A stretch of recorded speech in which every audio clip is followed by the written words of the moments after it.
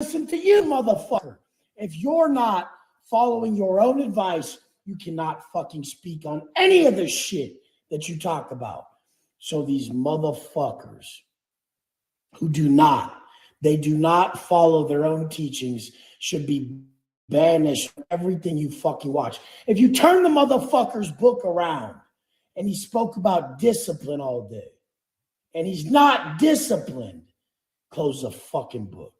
You should never give people the time to speak if they don't follow their own fucking advice. Like I always say, when someone starts giving me advice, wait, motherfucker. I'll straight look at a motherfucker like this as they talk. And the guy's talking, normal ass dude. They're like, what? I'm like, you're talking. They're like, yeah. Why the fuck are you? Why? You've done nothing. You have to get results in this life before you fucking speak. Results. And a lot of you motherfuckers don't realize you've got the greatest results. You're only probably thinking about money. What if you got sober? What if you lost 30 pounds? What if you really changed your fucking negative mindset to a positive one? Those are the biggest things you could do in life. And you guys overshadow the biggest things and then only focus on the money. You don't realize that those things that you've corrected in yourself, those mindset issues, are the most valuable aspects of our fucking life. Fucking life. I have to continually show you this. I don't give a fuck about money. I can't even see my life if my mind ain't right. So I've developed a system to keep my mind right. And all you punk pussy bitches out there that think it's weird to be as angry as Wes, I think it's weird to be a fucking cupcake and always be all happy. Oh, why are you so negative, Wes? I don't know. Why are you a pansy? Why are you a pussy? I think it's normal to want to smash someone's face in and be a savage who fucking could. I think it's weird to be positive all the time. I think it's fucking fake. I don't trust a man without a dark side. I don't. And if you're someone who's right, like Wes. that, you need to wake the fuck up. I got a dark side. Fucking realize that in this life, we're only going to resonate with those people who truly haven't suppressed their feelings. And anger is a normal feeling.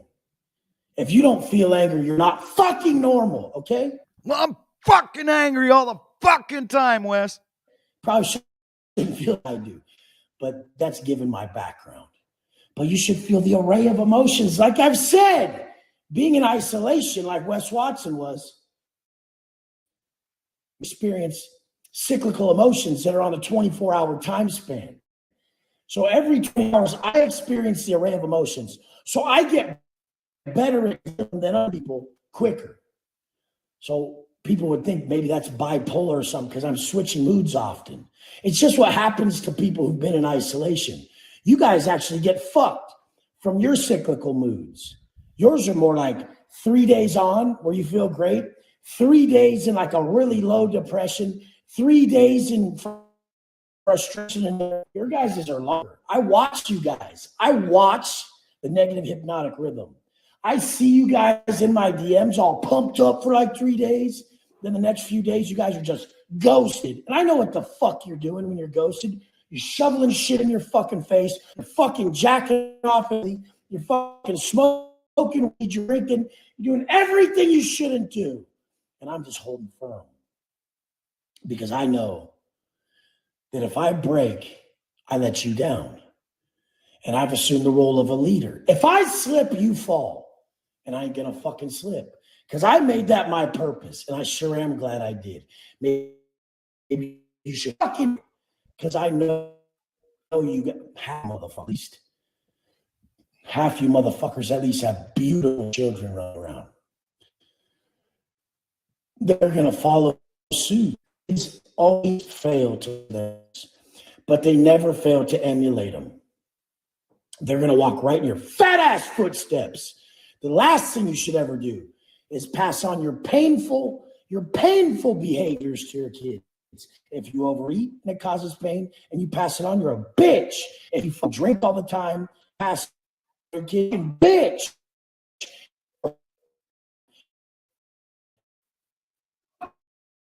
get me. I made it my fucking teach everybody the solutions to the thing that I've had. I'll teach you. Do you want to lose weight? I got you. Do you want to gain muscle? I got you. You want to quit drinking and quit doing drugs? I got you. You want to know how to flip a negative mindset? I got you. You want to learn how to make money with your zone of genius? I got you. What don't you guys get? You're not even doing this for your fucking kids. Fuck is the matter with you? What are you doing? Are they babysitting you? I got the notification right now that I have a call with one of the absolute top coaches on the planet who signed up for my coaching program to learn business from me. Because Wes Watson knows how to simplify. I can teach you how to build your own coaching program from your zone of genius where you make millions online. The bottom of this game is millions. The bottom. What are you going to do? Go to school for 7-8 years to become a doctor and make 400 grand? Or do you want to learn how to teach others your zone of genius and save lives? Truly. It doesn't matter if it's real estate. It doesn't matter if it's sales. It doesn't matter if it's fitness. I don't know. I've seen everybody fucking do it. But I mainly work with business coaches. I work with fitness coaches. I work with real estate and sales guys. I've monetized everything for everyone. Start with your people first. Kill it so hard in what you do that you teach those around you, and then hit your boy up and let's give you the life you deserve by giving others the life you deserve. Crazy premise. If you want to keep something for yourself, you must give it away. Let's go.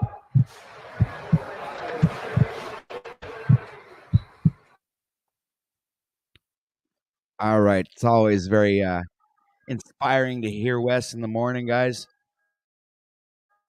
He always has something motivating to say. Dumb commercials.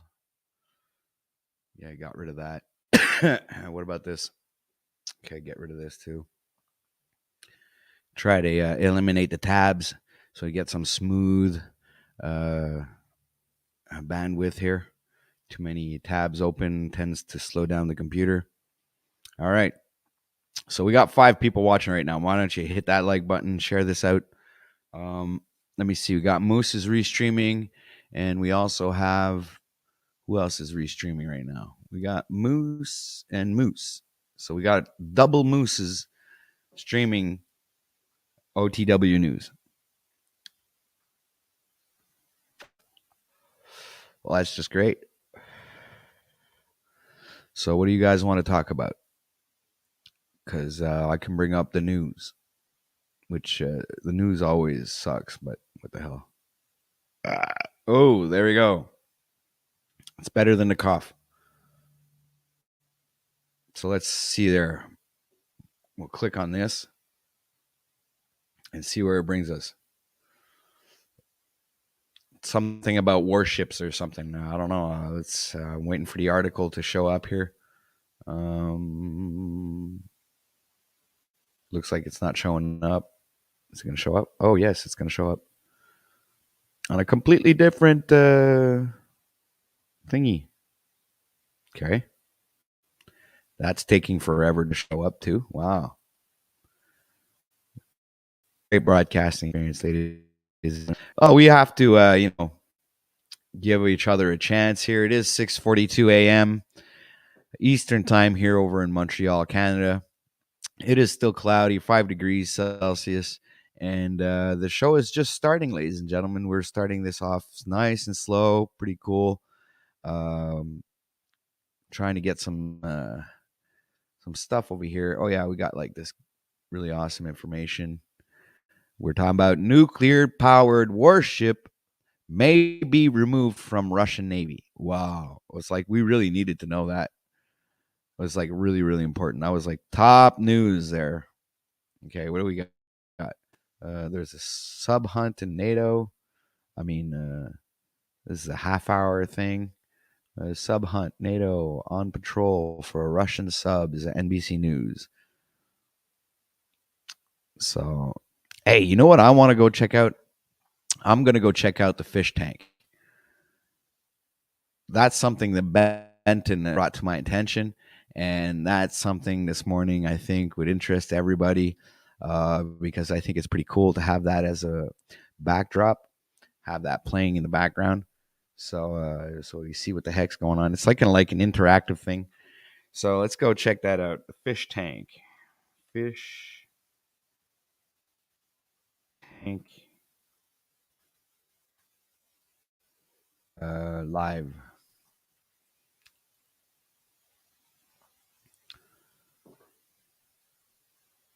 It's day 6, guys.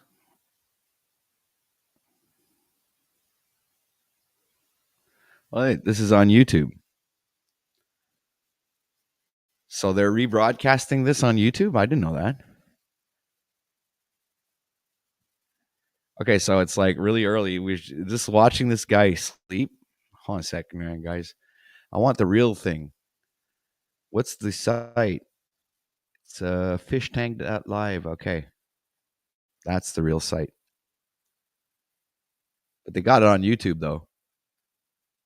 We are currently working hard to bring a fish tank back as soon as possible. We apologize for any inconvenience this may cause and this may cause and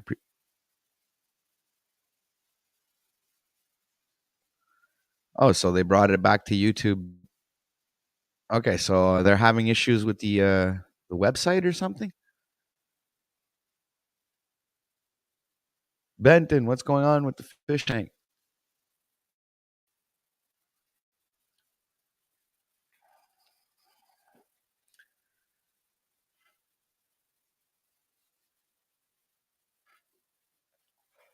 All right, so I'm going to share a screen because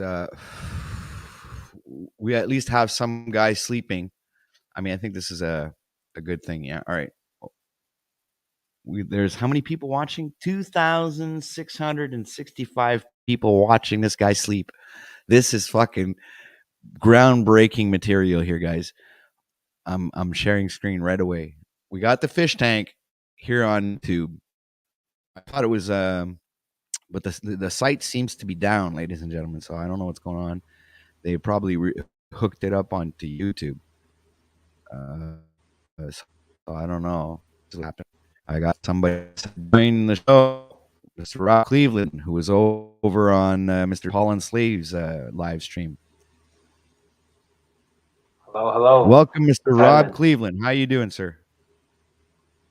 Fantastic, sir. How are you? I am doing just fine this beautiful Monday morning that has no sun. Oh, man. Seems like the sun rarely comes up over there. Once a week? Jesus. Yeah, you got to get the hell up out of there. Get some sun, get some vitamin D up in you. Yeah, I know. I'm pretty pale, man. I need to go do a couple of roof color back. Yeah, I wasn't going to comment on how ghostly pale you are, but you brought it up.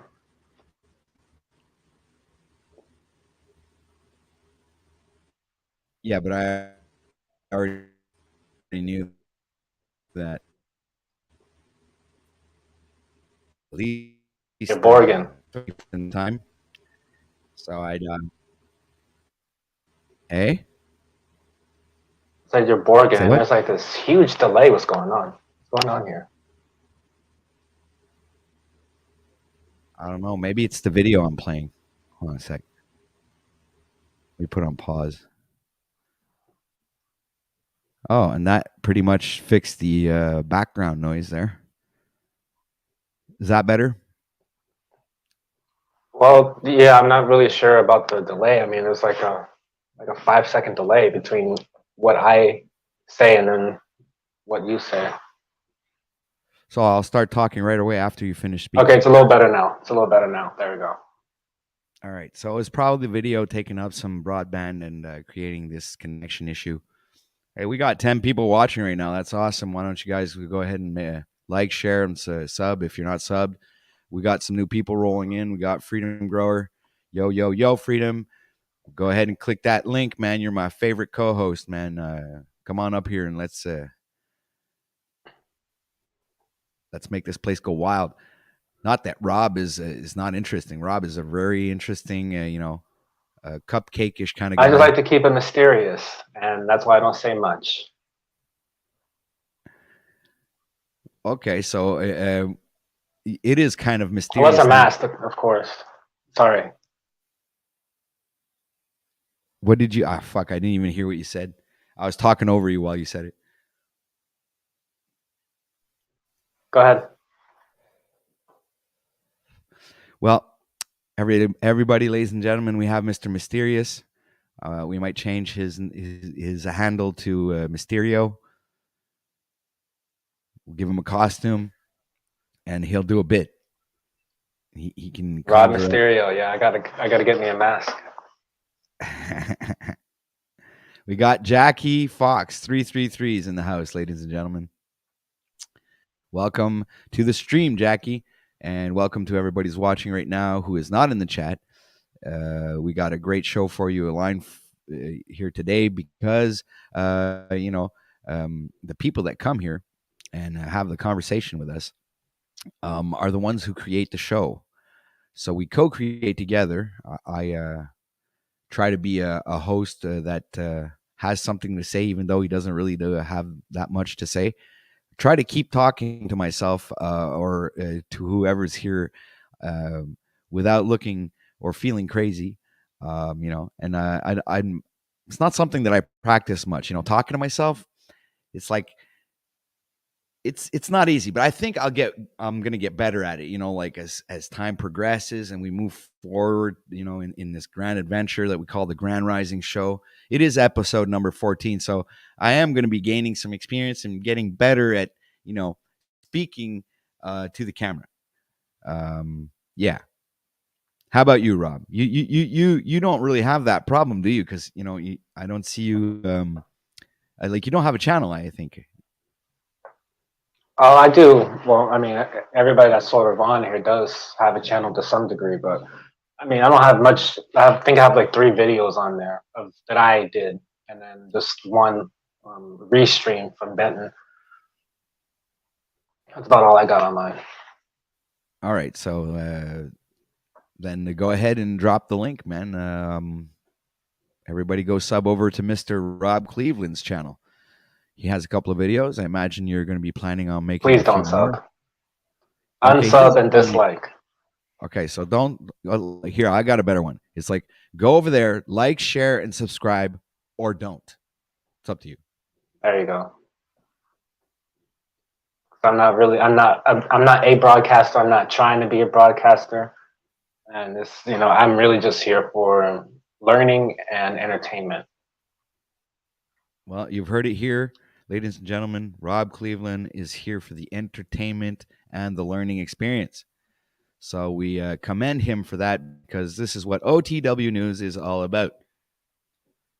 Right? Learning, having fun, and at the same time connecting and co-creating with awesome individuals, and have a sometimes intellectual conversation. Sometimes a conversation can turn to a shit show.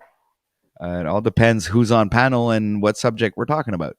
Now, if Lubas was here, we most likely be talking about maybe his penis or his testicles or something. We'd be talking about his genitals, because it's a common theme with Mr. Lubas. Yeah, he likes to bring up things that are very inferior. Yes, like super intellectual conversations about genitals. I mean, we had one of those. I had a show like that last week with Mr. Lubas. I think it was Friday.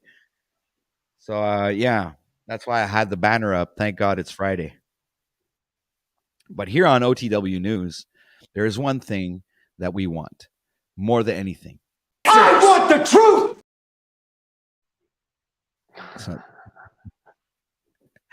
we want the truth here on OTW News. So, but sometimes we want a little bit of action. So we want people here to come and give us a great show, and then it comes to this. You know? Let's get ready to rumble!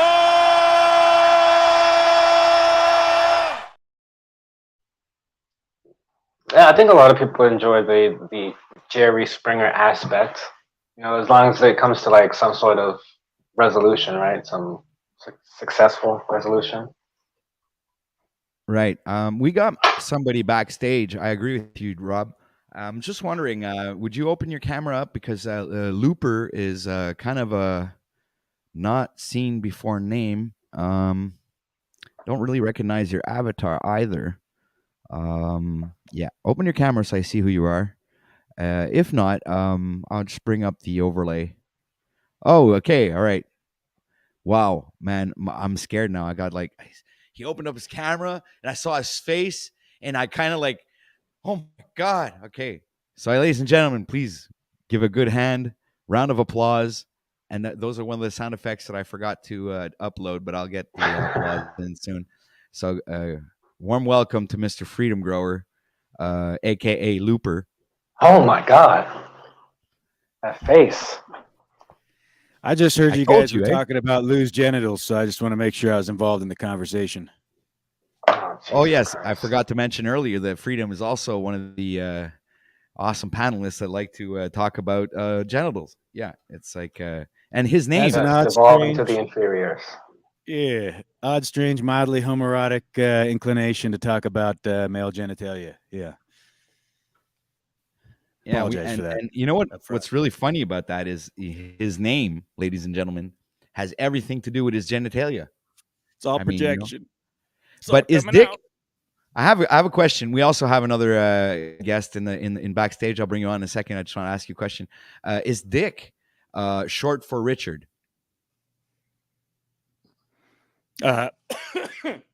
It's law. It's not short, and you don't have to, expose all the locker room intel to the general public. OTW. Well, I So always no, thought it's like not short. It's not short for anything. It's the way God made me, and I'm confident and proud in who I am. I'm good enough. I'm great enough, and God damn it, some woman will be pleased by me one day. Well, talk about a woman. We have Hi, Jackie Jackie. here. Are you, Jackie, pleased with Mr. Looper here, sir? Miss? I'm always pleased with Mr. Looper, and I heard Lou Bass's penis. Did I hear that? Is Lou Bass's penis here somewhere? Well, we were at, No, Yeah, but mine it's is, me, Jackie. so. And that's something that's very, very superior to the Lubass genitalia. Good morning, everybody. I'm just leaving work, driving home, so I'm a little bit giddy right now from being up all night.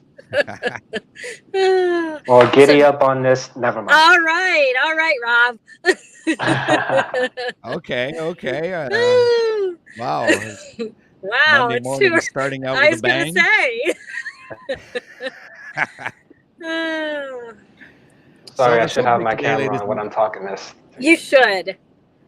You missed. Were you in chat last night, Rob? When everyone was talking about, or was that last night? Oh my gosh, I don't know when that. Yeah, was. it was, Everyone, I didn't catch it. He is you didn't not- catch it when all the I men were woke saying how up- handsome you were, and how Yeah, attractive I they are woke to up. you. I woke up from a text from Thunder Chicken. He sent me a message, Yeah. saying that happened. I was asleep. I was knocked out.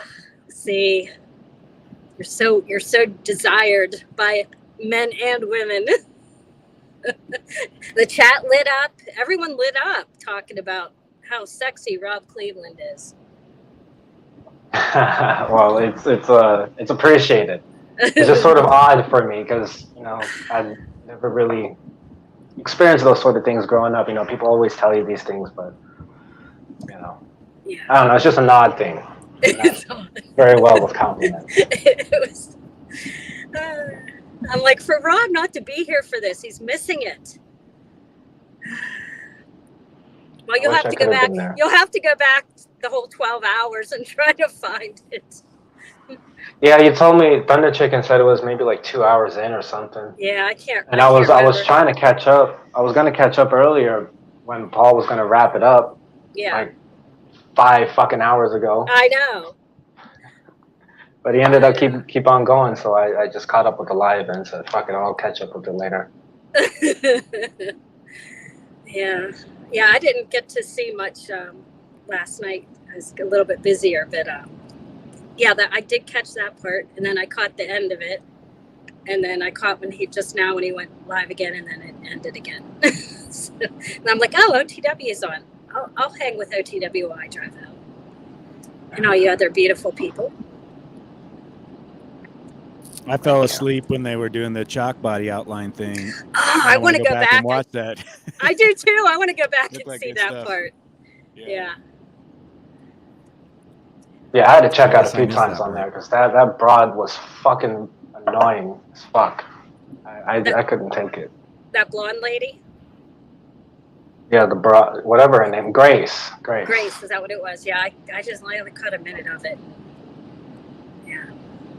Goofy broad. Goofy broads. Oh, you see the sunrise in the back there. You can't see because it's out my back window, but I'm looking in the rearview mirror. It's like bright orange. I love mornings. I just love this time of year where the days are getting longer and every day I get a little more time to get more shit done, and it's getting warmer every day, and it's fucking nice. I know. We were just Hey guys. last night or yesterday. What's up, Moose? I got an idea for you guys. So since we're Sorry, having a Jack, comedy you were show, breaking up there. I didn't mean to interrupt you. You were just breaking up pretty bad. Oh, sorry.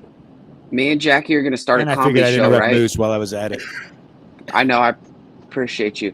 And so I came up here real fast just to say, Jackie, so we've got a product for the new comedy show. There's a lot of men in the audience, men on the panel that seem to be attracted, right?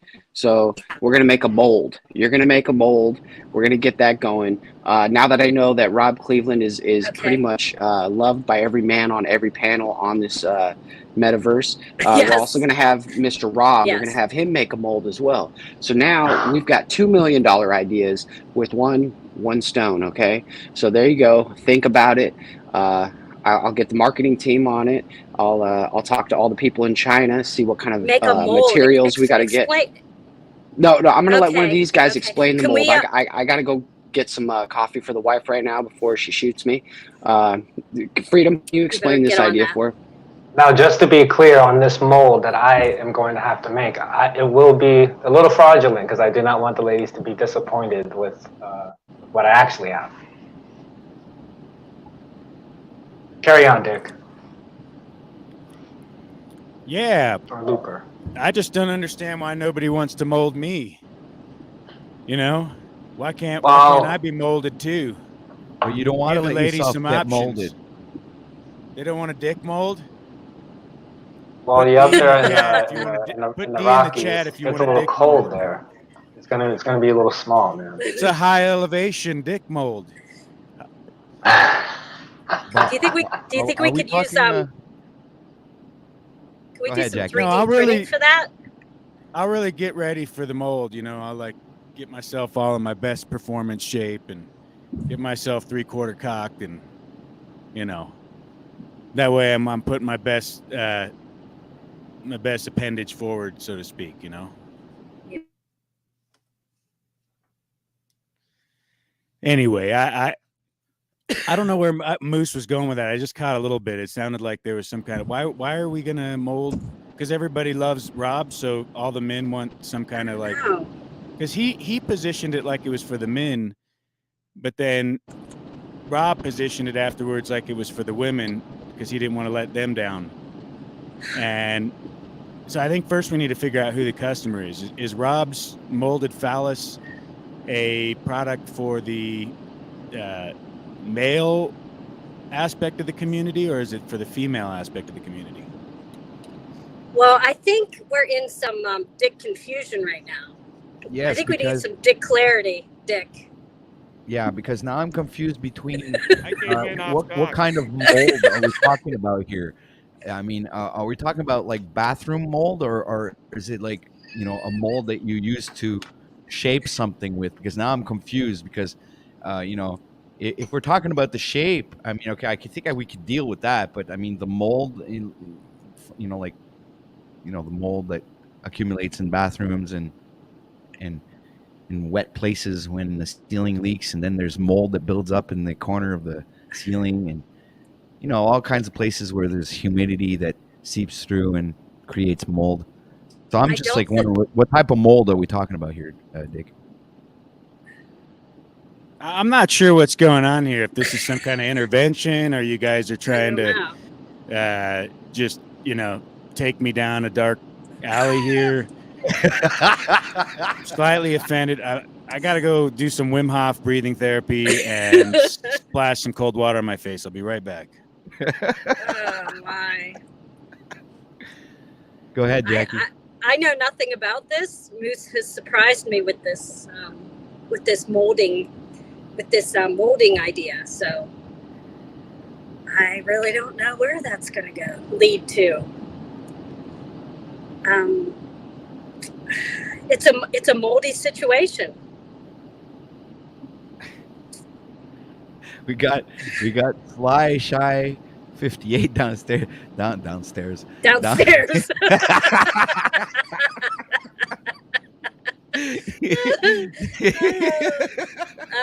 Down in chat, we got, she's saying shapes OTW with poles and wood. Wake up, man. What are you doing? Of course I knew what the fuck.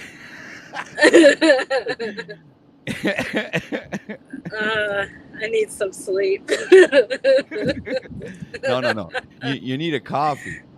No, I need sleep. You do the night shift? Yeah. Yeah. So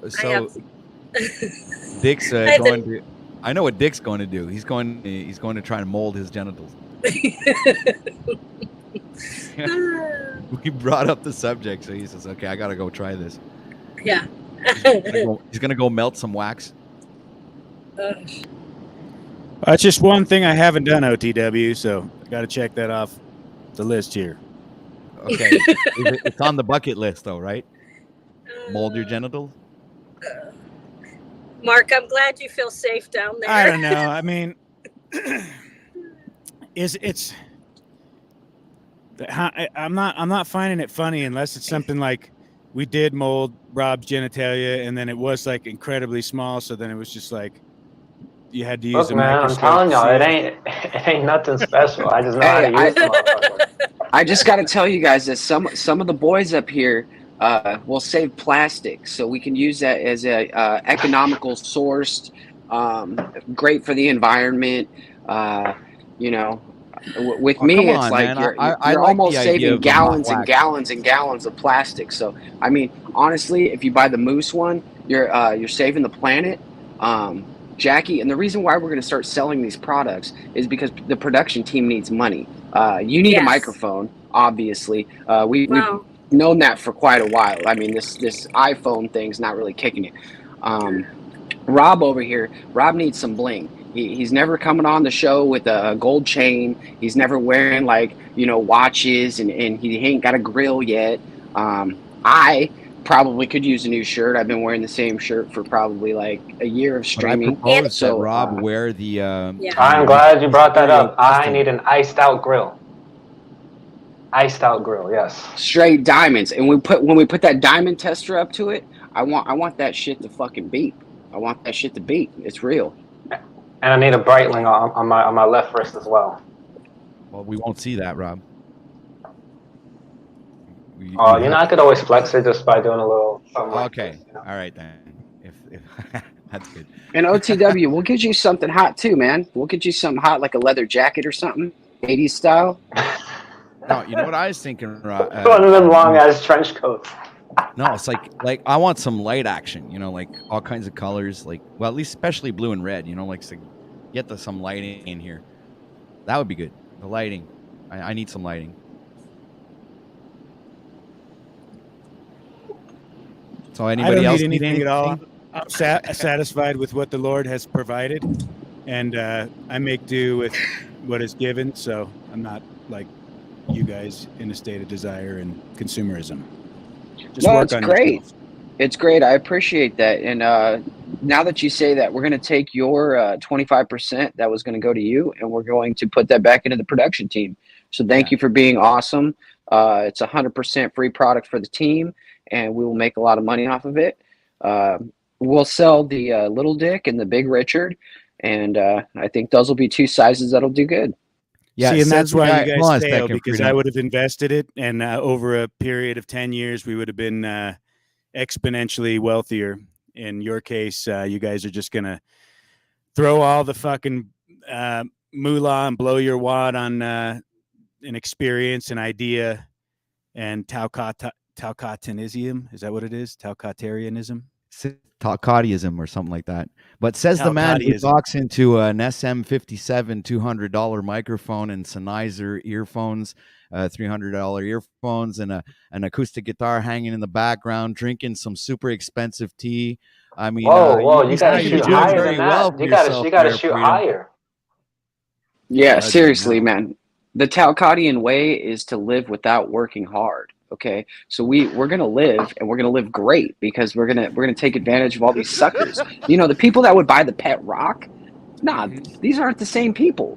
We're and what? marketing to all the simps. We're marketing to all those fools that are rolling into Jackie's DMs. We're going for everybody that's talking to Rob. Hey, And he's I'm like, one of those oh, fools. Rob, oh, look at him, he's so handsome. We're marketing to all those people. They're Wait, easy. They're I easy. know. They're suckers. What about the cot So we're cots? marketing to Rob? Is that what you're saying, Moose? That's Right, I'm one of those fools in Jackie's DMs. No, you're not. kind of incestuous. We're like marketing to each other here. No, We that's gotta have fine. bigger Everybody could have, aspirations. we could all share toys. It's fine. You guys will enjoy it. And then you'll find who you really like. You'll truly be Okay. able to understand that you like Moose a lot more than you think. Yes, He and we'll fits. also know got each an other idea, Just more Moose. fits. intimately. We'll know each So other they more got the- intimately, guys. Okay, go ahead, OTW. I'm sure your idea was better.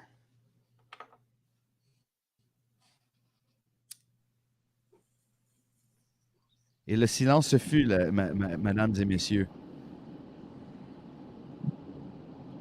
Don't Huh? Sam. You never I know said, where the morning and now the stream is going silence to has start out. installed itself, ladies and gentlemen. I said No. that in French. Oh. I said you never know where the morning stream is going to lead.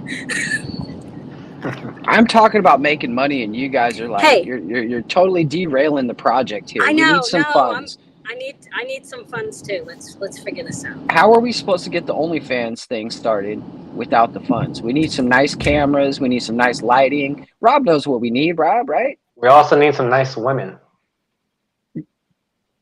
Wait, so you're saying Jackie's not nice? I'm saying yes, obviously. We need more than just one. You're right. You're right. She is the star, and the star will attract more stars. So we put her up on stage, and the next thing you know, we'll have more lined up, ready to roll. Indeed, sir. All right, not everybody she's at frozen. once. I have a hard time understanding what you guys are saying. Keep cool. Chill I out. think that's I think just she's your frozen. your Canadianness. Like, we're pretty easy to understand. I think me and Rob are on the same level today. We kind of agree with the direction of the business and where we should be taking it. I don't know about Dick though. Dick's kind of feeling like, I don't think he likes the two size thing. I think he just wants the Big Richard on sale.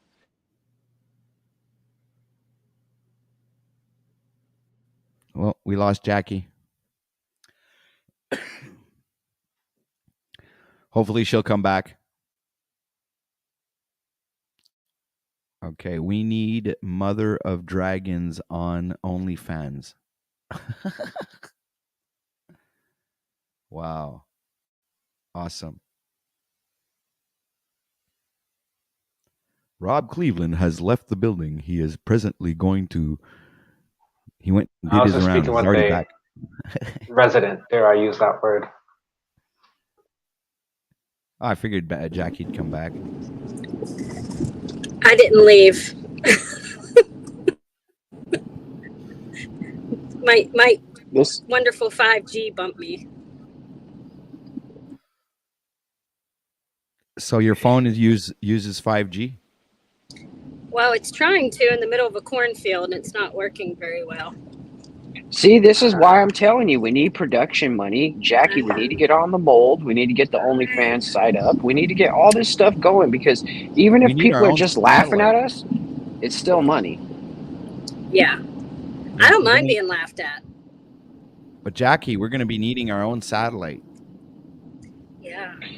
You know, Right. I kind of feel So we the don't same lose way. Like in connection. high school, oh, hold on, this is a good story. In high school, I would run down the halls in gym class naked because I just didn't care. I just didn't care about being laughed at. I was like, check it out. I was like, here's the tree. Inspirational story right there. Yeah, it never happened. They never called me skid mark in high school. I didn't have that problem, but I tried to make an inspirational story about my high school experience that never happened, which really sucked. Yeah, high school sucked. It was like prison. That is how you Hey, build thick Moose. skin. It looks like there's already a couple orders in the chat for a Rob Cleveland mold. And I just wanted to get my order in before these things sell out because I know how the shit goes. You know, once the frenzy gets going and everybody gets jumping on the bandwagon, it's going to be hard to get in. So put me down for 3, please. Me too. All right. Me Do you too. want the Mr. Cleveland special or do you want the Big Rob? I'd like one of each, please. That'll be 6 in all, Moose. 3 of each. All right. I hear you guys. Now, would you and I like the one with the appreciate you guys. retractable foreskin, Richard? Do you want one with the retractable foreskin? I just want the relic that's like the real thing that folds out just like the actual model does. I want everything to Well, be it's going to need a retractable foreskin. Yeah. Well, you guys are going to have to pony up, okay? Because it's even going to squirt. Yeah, but you have to road warn it so it's just like it is in its current state. Like I want it to have all the appropriate accentuations on it and stuff. All right, so I'll just peel the skin back and then just make the mold like that, so you don't have to get the retractable foreskin design. Well, yeah, Rob. Because the thing is you're making all the other men who don't have the skin use it. Sorry, I didn't mean to interrupt you, Dick. Yeah, you're making all the people without the extra foreskin, kind of uncomfortable because they're like, "What? Why does Rob have this extra tip that I don't have? This extra length, this extra like pleasurable, skin." Anyways, someone take this away. It's getting a little creepy.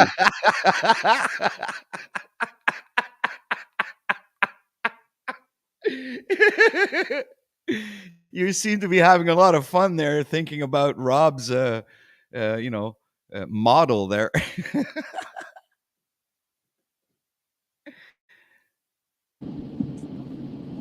And to think this all started with Lou. Thanks, Lou. You see, all I had to do was bring up a subject that came up last week on Friday, kind of like a continuation of that stream. And boom, we're already here talking about it. It seems to be a very common subject, and a lot of people like to listen on this kind of a topic. So I'm going to encourage you guys to continue talking about this subject. Because, well, before you go, Jackie, I want to say stop this shit. Yeah, you're not going to give somebody else credit for me being a money-hungry producer. Okay, I'm sitting here selling products. This has nothing to do with Lou. This has everything to do with Jackie, Rob, and Dick. Okay, because we got the JRD. Okay, JRD Enterprises. We're going to have the OnlyFans. We're going to have Rob Cleveland solo status. We're going to have Mr. Richard, Big Rich. We don't know how we're going to use him in the videos yet. He might just be a photographer or something. He'll be sitting in the corner in a chair. Just eye candy. Just watch eye candy. Okay, he'll be like one of those cuckold videos. Nah. He'll be like the bouncer. He'll be standing outside the room for the OnlyFans video, right? And we'll video. We'll walk up to the room and we'll put a slow shot on Dick and make it like nice and like heavy. And then all of a sudden we'll walk into the room and it'll be like, holy shit, what is going on in here? Yeah, I like that. That's interesting. You have I good can sell ideas bark there. to a tree. Are you ready to get on that OnlyFans OTW?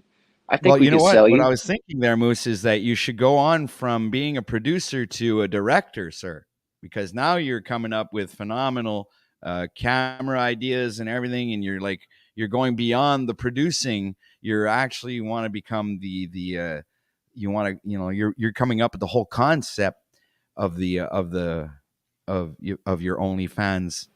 In that's great. It's Well, the great. thing Great. is, it's happened before, OTW. Like, I've been hired to take pictures of beautiful women before, and they don't find me to be like a Brian O'Shea. I never ask them to go hiking.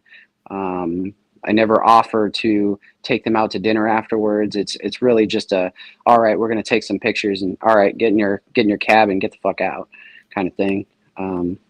Oh, sorry, Rob. Sorry, I know that the actors and actresses don't like to be treated like that. Yeah. Anyways, we've done it before, OTW. We can do it again, and it can be very lucrative. But you have to wear the pink skirt for me, OTW. Oh, you mean I have to go through the humiliation ritual? Come on, guys.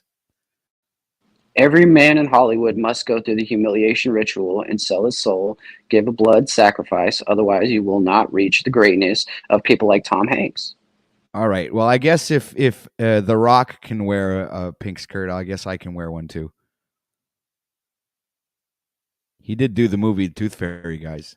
If you don't, if you recall, that big muscle guy in a Yeah, he has a big mouth too, so I'm sure he's swallowed a lot in his time. So who the hell made you vice president of sales, marketing, production, producing, predicting, and human resources, Moose? Well, see, that's the thing, man. What you guys don't understand about Moose is I fill in the holes. So if your holes are empty, there's holes to be filled. I come and fill them up, and I make sure that we're doing good. We're doing good. Well, you're assuming the sale, and I like that. Makes me feel comfortable. Makes me feel confident that I'm in good hands with you, Moose. Well, yeah, I mean, if you have somebody else, like, they're going to be like, well, this might work. Let's try this out. In 6 months from now, we might make $1. Nah, I'm telling you right now, it's $1 million idea. Nurse Jackie, bam. You know what I'm saying? Rob Cleveland, Big Rob. Little Richard. Or little Dick and Big Richard. You know what I mean? These are things that, like, I mean, are you telling me that a woman wouldn't buy a dong called Big Richard? I mean, they would go home and be like, oh, my favorite toy is Richard, Big Richard. Yeah. And they could he could be the bipolar plastics. Little Dick and Big Richard. He's bipolar plastics. That's right. Or we can make one that grows too. You know how they got all this stuff in China that, we can make one that enhances itself by 4 times instead of 2 times. Something to impress the ladies. If you're looking for like a limited edition model or like a special edition, maybe run. We got the Paul Unslaved. Exactly. That you're thinking the same way I am. Well, Lou's also is the hinge, the door hinge phallus. So that gives like a whole nother feature and benefit that kind of could be an upgrade. You could do that like a custom option where if you want the Lubass door hinge on any model, the G-spot door hinge. That's for all the ladies who want to feel bad about cervix. Someone. Just kind of comes up and smacks the cervix. Exactly. During operation. There's a lot of ladies. Yeah, there's a lot of ladies out there, that want to like fix a man.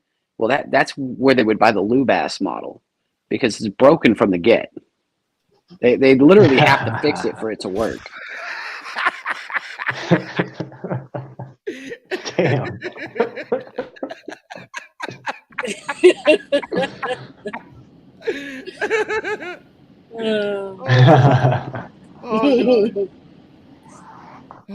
Thank you, Moose. Thank you, sir. And Freedom and Jackie and Rob. Thank you, guys. You guys are absolutely hilarious this morning. Starts off the day right. Right. So did you guys see the new intro? What do you guys think of the new intro? I'd missed it. Voynich, my hair's not red. It's the sun shining on it. It's the bright red sun. I never watch any intro to any video that I watch. I usually just skip past that and get right to the action. Like how I watch porn. You just skip right past all that and get to the action.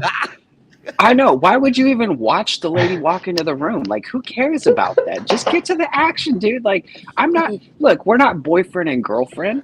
Like, let's just move on. Like, I'm here for a purpose, 30 seconds or less. I got shit to do, It's like the faster you finish, the faster you can go accomplish other things with your day, right? So it's like I'm a speed runner here, speeding it. Speeding it. I call him the Flash. Moose the Call him Flash. Speed Racer. Speed Racer. Yeah. That's right. I always hit the finish line first.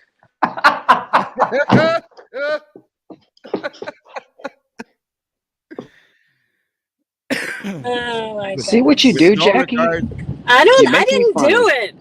I do make you funny. I told you we'd make a great comedy team. I wasn't joking. Hopefully, people that are watching are understanding that Moose has a plan. He has a plan. We're trusting the plan.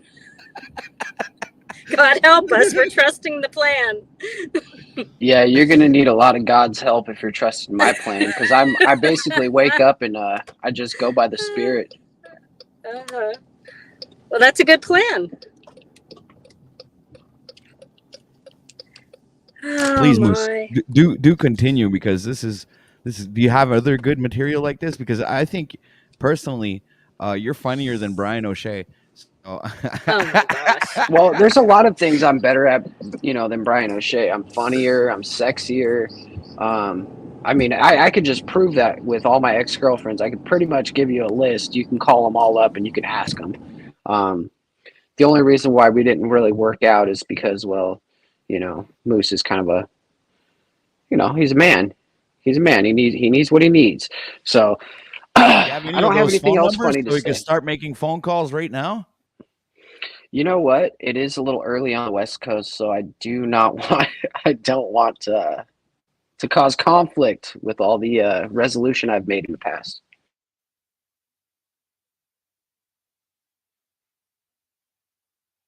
I tell you what, though, OTW, I will do you a favor. I will try to get my mother on this stream.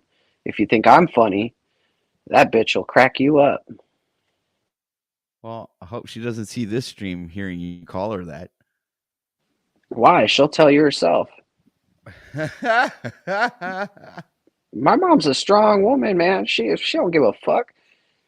I mean, if you disrespect her, she'll come and kick you in the balls. She'll fucking smack you. I've seen it happen.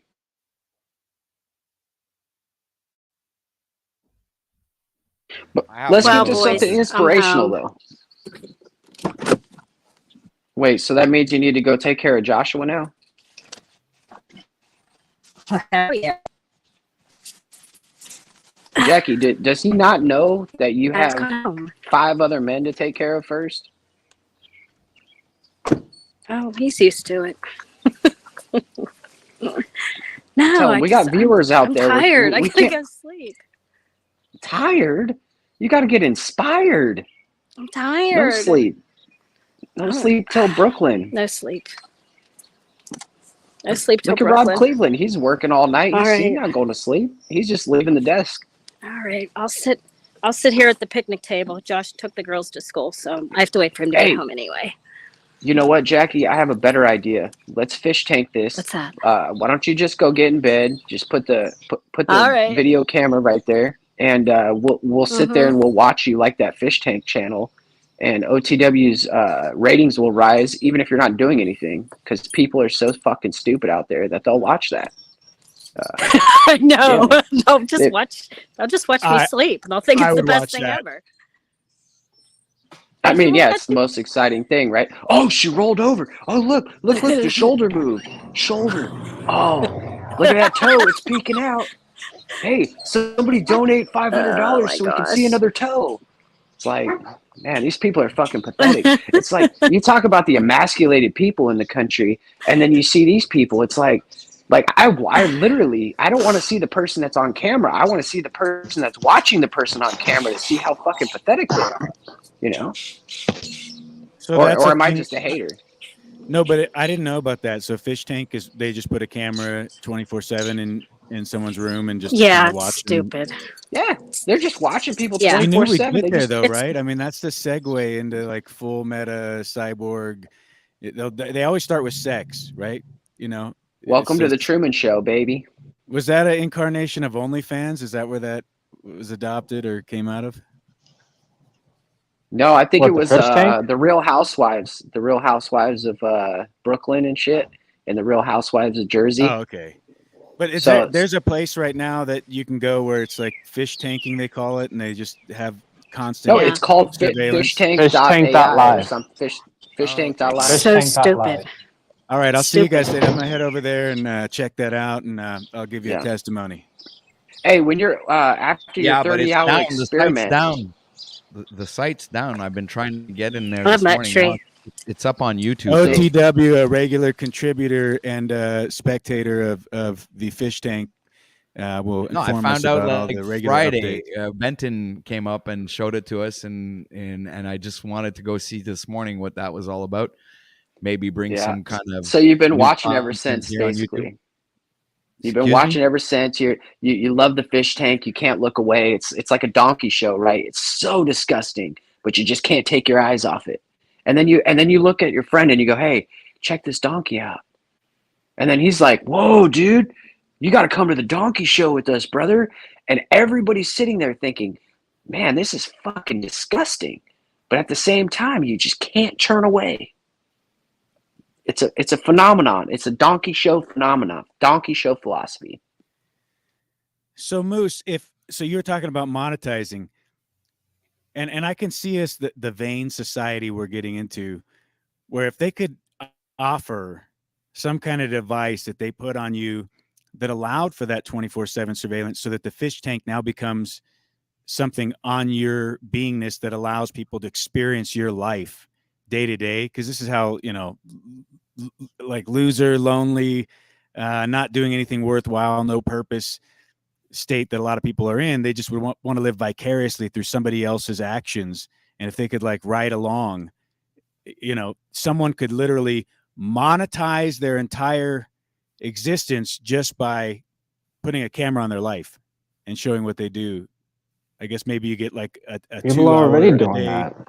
Are they? You don't have to be I don't know what the fuck's going on. lonely. Oh, vlogging. Call It's called Rob vlogging. Cleveland But only. people literally just show their life 24/7, where they just have a camera on them and actually go about their daily Not activities. 24/7. I haven't That- seen I'm that. telling but you, that's there's the a lot of next vlogging I mean, going is it on. really though. that? Listen to this. Is it really that different than what we do here, 8 to 12 hours a day? It is different. It's 100% different because you're not Well, yeah, watching 'cause we're Dick not- while he fucking sleeps. You're not watching him Yeah, in the and then- bathroom while he's Whatever. taking a shit. And you're not You're getting not- super chats to do stuff. Hey, wait a minute. That could be a pretty cool concept over here on OTW News. Got to get those watch hours up, brother. Yeah. Joe Cool can't get you Everybody. watch hours. He can Whoever- get you Whoever subscribers. donates something, you guys have the chance to have one of the panelists up here do something, but it can't be like too sexual. It could be a little sexual, but not too, because we don't want the channel to get shut down. Because Well, that's the no, thing. Hey, you'll be putting we'll your take money it to the in, Patreon. in- Patrick, Patreon. This nigga We'll take knows, man. the better show. We'll take it to Patreon, dude. You guys got to understand economics, man. I'm like the dude who everybody's like, oh, this money hungry motherfucker, right? Nah, I'm just trying to show you how to make a buck. You just make a mold. you fucking make a Patreon. We throw an OnlyFans up. We do stupid tricks, Oh, Moose, will you say a stupid joke about Rob Cleveland again? Oh, here's $5 for that, And then Rob has to take the stupid joke. And it sucks for Rob because he's not going to laugh at it because it's a shitty joke. But, for the rest of the people in the crowd, they're like, oh, he's my little monkey. I could pay $5 and Moose will do anything. So it's a great Well, if thing. the joke is funny, I will laugh. Funny trumps all. So if it's about me, I don't mind if it's funny. But If then it's again, coming funny out of my sometimes- mouth, handle it's that usually too. not funny, though, Rob. That's what I'm trying to say.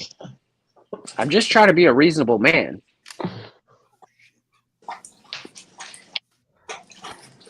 That's a business. I actually look pretty. Right there. I actually look pretty fresh for working 12 hours. Wow. Yes, Maybe I should you just do- stay you up You all always day. look fresh, Jackie. It might You be should the stay light. up all day. I think it's Give me good. the light. Good idea. Stay on the OTW News Network. Stay I right can't next to Rob see very Cleveland. good, but Don't worry about seeing. You don't have to see. I We're see you looking very at well, you. and you look very We're nice. looking at you. Very fresh. wow. So that life-saving, gives you new energy, I guess. I don't know. Yep. Come on, This is just get Simping in the out. Morning with OTW News. Hour 1.33. Simping with Jackie. So Moose wants to make a buck. Yeah. And I am the partial simp, as the Tedic Warrior likes to call me. Hey, check this out. I got a good joke for you guys. All right. If deer nuts, or wait. Let's see. If beer nuts are $3.99 and steer nuts are $2.99, how much are deer nuts?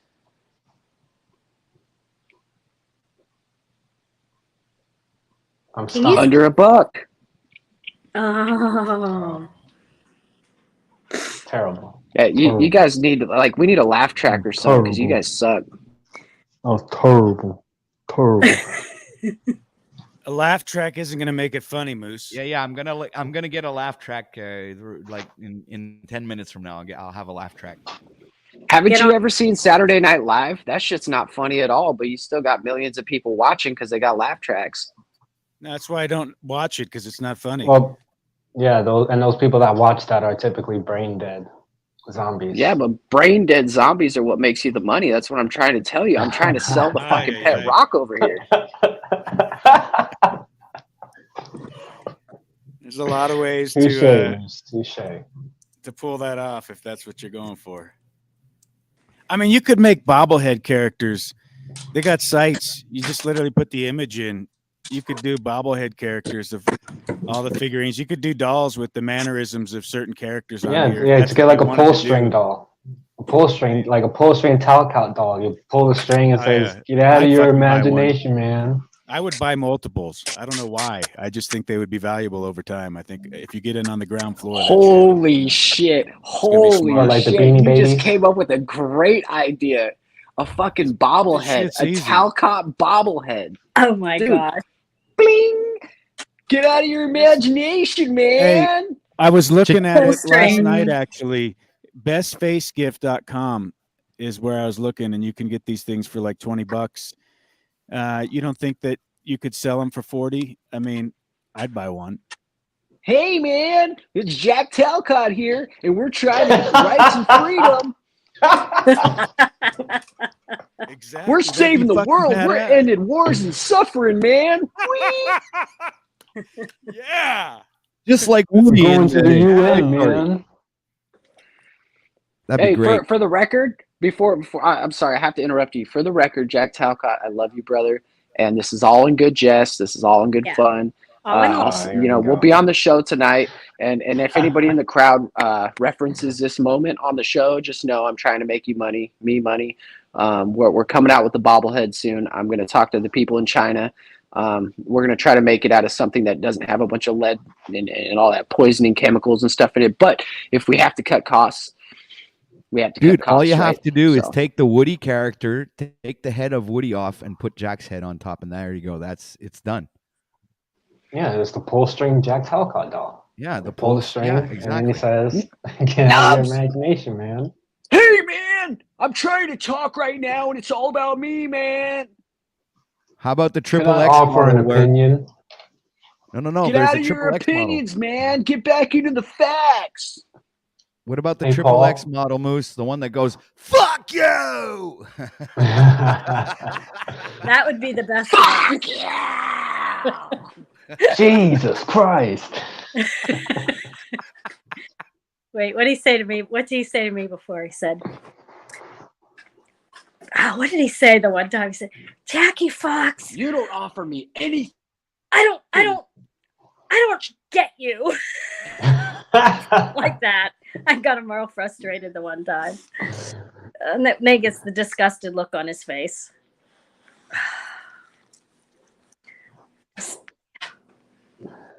We all just need to be better. Moose, we need to be That's better. what you're thinking, but you don't know the facts. That's it, but it's not the facts. You need to show me the facts. But what Stay are the out of your facts? imagination, Jackie. I'm getting a little angry right here. I know. That's my problem. I'm so full of imagination. All right, I'm in my bed If now. I could I offer a different perspective? Rob, she's in her bed. Get out of your imagination, brother. No, I think I need to go into my imagination more. All right, I'm gonna go to sleep now, guys. I'll see you later. All right, put that camera up on the nightstand and let's fish tank it. Damn, I just ran her off. Let's watch the dog. Hey, everybody likes watching this stuff. We could fish tank it. Just put it on the dog and leave it. Flower. Come here, Nene. Come on, come see them. Look. Oh, there's the big one. There's my German Shepherd. Why is the big one black? Is there something wrong with this picture? All right. Are you? Say Hey, goodnight. is there something you're doing at your house? Are you trying to do something like you got guilt? Are you guilt? You got that guilt? I got the white guilt. generational guilt. All right, boys. You're still All right, Jackie. I usually only sleep for a few hours, so I'll come back on whenever I get up. See you, Dick. So right. Rob, she says, Rob, I'll be ready for you in a couple Cheers, hours. Jackie. That gives you time to fly over, gives you time to drive if you have to. Gives me time to recharge. Yes. Get those All right, molds. ladies Hey, and keep on gentlemen. them molds while I'm sleeping. Mold it Wait, up. are you Product is talking being worked about on as we speak. Yeah. just Rob, or are you trying to get the whole panel here? We I can think we we can should get have a all whole, of us. I think we should have a panel mold. It'll be like a swimsuit catalog of just straight Yeah. dildos. Yeah. And of all the participants on the panel, like even me. So you guys get a model of OTW news. Or Patrick. Yeah, You I understand we might need a microscope to see yours, OTW, but it's all right. We'll bring it. It's okay. It where comes it's like- included. It'll it's come included one- with the model. It's one mold in chronological order, or in the order of size. That's like one full, all-encompassing panel model of the genitalia of every member that comes on these streams. Is that what you're proposing? It's like one Yep. thing, though, right? It's like one gigantic, and it's like you can choose what genitalia you want to experiment with that day. Yeah, Yeah, but there's exactly. one thing that we have to add to that. There's the biggest model, and it's the egoic model. It's the Mr. Paul enslaved model. It's the I can't fit model. So this It's is a going to be baseball so bat size huge. model. It's good. I mean, Yeah, it's going someone to be wants that, so but that's not big. the model I want. I want to take my It order even back has- from earlier, and I want the all-encompassing full panel model. So just cancel can't my other take- order. I'm No. going to take this one. No, Looper, Dick. Looper. Thanks. Listen. to Orders this. are Wait. non-refundable. It's even Yeah. going to All have sales a are final. chain wrapped around Okay, it. I'm up in the at ante hip. then. I'll just take both. Hey, the slogan for the big bat model is going to be, if it fits, she sits. Yeah, or I Love Lucy. All right, Josh is home. I hear him. I'm gonna go. All right, get out of here Okay. before we get in trouble, Jackie. All Have right. a wonderful Jackie. morning. Sleep You well. too. I'll see you later. Much See love. you later.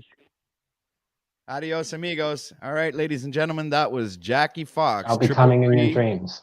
So please stay Excuse me. tuned. She will be back today. We don't know when. So please stick around. She might be back in 30 minutes, 1 hour, maybe in 3 hours. Who knows? But please stick around and she will be back to continue this shit show of a broadcast. Hey, man, we almost fish tanked her. Well, you almost fish tanked her there. I think I actually did fish tanker because she left after I made that comment about the bed. Getting into my imagination. Okay. So everybody, It's a beautiful start to your day, folks. Maybe you're feeling a little bit bummed because you got some fluoride in your water and some lithium and fluorochloramines, and you just don't know what heavy metal particulates or snake juice might be in there, but you know it's got you down on your dumps, and you're feeling Debbie Downer. It's time to boost yourself up a little bit, make yourself feel just a little bit better today. Buy yourself a cheap Chinese slave labor, moose approved bobblehead panel with articulating genitalia and a string voice recognition augmented intelligence upgrade option that will join you on your journey of life and surveil you at all options for the low, low price of your soul. Only here on OTW News, ladies and gentlemen.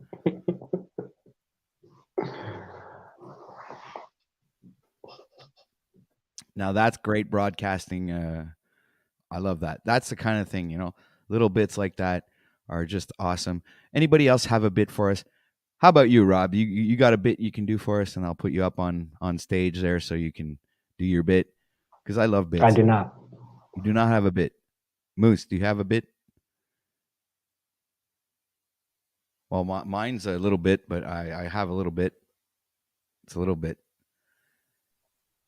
But I still think some. I gave all of my bit up earlier in the show with Jackie. Right. So now I'm out of steam. His bits no longer available, ladies and gentlemen. Well, especially ladies. I need a few hours to recharge. Jackie used up his bit. That lineup, just a little bit. Just a little bit. Yeah, you're breaking up. Too bad. That was a good song. Sorry about that cough, ladies and gentlemen. Yeah. Yeah, you're breaking up bad there, Moose. Too bad. I was pretty sure you were going to make everybody laugh. But that's okay. I mean, you know, we still got a good, great amount of hours left on the show. We are heading in for another 8-hour show, ladies and gentlemen. We'll be ending this at 2 p.m. Eastern time. It is now 7:45 a.m. You are a trooper, man. That's crazy. That's wild, actually. You're going to be like easy to assimilate into a cyborg, OTW. The AI's got your card. It's got your number. Yeah, I figured that. You know, even with my voice now and my they got the facial recognition and everything. If they want, they could recreate me in a, you know, and they could eliminate me, still have me posting videos, and everybody believing that it's still me posting pictures on Facebook, and everybody in the world would still believe that I'm alive, but they actually, you know, they have already gotten rid of me, and you know, but I get that, you know, because we do like entertain a lot of topics, you know, and congratulations.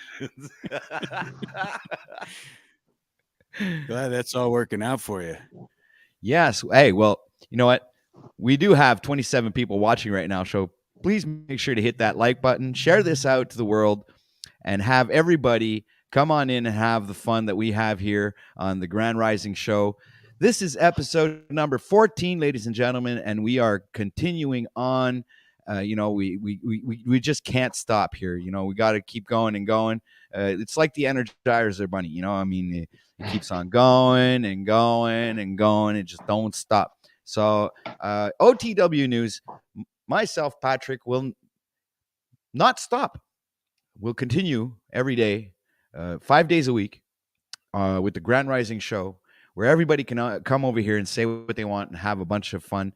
Sometimes you get informative topics and also informative information, which is kind of strange being said that way. Informative information. Yeah. Well. Oh, yeah, I haven't seen that. You haven't seen any informative information, eh? No, I haven't seen that. I'll look for that. I'll look out for that. All right. So make sure you stay tuned here on OTW News for the funniest show ever. And also, sometimes you get some informative information. So this is my new slogan, that I'm going to be using now here on OTW News. This is the place where you get all of that informative information, ladies and gentlemen. It's the new thing. So thank you for being here. Oh, good stuff, OTW. I'm the hillbilly. I'm the hillbilly of broadcasters. Right the line, giving it to him, not pulling no punches, giving it to them hard, the way they want it, letting them know. We need to give the people what they want. So, you know, they want a hillbilly YouTuber. well, you got him. But I'm a Canadian hillbilly YouTuber, so I was like, it's kind of like a weird mix. You know, That's not even like in the same spectrum. Like you can't be a hillbilly and be Canadian because like the rednecks and the Americans take that over. Like it's just not. You can't even get on par with our Bud Light drinking like 450-pound like 12-year-old kind of thing. Like I just don't think you can get on the Honey Boo Boo level. You guys aren't there yet. But I do see Canada slipping into a moral depravity. So I do see that you could possibly be there soon. agreed. I do believe that you could be right. You could be right. I mean, Canada could be declining into a kind of a place where no one will be able to understand each other. It'll be complete chaos. I mean, there's already up in Montreal when all this pandemic hit, we had like hundreds, if not 1,000 people sleeping under overpasses in Montreal on the, with tents. It was like you could go for like miles, literally miles, and there were tents for miles. It was crazy until some dumbass decided to warm up his tent with a candle and, set a fire and like burned down 10 tents. Hey, OTW, that's what in California they call that affordable housing. And they have hundreds and thousands of tents lined up along the highways. And I didn't get to take video this time because I should have, but it's actually like Yeah, I think they call that it's Skid Row. heartbreaking, dude. No, it's not Skid Row. It's the entire from the Mexican border all the way through California. The highway is covered with people living in tents. I swear to God, Rob. Well, yeah, I see some of that here on Vegas too when I'm traveling on. Dude, I'm talking 30, traveling on the 40, bus. 50.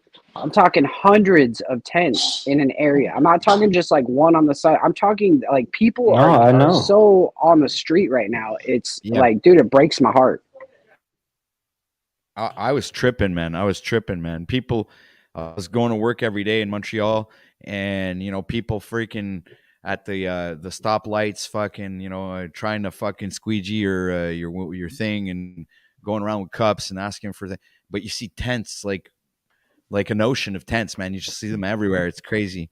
But now they're all gone. Obviously, you're not allowed doing that anymore because the city moved everybody out of there after the fire.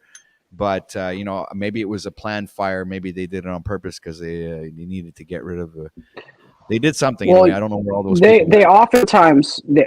Sorry to interrupt, but they oftentimes do that in San Jose, California, where I grew up. I spent like 23 years there, and they would go into the homeless encampments and they would take all the police officers and they'd take it all down and they'd clean it up and they'd throw all their shit away. And so all those homeless people that are working to stay alive, they lose everything again after they've already lost everything.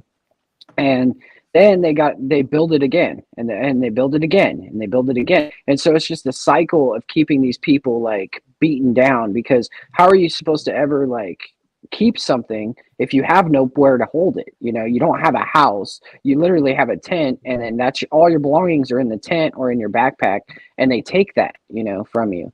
Like it's really, really crazy. When I was a kid, there was one or two people on the corner that you knew, that you drive by and you're like, oh, that guy's homeless, that guy's mentally ill, and then over my 36 years it has progressively become how did it get this bad? Okay, so here's a $1 trillion idea for you, Moose, and you can solve homeless and make tons of fiat notes in the process. All you got to do is create a trust, promote it, use all the proceeds, and make the beneficiaries to create the tiny home type affordable portable as well housing to solve the homeless situation, because it's only in America, it's only 500,000 people according to the metrics currently. But I mean, can you trust that? Regardless, just dealing with the numbers as they're presented, you got assholes like Bezos saying he wants to spend the rest of his life giving his billions and billions of dollars away. I mean, you could take a fraction of what he says he wants to give, you don't even have to use government money. You can use private money. And then if you can sell that idea, you can get 1% of it. Your name goes down for his story as being the guy who solved homelessness. It was a totally easy math equation that anyone with a basic kindergarten level math could have figured out, because, you got a handful of people, they need some kind of housing, whether it's permanent or portable. But if you just had public land, because then you'd also have to use a portion of the proceeds to lobby this governing of your mental system to allocate public land that would be for the use. And you wouldn't want them to become like FEMA camps or containment type apocalyptic nightmares. So you'd have to make them mobile, where people Well, you got to get these choose through people's autonomy. minds right first before you can do any of that sort of stuff. I mean, Yeah, I'm you have just to get saying, their practically minds. speaking, though, Yeah, if people wanted to solve that problem in their communities, and even if someone's just going to go in their pod and do heroin and kill themselves, they still have the now ability to have that dignity and do it in their silence and peace, and I guess closed and the doors. rest of us don't But have to see it. Only the guy who cleans them up. Because in San Francisco, you see Gets that kind out of of the stuff street. in the middle of the street. You see people like, with a needle in their arms, laying in the middle of the street. You see people like they defecate in the street, on the Yeah, I see that sidewalks. shit here too, man. There's all Wild. kinds of this wild stuff going on. And if they all had their own like place to go back home, then you wouldn't, they would have somewhere to defecate. They would have somewhere to shoot up. And if they died in their own house, then, everybody in town wouldn't have to see them. Just the people Yeah, but that's the thing jobs is, to do it. if their mind isn't right, they're gonna end up right back in that same situation.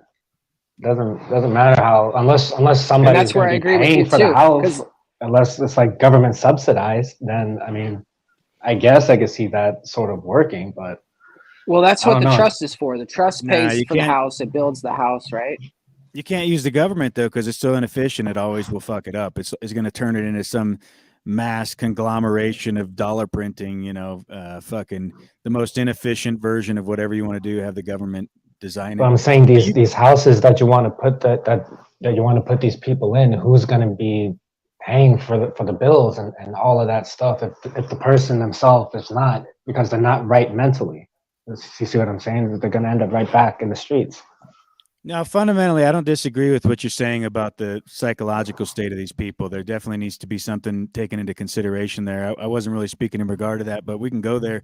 Just to put a ending statement though to the housing situation, because regardless of whether they get their life right or not, to have a roof over their head or an option for that, whether the private sector thinks they have an obligation to that or not, that's for the individual to decide. If enough people want to do it and you had a trust for it and it was transparent, it was actually set up in a way that was, auditable, you might find there's more people in their local communities, even if it was done regionally, that just say, hey, I want to fucking solve this problem. Like, I don't give a shit. Like, I'll put my money towards making sure the community is taken care of, at least at that level. And so, but the other thing is you hold the feet to the fire, these so-called philanthropists. You got these fucking people out here, the Bezos, the Bozos, the fucking Gates, the, Kill Bates, and they're all telling you, oh, I got to spend my life, give my money away. Okay, asshole. Well, instead of fucking, putting this Jim Jones juice all over the place, why don't you help spend the us money do taking something life. real? Because we don't even need but a fraction of what they're proposing they want to give away anyway. Bozo said he wanted to give 80 billion away or something. 20 billion, you could build portable housing for all of the homeless in America. You'd solve that one problem. And why wouldn't a guy who has that much ego not want to do that at some level? Now, the psychological side of it, I don't think you can have government do that and not have it turn into some kind of mind control, MK Ultra, mind-bending experiment, probably using big pharma to accomplish the end goal objective. So you're going to have to figure out how to do it communally and regionally to have it have any real effect. And that means it's not going to happen everywhere. But if people wanted to try it and you had some kind of autonomous level where you could, then you do it through education. And that goes back to like the Amish and communities and whatnot. How do you raise your children? You do it as a group, and you don't do it as a group forced at a federal level. You do it through voluntarism at the micro level. and whatever that unfolds into, you know, great. If it becomes something that's influential and sparks other people's creativity to do something similar somewhere else, fantastic. Hey, can I hop in here if you don't I mind? would like to see Benton come up. Go ahead. Yeah. So I was thinking you brought this up into my mind when you were talking, and we could not only could we end homelessness, but we could actually end world hunger. The way to end world hunger is very simple. This is, but the problem is the solution is simple, but it might sound like communism. You basically don't throw out all the food at the end of the night. All these grocery stores, all these restaurants across America, they throw out tons and tons and tons of food. Like they could literally, you know, give it to like the homeless shelter. They can give it to whatever, but they're throwing away all this food, and that food could feed the entire world. But to tell them to not throw it away is anti-capitalistic, right? I mean, it is. To tell them not to throw it away is anti-capitalistic. Right. I mean, yeah, because you would have to have some kind of like government oversight, and if they didn't throw away the food, then the food wouldn't be worth as much. You know what I mean? Because it's keeping like a limited supply always.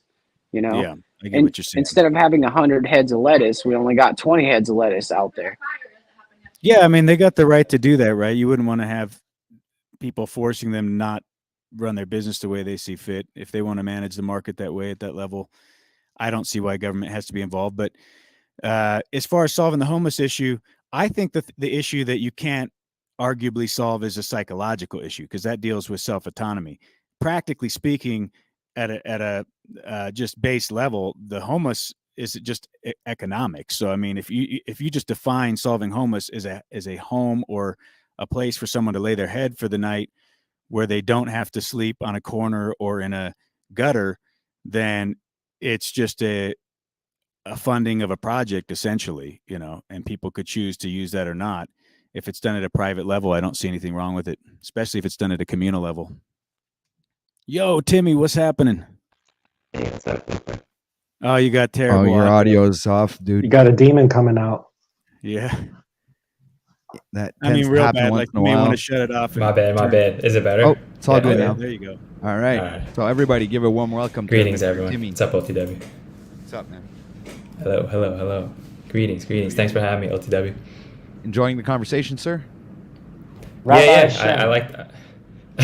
I like this topic, so I jumped up. It's a good topic. What you got for us, Tim? Guys, lead off there. Freedom, I think you were I'll interrupted. be listening. I got to warm my tea. Oh, okay. So go ahead then. You must have something you'd like to contribute there, because if you like the topic, I mean, you must have an opinion, I guess. Yeah, I just heard Moose say, his idea. It's a good idea, right? But that is communist, right? So it should be in the quote unquote homeless man, woman, their prerogative, their initiative to just go to the supermarket, go to the restaurant, say, hey, by the way, this shit that you throw out, like, can I have this? Like, and then problem solved, right? Everybody governing themselves and taking care of themselves, right? I mean, that's a solution that anyone can do. That is a good idea. I just will say though, when with that, a lot of the employees of said shopping center or whatever, they'll tell the homeless person, no, we're not allowed to do that sort of thing, which I've experienced, but I use my own sort of discretion in situations like that, and I'll just say fuck it, it's fucked up. They've got all this leftover waste that's edible, and I can't give it to them because some policy says that I can't. That's bullshit. And I always go against that every time. Right, then that goes back to self-governance, right? And this is what my beef always is with folks when they're like, "Oh, I just have my job." I'm not saying, Rob, you're doing the right thing, right? And I just, when people are like, "Well, I have this job and it's our policy," or it's like, and I'm just trying to do whatever I got to do, or I'm just in the military and this is my career, whatever their bullshit excuse. I'm like, yo, you don't look at the organization that you work for like your boss and your boss's boss, like you're them, you're representing them. with everything that they do. So if you work at Slave Mart and Slave Mart has their policy that they have to like burn the food or throw it in a locked dumpster or whatever bullshit that is. I mean, you know, again, why are you doing that from that person's perspective? And then, you know, again, I always say this to everybody. I'm like, yo,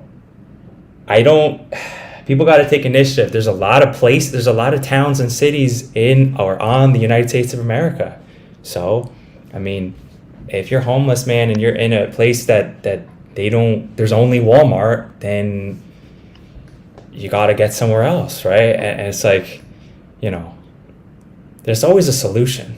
There's a lot of abundance. And I've been to 35 countries. I've seen folks that in like 70% of cities on Earth, you can get by for like $300 a month. So like, I know people get into a situation where everything goes wrong at the same time. I've been there, but like with a little bit of initiative, I mean, even if I had to go back to zero, like I'd get any job, save up a couple $1,000s, and you can live happily in Eastern Europe, Asia, pretty much, again, a lot of places in South America, Brazil, especially if you have an American passport. I mean, there's a lot of places to go. So it's really interesting, man. And so I don't know, this is like a PSA, I guess, but like I've seen when folks they tell their stories about how they've been homeless for 5 years since they were like 18, and I've seen these documentaries, and I'm like, yo, you speak fluent English. It's like you realize that those folks are heavily sought after, that if they speak English, you can go and earn $25, $30 an hour in many places abroad and create a decent living for yourself. So, man, I mean, opportunities are everywhere. And yeah, and I think a big part of it is, like, as you say, you got to have like the initiative to sort of want to do something. And shit, I lost it. Go ahead, I yield. No, I mean, that's the point, right? Like, that's really the reason why most folks, well, I'm not going to say most. I mean, a lot of the folks are in a situation that's fucked up because they lacked initiative or lost their initiative for one reason or another, right? Yeah, that's what I was gonna say, and I think Rob was gonna get into that, where like the people have like they lost their drive, right? And for some reason, it's like they're probably not going to get the drive back. It's up to them to get it back. But people in the chat are saying how it's the sick society's problem, and I think it is. Like, if we raised healthy children, I think we would have a healthier society.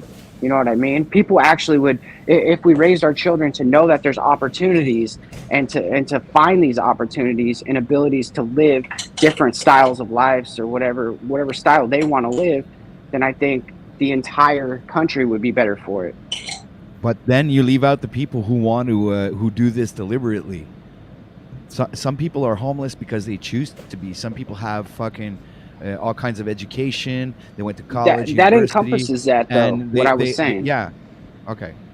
Well, I thought it was kind of like leaving them out, because I think that these people don't need any help, because if they already know how to help themselves, but they choose to be homeless and stay out of the system deliberately, in my opinion. Yeah, that's what I mean. You should be able to choose your path. You should grow up with knowing the opportunities that you have and the choices that you have to make. Because a lot of people grow up in these like a hood area, like a trailer park or something. Yeah. And all they see is like, they see poor people and they have poor tendencies, like the rich dad, poor dad thing. If you go into a rich area, you're going to see certain characteristics about that area, just like if you go into a poor area. So it's like the same thing. Like, I don't care if you want to be homeless. If you want to be homeless, that's on you. But I want people to be able to have somewhere to lay their head for the night. And I think it would be better for everyone in the country and even the world, because, with people, when they get their Maslow's hierarchy of needs, when they get the basic needs met, then they can go on to be greater things. Yeah, there's this weird phenomenon that happens where you go to the country and there is no homelessness. Yep. If you're out where people have acreage, the homelessness can't seem to coexist in that realm because there's no entitlements, there's no handouts, and it's a rough environment. And to live out there, on people's private land, you're going to get ran off eventually. So you might see some homeless that go rough it out in the national forest. It's a very small percentage, but I have seen them out there in my, explorations and whatnot. So if you want away from it, I guess you go out of the city. If you're trying to fix it, that's what I'm curious. Do you guys think it's even worth the attempt of trying to fix it at any, like if you're living in an area that is just riddled with homeless and you're saying, I'm going to stay here and try to solve this problem at some level. The only thing I thought that would be honorable is to start a trust and say, well, people in the community that want to invest, whether it's to do like local education to help people get a skill or a trade where they can be productive in their life, however you'd want to partition those funds, but it'd have to be a communal effort. Otherwise, it's going to be perverted to a degree where you couldn't have any autonomy of it or control. Which is why I think it's sort of unrealistic until we get a society of individuals who are higher minded, which I think is out of the realm of possibility on a mass scale. Yeah. Yeah, but at the micro level, you could do all kinds of different things. This whole thing of like where there's a point that you can't affect things, I just can't get with that concept. I don't see where the governor is on that. It can go as far as it can go. I'm not going to limit anything, but you have to start small. So I think that we all agree on. True. I think it's like cancer. It's like some sort of malaise of the body. You can call it the societal body. There's a cancer, some like serious problem area in the body, and what tactic is there to do, right? Like blast it with radiation, like blast homeless people with money in houses, right? That's probably not going to work, right? When has that ever worked? It doesn't work in like the continent of Africa when people try to go over there with charities or something and they give clothes or money or anything. That doesn't do anything. Handouts it has to be the solution. It's true. Right. It's got to be structural, like deep rooted. Sometimes microfinance works when they're actually like saying like, hey, here's like your phone, like you guys can make payments to each other, or seeds, but it's got to be self-driven, right? So you look at some of the horrible cities in the United States corporation. On some level, there are systemically like areas where like hell on earth, basically, right? Like I've been to Baltimore for a summer, and it's hell, right? But like again, one of my favorite scientists, his name is Buckminster Fuller. He said one of my favorite quotes is like, "You don't change a paradigm by destroying the current one and then build something better. Mm-hmm. You change a paradigm by building the thing that you think is righteous and good and awesome. You focus on that.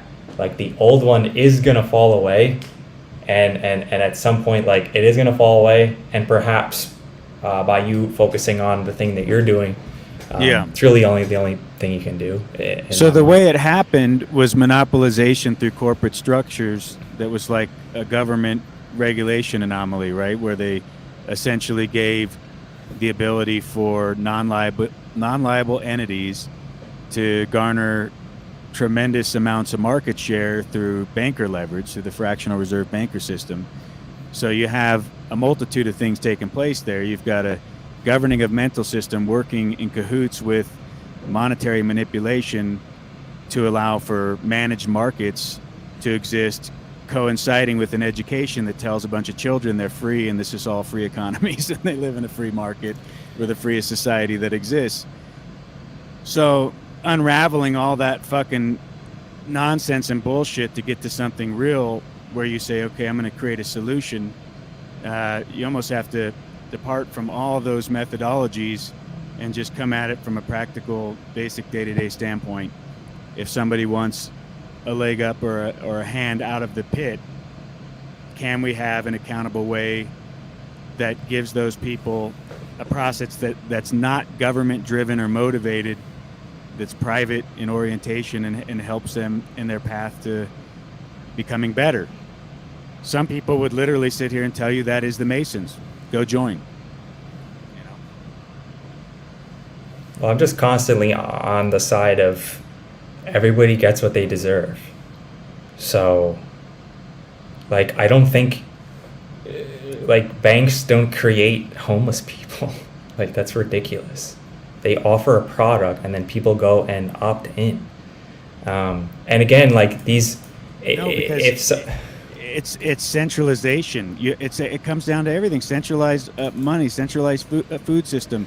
If you didn't have that, it goes back to my initial argument, which is you don't have homelessness in rural areas. It can't coexist. So when you have that whole type of lifestyle, not only influenced and marketed to, and then it's also being, what's the word I'm trying to say? It's compensated by the government, or they're subsidized. Subsidized, yeah, exactly. It's being subsidized by the government. I mean, you have a vested interest for people to have their work and everything centralized in these concrete jungles, and then you have these weird anomalies that wouldn't exist in any natural situation, from what I can tell. Well, when the hierarchy is clearly immoral, corrupt, not out for the good of everybody and just out for the guy at the top of the pyramid, when it's like that, and when there's a city based on that, well, it's not going to work for the little guy, right? I lived in Moldova last year. There's not a homeless person there, even though the GDP is very low. That's because, like, even the big city is not really big, and everybody has a connection to the hometown that they can go to at any time. Same thing even on some level in Vietnam. Like, they have still families, so there's always a hometown. Everybody has a hometown to go back to anywhere. So yeah, it's really and it's just, again, it's the same thing over and over. People giving their faith and trust to other people that they shouldn't have done that to. They shouldn't have extended their faith and trust to some police force they don't know, right? Contrast to rural, or like 90 years ago, my ancestors in the Bronx, they know everybody in the neighborhood. They know the police, or they know, the guys that are really the private security that secure that neighborhood, and everybody knows each other, and there's trust and faith. Just going into some random city, right, where you give up your trust and faith to just some leaders that you kind of vote for or don't, it doesn't work. So it's and again, you don't have to stay there. This is, again, my point is, like, nobody's forcing anybody to stay inside the castle walls. If you don't like it, if you're not down to climb some hierarchy because you think it's bullshit, you think it's corrupt, you don't want to take out debt and loans, go out of the castle. Don't just keep leeching off of the castle and saying, oh, it's our food, they're poisoning our food, they're poisoning our air, they're poisoning. 90% of the fucking land is just empty. Go make your own town. I don't. Nobody ever responds when I say that. Yeah, there's actually how a small town like that here in Nevada. It's like that's just like that. It's just a small community of folks, and they all know each other and they all commune with each other. It's like that, like how you just explained. I yield. Yeah, I mean it. So it will solve itself if it's a free market economy, if it's a natural process, because the people that are too lazy, they just will not be able to exist. They'll die off. There won't be anything to keep them sustained, because at some level you have to produce. But if there's a genuine handicap or some kind of mental issue where the community says, hey, we want to solve this problem because we know a certain percentage of our offspring can't even take care of themselves, so at what level does the community want to be involved in that?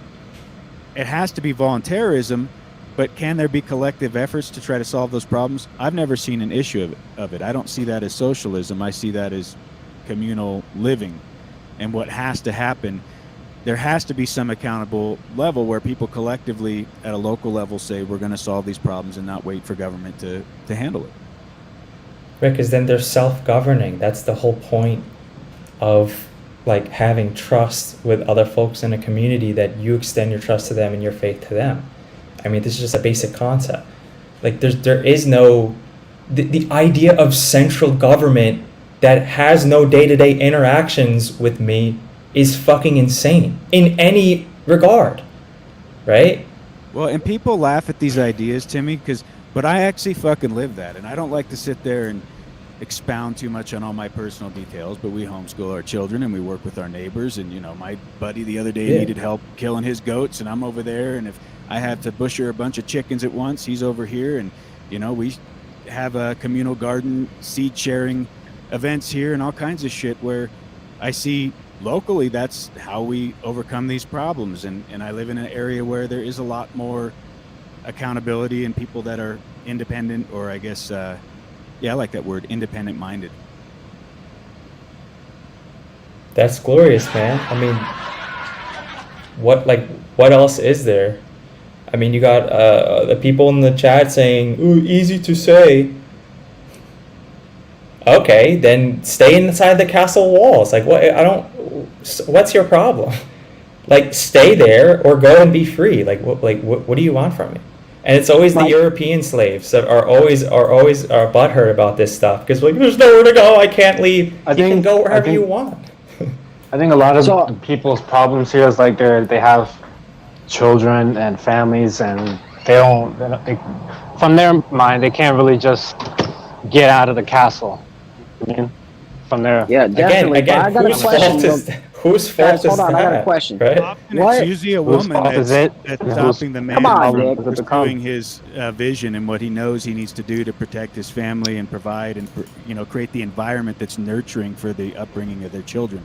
So when the woman says, "I will not go to the country," and he says, "Well, I'm not going to drag you kicking and screaming," and she says, "I'm going to drag your ass through the courts and take you for everything you ever worked for," right. It gets ugly quick. But sometimes you find out that's where the rubber meets the road and the relationship grows stronger, and all of a sudden the journey, you know, that leadership takes the woman into a real you know, just level of respect for the man, because he led her into a place where her kids were well off and she could do communal schooling and all those things. And, you know, that will change the way the woman looks at the man forever. So he needs to follow his convictions. That's all I'm saying. It's like he can't make excuses and say, "Oh, I can't leave my shitty ass corporate non-liable job where I'm miserable every fucking day doing shit that I'm not proud of, and I can't sleep at night because I'm afraid that I won't be able to be the man that I know in my heart I need to be." You're just going to have to step up, reinvent yourself, and figure out what you're going to do to pull your big boy pants up and put your fucking bootstraps on and get your double suspenders on. Easy for you to say. Figure it out. See, that's it. You know, that's that attitude. It's like, that's your privilege in some respect or somehow, but you know, that is a lot of our stories. Is I came out of welfare, you know, single mother. I didn't have any fucking guidance from a man. I had to figure out how to surround myself with men that could teach me things and show me how to do what I didn't know how to do. I had to take accountability for everything. Not one fucking thing was ever just handed to me on a silver platter. And that's how I've always won, is because I've always had my back, you know, against a fucking a storm or something where I had to turn around and confront it. There's always had something around the corner that was pending that was going to be a fucking big challenge. So if you've lived that way your whole life, you just kind of expect it and you roll with the punches and you figure out how to overcome. But you can't sit there and you can't sit there and say, when you're making 70,000 or 100,000, you know how many people I know, they're making 60,000, even 50,000, and they're just riddled with debt, and they can't muster the self-discipline to say, okay, I'm going to manage my budget, my profit and loss here, figure out how to get rid of all this liability and apportion a certain amount, you know, to my dream and what I'm working towards, so that eventually you could invest into the lifestyle that you want to have. unless you're willing to have that kind of discipline, you don't deserve it anyway. So you pretty much just have to go fuck yourself. And it's like, I don't really have that much sympathy for you. And if you're that guy that's homeless because of that, because you don't have a dream and you don't want to do anything and you just want to be a fucking leech on society, then why should I care? Yeah, but I wanted to ask a question about the free market, because you were talking about free market, and then it kind of got taken like a little wild direction. And we don't live in a free market though.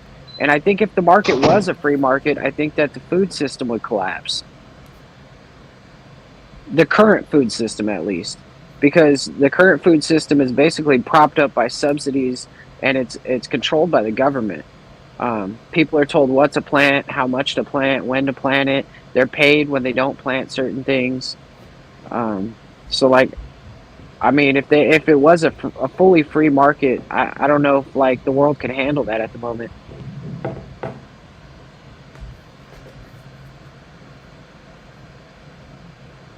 No, Mary, they don't. And that's exactly why I say at some level, you know, I know there are people who have had a multitude of circumstances that cause them to where they legitimately just need skill or some guidance, and they get on their feet and they'd be able to, you know, and what percentage that is, I don't know. That's why I think it's worth talking about, you know what I mean?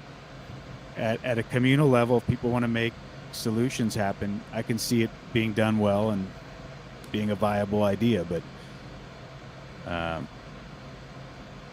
I don't think government's ever going to solve it. If the government builds a bunch of pods, you're going to have like FEMA camps basically, and it's going to be terrible. And they won't manage the sewage correctly, and they won't manage all the health issues, and there'll be some kind of fucking just toxic waste on the particle materials and shit. Again, why are we asking the government to do anything? Like, I don't understand that. Why would any man or woman that has faith and belief in themselves and their family and their work and what they do, why would you be going to these maniacs, most of them, and be asking them for anything? Like, I don't understand that at all. Yeah, correct. They're psychopaths.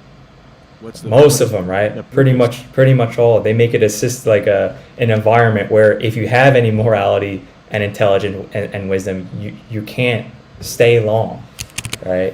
So I would say if they do the anything majority for of you, them. it's to control and manipulate you. Seems that way for any like non 1,000 person town, you know. Besides that, you know, but again, like most places are like that though. So we're really only talking about the blue insane cities, which again why are we like, again, I have no like duty or ask for any privileges from any government. So I don't understand why anybody does, because they I guess they still pay slave tax in every measurable way possible. So then they like think that they can complain and direct where the funds go. Like I don't really get it, to be honest. Yeah. Well, they vote too, Timmy. You can't forget that. I mean, I don't think the people here do, but I guess you're just talking about everybody else. Yeah. Yeah.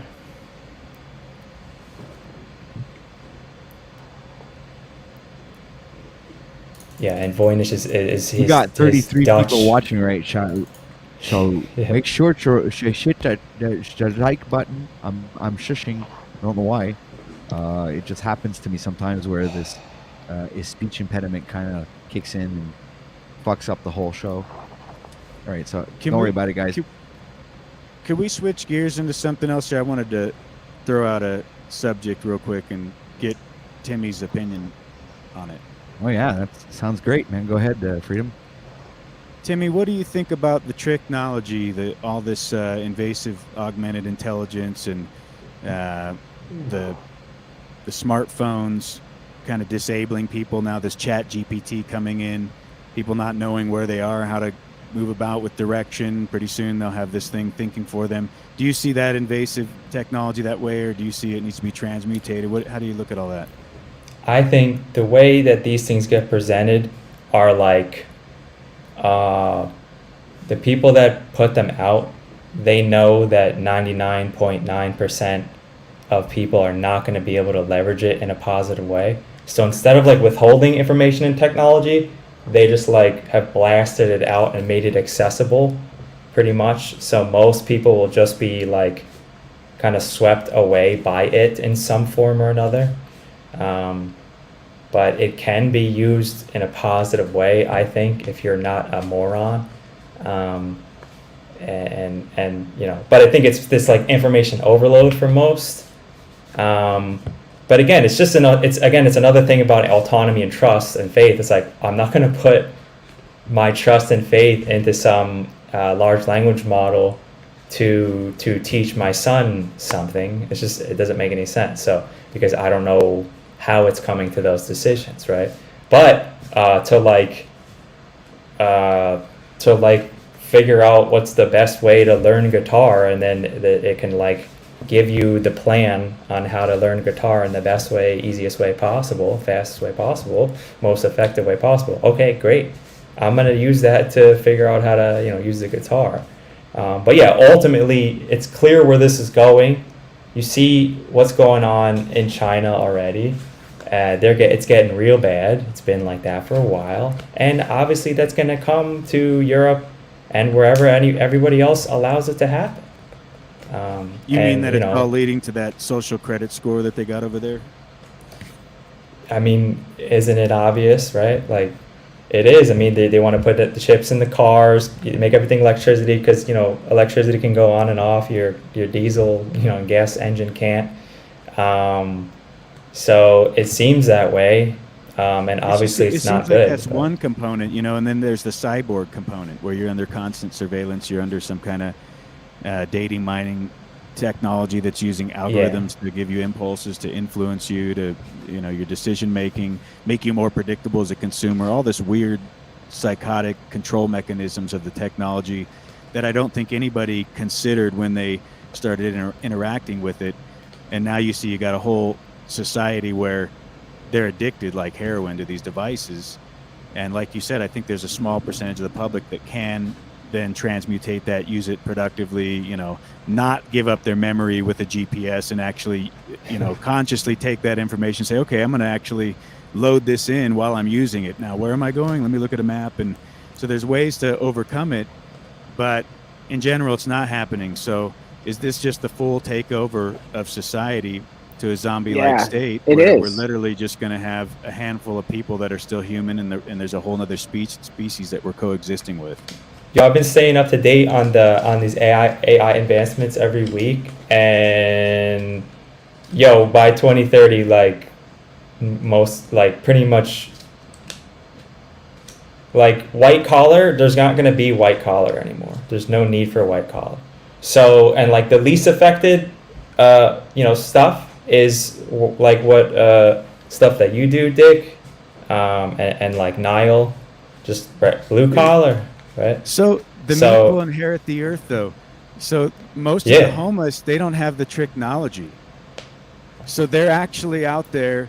Even the ones that you'd say is that, you know, they're maybe they're not mentally stable, right? Like they just can't be productive. But yet they're not being taken over. Maybe they'll actually be the ones. I have to correct you there. I got to correct you there because most homeless people.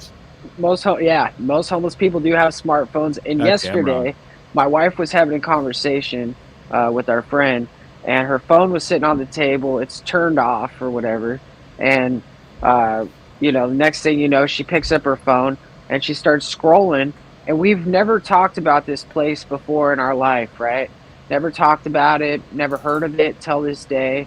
All of a sudden, she starts getting all these advertisements. I mean, if you have a cell phone in your vicinity, if you have it on you, if you take it everywhere you go, you're already Chat GPT. You just don't know it.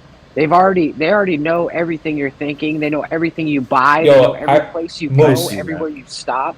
Bro, I've seen that they now and they've had this for 10 years already though. So I mean I've seen this already, but I've seen it again lately, where they can look at your brain activity. This is where the tin hat comes on.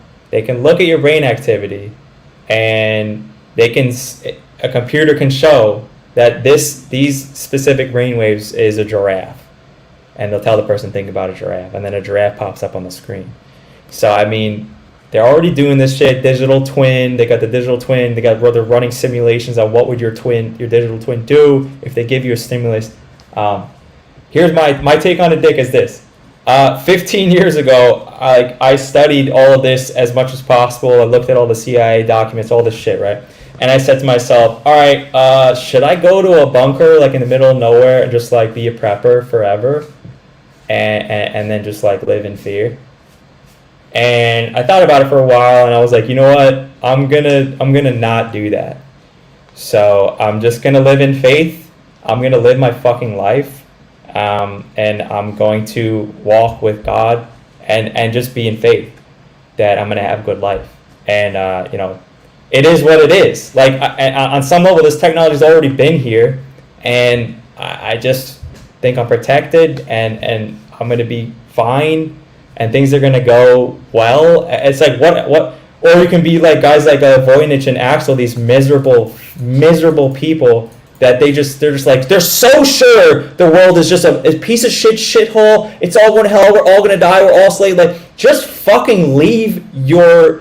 Okay, let me not do a Z. Let me not jump out the window too much. But if you really think that, why do you continue to live every day? Like I don't get that.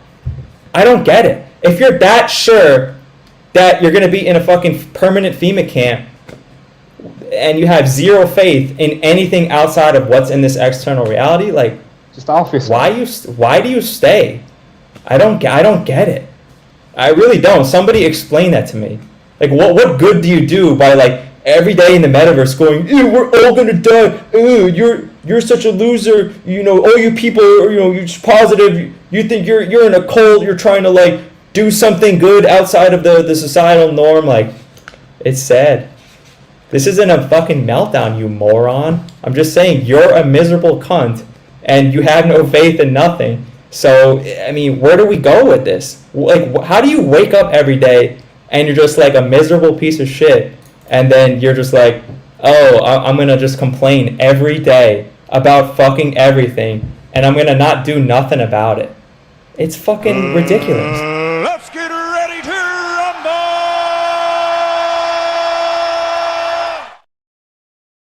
It's just like, I don't get, why do you continue every day? Why don't you do something, gain some faith, and do something with your miserable lives? Thank you. You know, I see these I don't people out here, understand. they're like, oh, my bad, I thought you were done. Please do. Please I go. was just saying, I see people out here, they're like, dang, priests of the Cthulhu cult. It's like in the movies and the games or whatever, that Cthulhu stuff, all the crazy motherfuckers there in their hoods, they want to summon the Cthulhu god, they want to see the end, they're bringing it on. That's how I see some of these people. They're death worshippers. Like, they're the death worshippers. Like, they're the satanic, like, insane, like, whatever you want to call it, devil. Like, they're no, the folks that are like so sure that everything's going to shit, that we're all gonna die. Like, there's no faith. I'm like, they're the death worshippers. Like, they're so sure in their heart, in their conviction, that there is no faith, there's no God, there's no spiritual effect that any of us have on any of this, and there's only the government, and they have all the power, and they go like this, they suck the dick of all the governments, which are just men, and they're like, oh, we're fucked, everything's going to shit, oh, you know, let's point at the people at the top of the hierarchy, and we're miserable worms. That's how I see it. It's laughable. Like, how weak can you be? You're not that weak. I know everybody in your life just never gave you any encouragement, but you're not that weak. You have a lot of power within you. You can do a lot of good. Stop being such a weak little bitch. Everybody does. I believe that. And I think one of the best things that people could do with themselves is worry about themselves and not other people. There's a lot of craziness going on in this world. I'm not acceptable of 90% of the crap. But how can I control that? All I can control is myself. Yeah, good stuff. Right, they're worrying about homeless, and they don't have any food or money to give to any of them, but they're still like, oh, pointing at the government to like give them food and money. It's like, yo, why don't you do something in your community to be valuable, to create an abundance of something, resources, money, food, whatever. Oh, Jackie, good morning. Good morning, Good Jackie. rising. Excuse She me. looks Good very rising. comfortable. Fish tank, ladies and gentlemen. I'm very jealous right now. I can be back in my bed.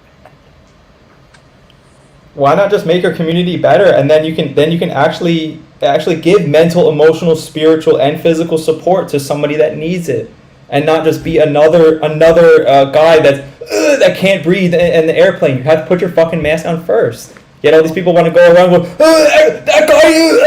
that guy doesn't have a mask. It's like, yeah, what? So who do you want to help him? Put your fucking mask on and then go help the motherfucker. I think the matrix that we live in, the wisest thing to do is walk alongside of it, not in it. Just walk alongside of it. Not necessarily complying with everything they do, but just sitting there watching the snowball rumble down the hill and don't jump on top of it. Don't jump in the snowball. Just stay off the snowball. Watch it go by and just be like, huh? Just watch the snowball roll down the hill. Yeah, the only winning move to not to play. Don't pick white or black.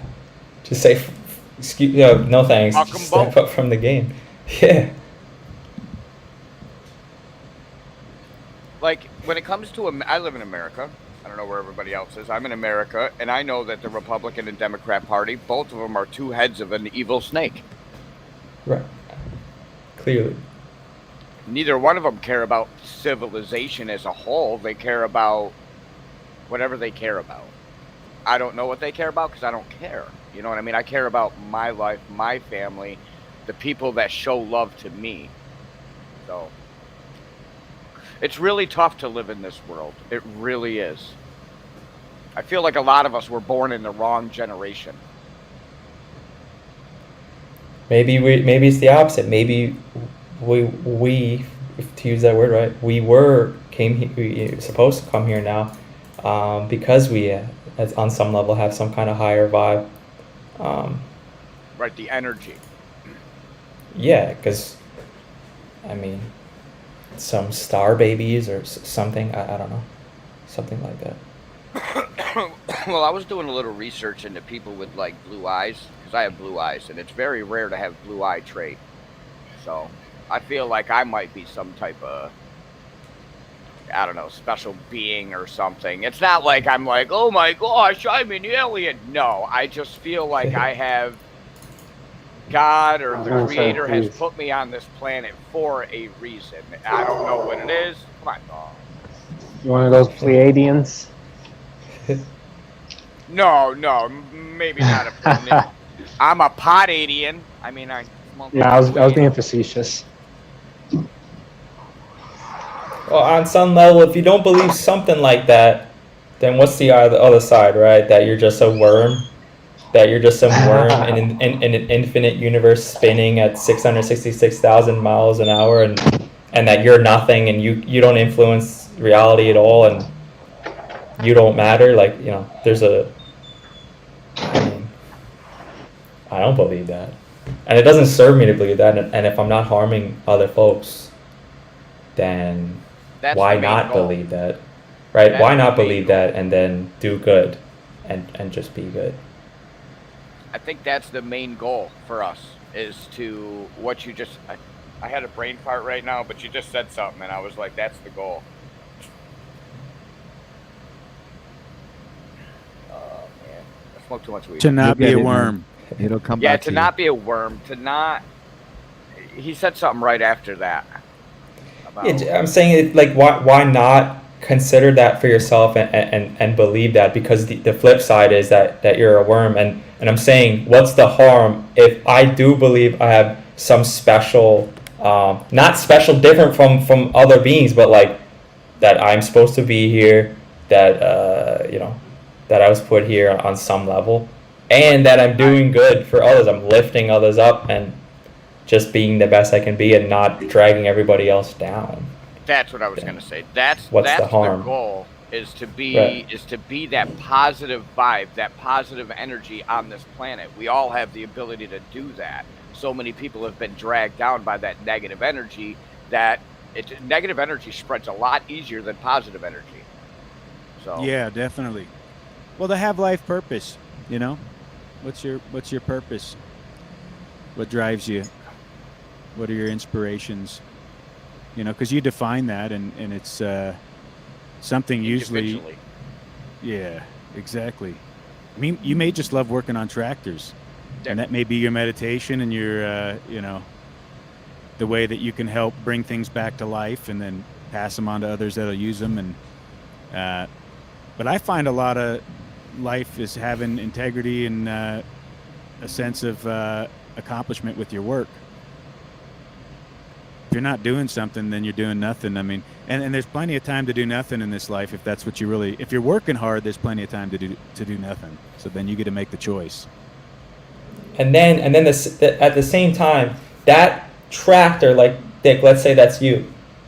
If you know that tractor goes to farming some GMO farm insanity, that's where the problem is, right? When you knowingly continue to do that, right? That's what, like, I people love to like put on a wall like that. Oh, it ends here. Like, it doesn't, right?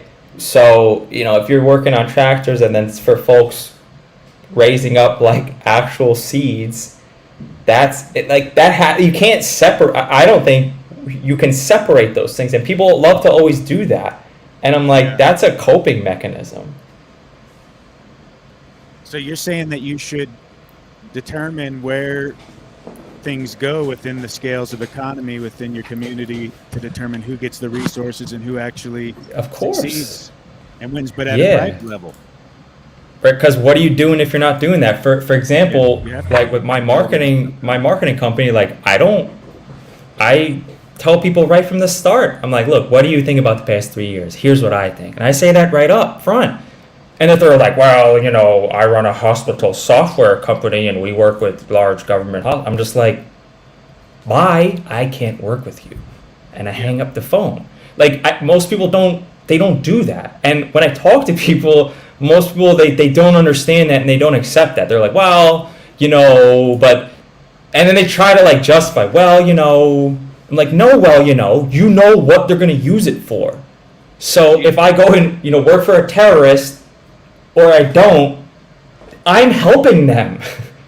So, you know, get real. And also in terms of, you know, power, you know, purpose, now I actually have purpose because I only work with motherfuckers that on some level think like me and want to further the ideals and the, you know, what we're talking about here, some sort of virtue. That's That's the only great. way change is ever going to happen, when you get those people that are in those areas of expertise of doing the wrong thing to get them out doing the right thing. But the problem is there's so much incentive to be doing the wrong thing that the good just it's not profitable for these people, so they're willing to go against their morals, which people that go against their morals and do things against their morals are doing nothing but let me say this right, doing nothing but a disservice to their own life in the long run. They sell the only thing that they have. These fucking morons sell the only thing that they have. Their authenticity, their honor. For what? For nothing. For some imaginary pieces of paper. I wanted to add too that I was just watching one of Josh's old videos, and he was talking about how the meaning of life with art, and how any forms of art is almost like a death, like it's dead now, and how you can bring art to like any part of your life and make it meaningful and effective, and how it can touch people no matter what it is, you're putting forth. It's your creativity and, you know, what you can add to that aspect of things that that connects to people in a different, more deeper way, and brings meaning to things, no matter whether it's through your job, through your work, through, you know, through physical, you know, drawing art or singing or making music or whatever it is. But how that seems like that's been lost, not even lost, but just it's not exemplified or nowadays compared to, as much as it should be, or as much as useful as it is. Well, even within the design of our communities and the neighborhoods, the way they build these fucking shitty houses like on top of each other, and it's just, big HOA fees, and it's all designed to be like some residual siphoning off of your productivity in perpetuity.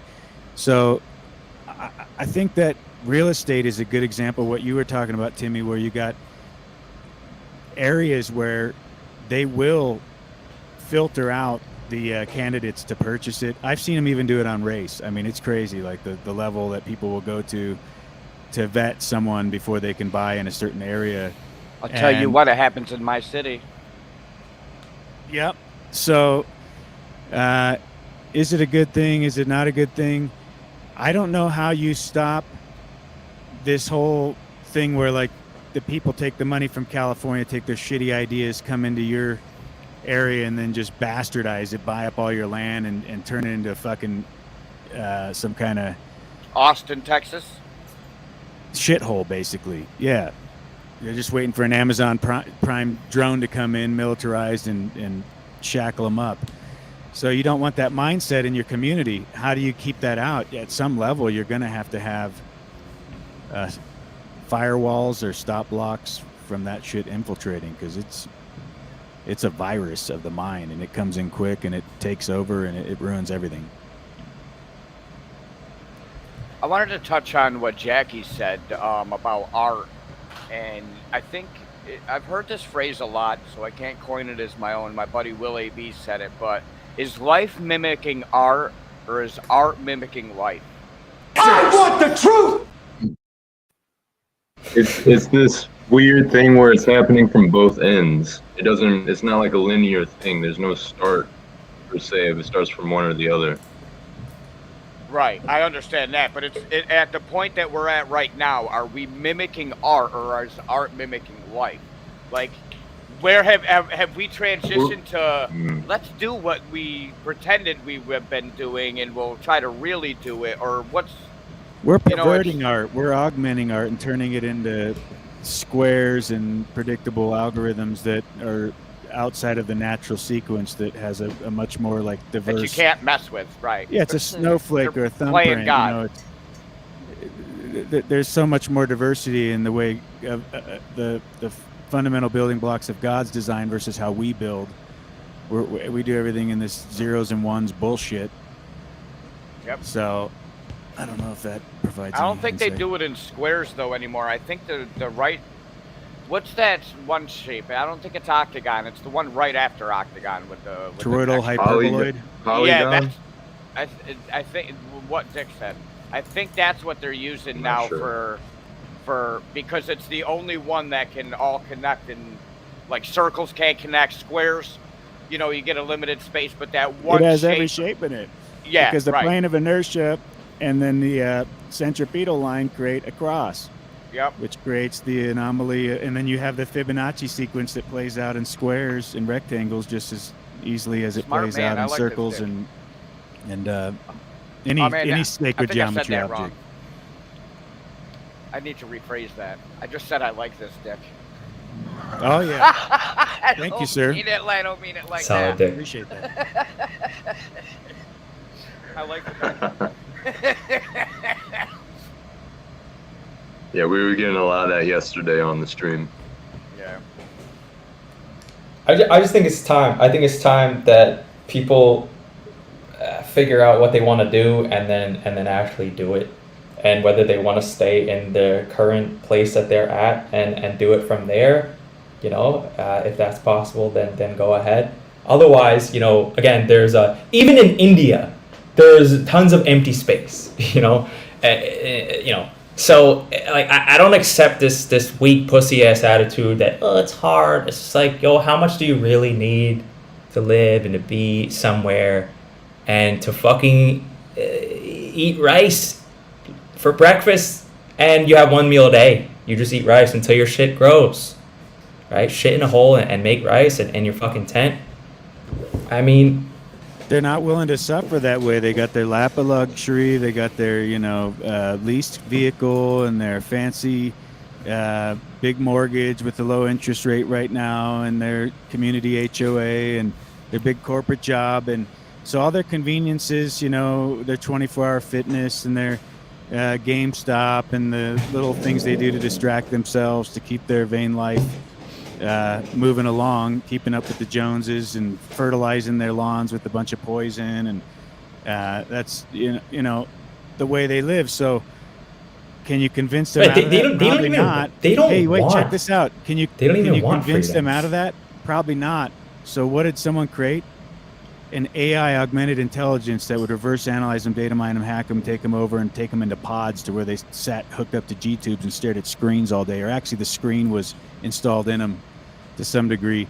If you think about it, it's kind of funny. They almost Surrogates. gave us a self-defeating virus through the technology for those that would, Surrogates. you know, not adapt and change. We're gonna be walking around in AI robots. Just be like, go ahead, go sit down in your chair. We'll go play for today. What was that movie? Surrogates. It's a dark comedy. Yep.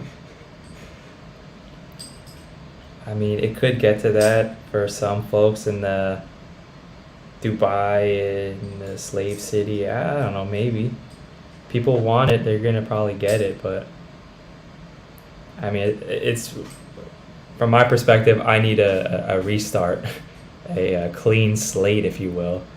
And that goes for everything. What do you School. mean by a clean slate? Like whole life wise, or like thought saying- process, energy? I'm saying more physically, like physicality, systems. Like you need to just get up, move, relocate. Yeah. So I've done my self-audit, self-reflection for the past 20 years and I've done a pretty fucking good job of figuring out how life works and been successful in pretty much whatever I did. So like when I look at my hometown though, you know, it's absolutely fucked and everybody's a slave and everybody loves it. And so it's like, well, this decaying. Everybody. You can't say everybody because there's a lot of us Right. all around. I used to think my whole entire city was fucked. Then I met like maybe 4 out of the 64,000 people that live here. I've met 4 that might Right, have it's the same age just- as me, you know? Okay, but like my point is you and those 3 other gentlemen, those of mankind, man, woman, is like you're not gonna be able to accomplish much with 63,997 slave or 96 Right. slaves, you know, fighting you at every step. And I don't need anything from my local town. I don't need or ask anything from my state of. I don't recognize any of these organizations as legitimately running, you know, de jure governments. I didn't vote for them. So anyway, it's like when I say clean slate, I'm saying I'm gonna be like the ancestors that just went west and just take one of these ghost towns. Yeah. Just start the fuck over. And wouldn't be the first one to do it. I mean, these fuckers did it in the 1800s, and then folks are doing it every day today with homesteads and stuff like that. Dick's one of them. I'm not saying that I'm like good at that. I'm gonna try and do my best. But I'm a capable guy, and I have folks around me that have different varied skills on my side. So. I don't like. I'm not going to be involved with like going into some municipal thing or it just doesn't make any sense. So I'm just going to go to some unincorporated area and let the state of know, hey, I'm just going to put them on notice, just how notices work. Put them on notice. Say I'm not in your jurisdiction, so you know, unless you have evidence otherwise, and play that game, because there's no other option. I'm not going to continue to be subject to this bullshit. I never have, and I'm not going to continue to do that on any level. So now I understand a bit how law works. I don't pay taxes or income tax because I'm not subject to income tax because I don't have a slave job. So it's the same thing on every level. I'm not subject to the system because I don't participate in it. So, you know, are they going to kick? Well, there's not going to be a door accessible, but I'm just saying, like, on some level, could the feds come one day and want to do harm? Obviously, that's a possibility at any point. So They what the wanna fuck do you that. want from me? They want to do that. The federal government, anybody that's in any governmental position, would want to do that anyways, regardless. Right. Usually it seems like the they're- locals. It seems like the locals do more harm than you get when you get further out. Seems like the locals are the most now. Okay, not the rural locals with the sheriffs that know what's up. I'm saying the ones that don't, they do the most damage because they're like, the Constitution, the feds, fuck, well, we don't know about that, right? So they usually do the most damage. Then you got state troopers and that kind of shit. You know, it doesn't, unless, I don't know, I'm not gonna write the story, right? But you know, some kind of raid at some point. I mean, again, it's just like, what do you want from me? Like, can I just be left alone and just like not be fucked with? Like, isn't that what we all want anyway? Like, to just have some kind of normal living and like for to just not. I'm not gonna pay tribute. That's the other thing. You know what? I'm just not gonna do it. Okay. Sorry. You know. So I named my son. I named my son Arminius. You guys know about the story of the Teterbrig Forest? I think there's a lot of us on this planet, in this country. Give me 1 second. Sorry. I think there's a lot of us that just walk alongside the Matrix. Unfortunately, we're bound to the rules of the system that we don't want to be a part of. Like me, for instance. Are we? Unfortunately, Why? I pay taxes. Unfortunately, I have to go to Walmart to buy my kids food and clothes, so the taxes go there. I don't want to do these things, but I cannot provide. I can't whittle clothes. I can't do all these things yet. But so what I have to do is I have to live alongside the Matrix, but against their morals, their standards. I don't live with their morals. You kind of got to go along and pick alongside the fence. You know what I mean? Take the little scraps as you can, kind of. I'm just, every day I progress out of Babylon another step. Sometimes it's 2 steps forward and 1 step back. So, you know, I don't have any judgment on you, but, you know, as long as we're always making that step out of it, it's good. Right. But we're always walking alongside it, whether we like it or not. Like you it doesn't matter what you're on technology right now, so you're using the system. You're on YouTube, so you're using the system right now. So you can't say you're stepping out of it if you're in it. You're in it right now. But we all are. I guess, but I'm getting more than I'm giving. Not I guess. Though, so. Right, I understand that. But you say that, and I'm not trying to attack or anything, but no, I know. Say that, and it's just like we're all using this system that they gave us. But we're using it for good. Yes, 100%. We're using it for a good thing. But we're still using it. So we are still all walking alongside of them. Whether we like to admit it or not, we all are. But we're using it for the good. On some level, yeah. Yeah. But I don't agree with you in the sense that we're all subject to all the rules. Like, what do you mean? Like, what you're saying? Like, you're on here. Yeah, but this is voluntary, man. You're right. It is voluntary, but they made it available for us to voluntarily be on here and talk. We can either talk negative things or good things. Obviously, here we're doing a good thing, but they gave us this platform, is what I'm trying to say. So why is that a bad thing? Who's the authority, though? Is the government the authority, or is the corporation? You know, who's your master? Right. Nobody. I guess. Yeah, I mean, anyone. It's just... I guess. I mean, I was just saying, if we're gonna make the YouTube the authority, they don't dictate my conduct. You know. No, right. But I'm saying that the platform that was given to us that we're using right now is part of their mechanism. So if we are to say that we are escaping Babylon, but we're still on this Babylonian platform, you're not really escaping Babylon. I'm just saying, I'm not saying that it's a bad thing that we're all on here spreading the truth, because we should. You go into the pits of hell and you do what you got to do. You know what I mean? But that's where we are right now. We're all in the pits of hell, technically, on YouTube, spreading the truth. Or whatever it is, right? Yep, working your slave job, doing in some way you got a foot in Babylon. So anyone that says they don't is a hypocrite. You're using their fiat fucking bullshit. You're, you know, You ever bought buying gas? their You ever fucking bought packaged gas to go down the conventional road? shit. You ever bought a pack of cigarettes or a bottle of water? Like Right. we're all using the system, unfortunately. It's I got what our energy is actually providing into this matrix that matters. If you're walking alongside the system, but you're a person of light, none of this darkness around you is going to bother you. You're just going to do you. You're going to be a positive light in this darkness world. So we're subject to what's in us, or we're under what's in us, I guess, if we're under anything. Yes. You should be under what's in you, not around you.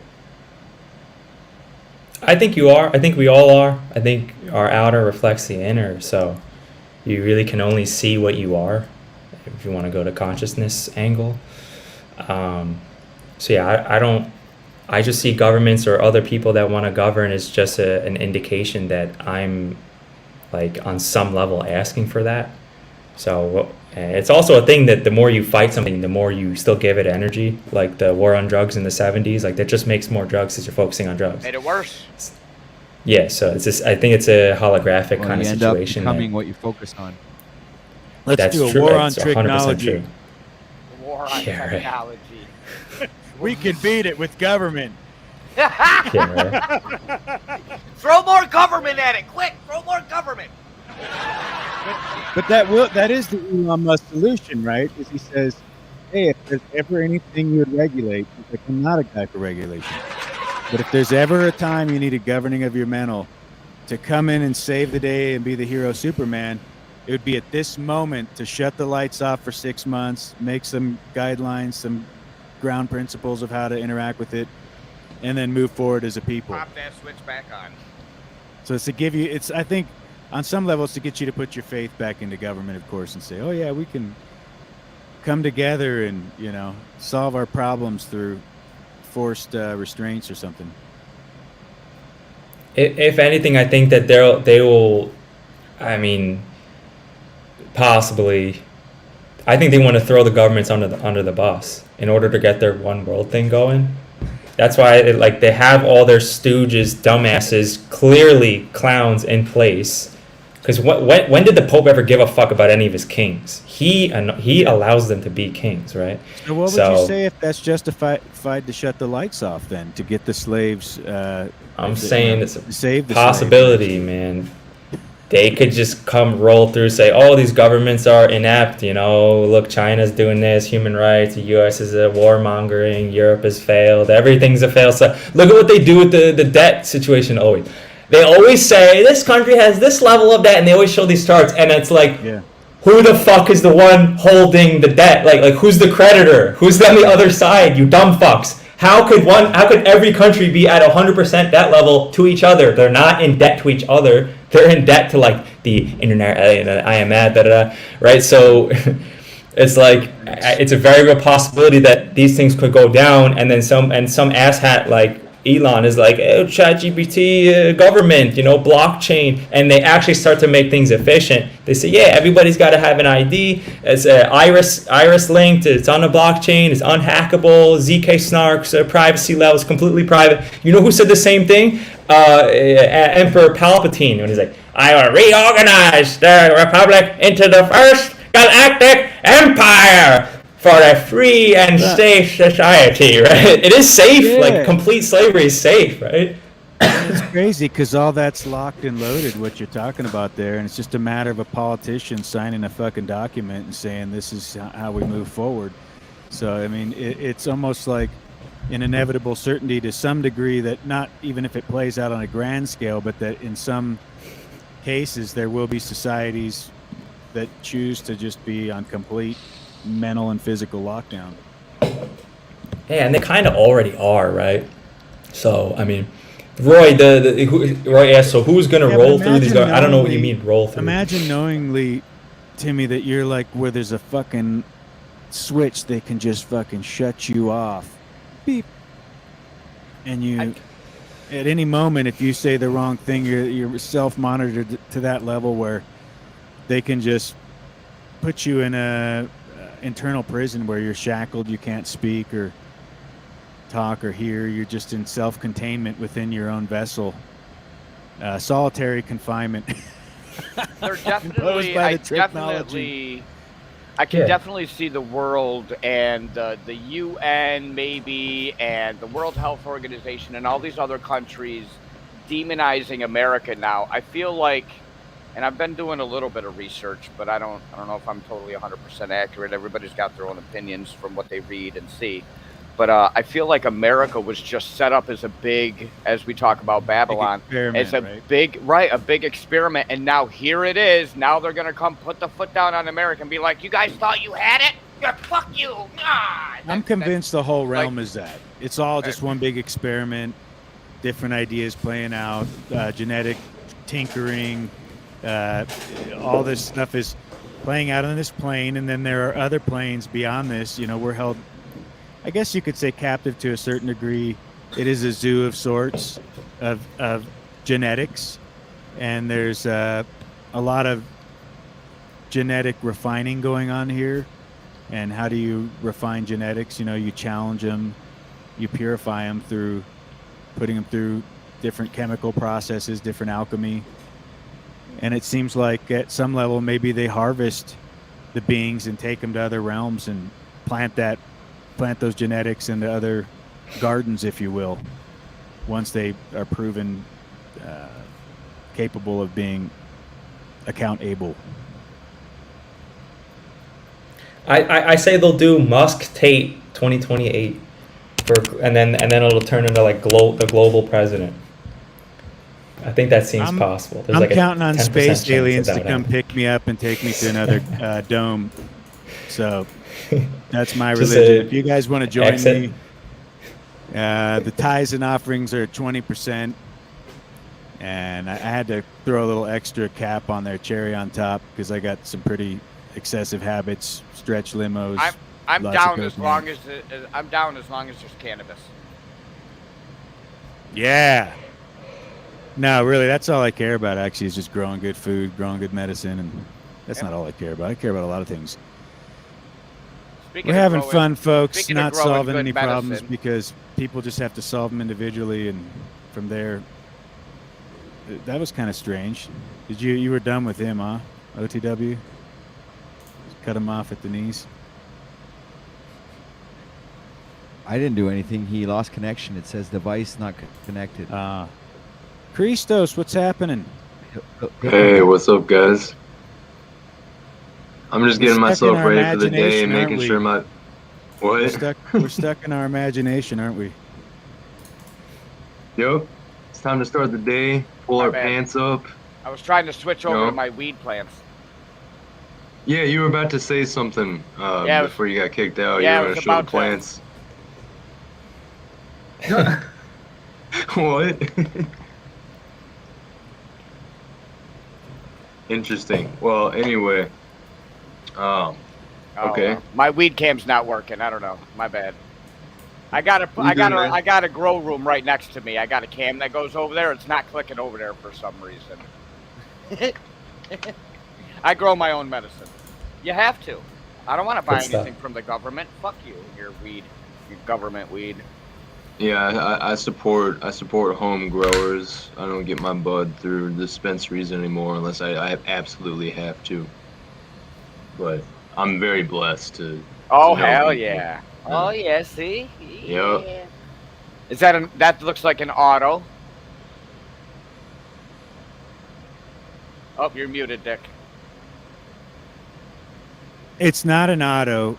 This one, my neighbor grew out, and he had unidentified males in the vicinity that he had not planned to pollinate with the females. That obviously that can be pretty difficult to accomplish. That pollen goes everywhere. You get a little bit on you and going into the female room, and so we don't know what it's crossed with. It wasn't like selected, but I know what the female was really good. It was like Fruity Pebbles crossed with something. Nice. So it's definitely an indica hybrid, and I hope it'll be good. But I have a Bangy Haze up here that I'm going to grow this year, and those I just started. And those I got a Mac one-time Girl Scout cookie auto. I got a Teenage Mutant Ninja Turtles Raphael photo. I've got 6 Crazy Trains. I've got 2 Odin's Bitches. I've got 4 Durban Poison Autos. All ready to go Mother's Day. Yeah, I just got these feminized Seedsman. White Widow free ones along with the Bangy Haze, and then they gave me some OG Kush. So I'm gonna pop those. I don't like growing feminized, so it's a compromise from my view. But to have that reliability of knowing I can just throw it in the greenhouse and have a Guaranteed. pretty solid likeliness. Oh, that's fucking beautiful. Yo, whose is that? Yeah, that's sweet. Oh, that's beautiful. Whoever's that is, that's awesome. I love it. OTW? Overgrow the world. It comes from Google, guys. You guys are talking about the subject, and I just pop up pictures just to I said it comes from Google. keep this engaged, and I try to do something original, dude. So there you go. This is eye candy. They see it got you going. So imagine who's watching you. That's a really long vegged scrog setup. Somebody let that beast just go for days and then flip the lights on it, and look how long those colas are on that thing. I think that's one of the things we need to do as a society, as a whole, as a human population. Give everybody a fucking pot plant, let them grow it in their house or outside in their yard. Give everybody some weed. Overgrow the world. Do you know how much more cleaner the air would be if everybody grew 2 or 3 pot plants in their yard? Or hemp. You don't even have to grow pot. Grow hemp. You know what I mean? If we grew more of these plants. Yeah, I like that. OTW, you've been doing well with those pictures, by the way. You've been throwing them up at good times. I like the one that he throws up with the robot at the chalkboard. That's like one of my favorite. That's from iRobot, right? Isn't that from iRobot when he's up there doing It looked like a stock image. I don't think that could be not from iRobot. Yeah. Yep. I know what you mean though. Yeah, the concept of it. Yep. Who's Dirty Larry? I don't think I've heard him the entire time that I've come up here. Has he spoke at all? What? I don't think so. That's when civilization leaves this planet. Look at that. Yeah, this is when you let people overgrow. Yeah. Hell yeah. I'd love to see that. Oh, dude, out in, where was it, California?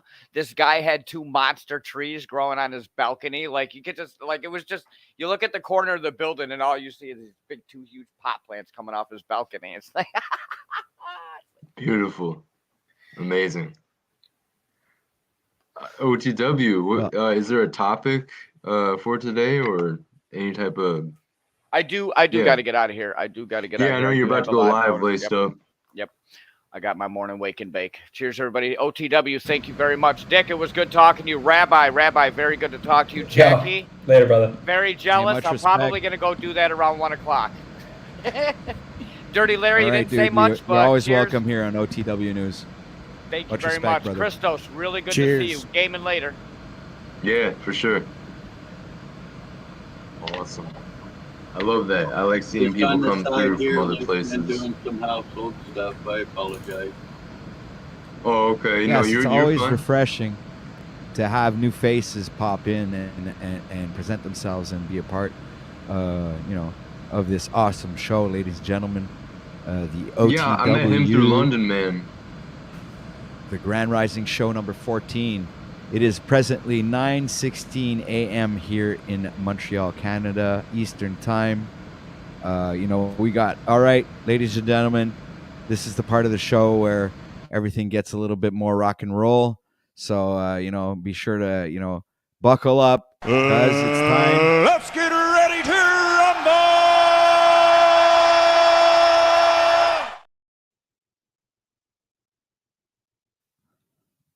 Let's add in Mr. Snafu, ladies and gentlemen. Yo, OTW, Larry, Moose, Homestead, all the little fucking cupcake bitches are not like Nazi blocking your chat.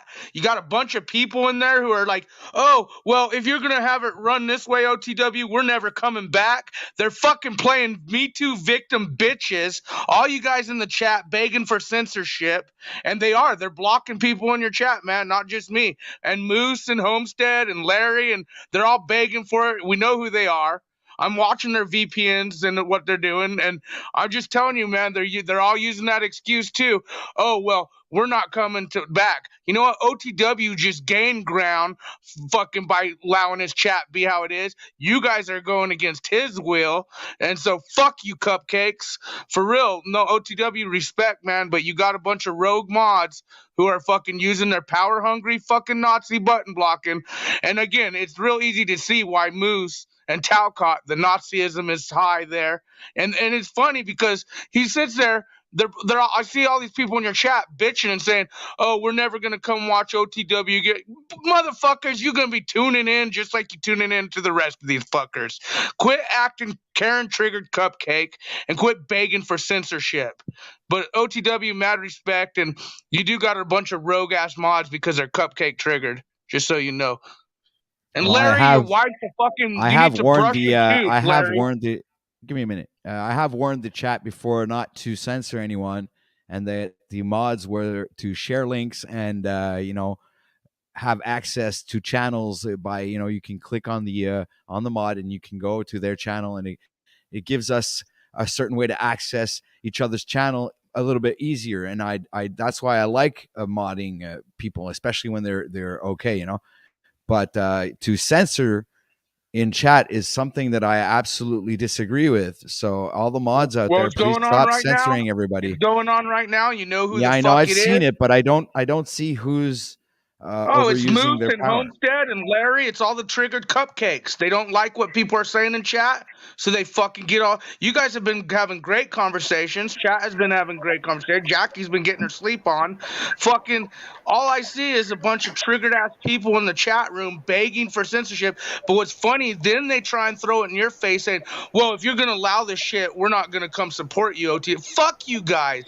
If you guys aren't going to support OTW for standing up for free speech, maybe he doesn't want your support. If that's really how you guys are going to give him ultimatums like that, you cupcake fucking fucktards. Larry, you need to brush your wife's tooth. Fucking quit letting her be a little bitch on here fucking talking her shit. Stand up for your fucking bitch. Let her fucking say something. You fucking piece of shit. It's Nazi supporting cupcakes. Oh, yeah, you know. Damn, son. I can't block nobody. I haven't moderated nobody. No, but your little toothless bitch is fucking blocking like a little cupcake and supporting it. How am I supposed to block on somebody else's No. channel? You know your little Sheesh, toothless man. bitch is blocking people. Quit Damn, acting all chill, fucking. bro. Quit acting like you're fucking. I don't know what the fuck's going on. I don't know if this is herpes or just bumps. I'm just a fucking. Let's get ready to rumble!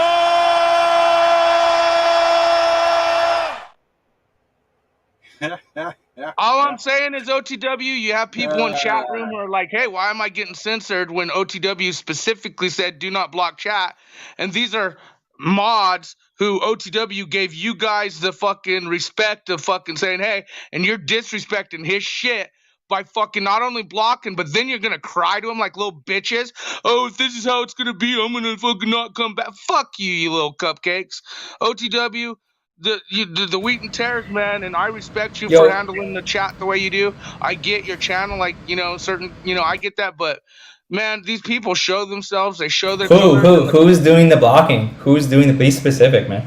It was Homestead, fucking Larry, and fucking Moose, and fucking that, we were talking in chat. You could see us talking to them. They were blocking us as we were going. I've been and trying to look at it, but I don't see anybody comment back. Maybe if it was like a long time ago and I didn't. It's all the fucking Ian fucktards, and it's the same people. Like, I mean, they're cupcakes, man. It's easy. They get triggered, they get in their feelings, and because they have power, they use it. They don't care what you say. They don't care what I say. They don't care what anyone has to say. They block. They sent Moose just literally. Larry doesn't have a wrench. Look, it Well, says no, Larry says no rent. Larry's little fucking toothless aggression was doing it. Fucking homesteader. Fucking, here's my whole thing is then you see these people crying in chat room, which none of them will come on the panel. Oh, if OTW runs a show like this, we're gone. We're gone. How many times you've heard that? A million times.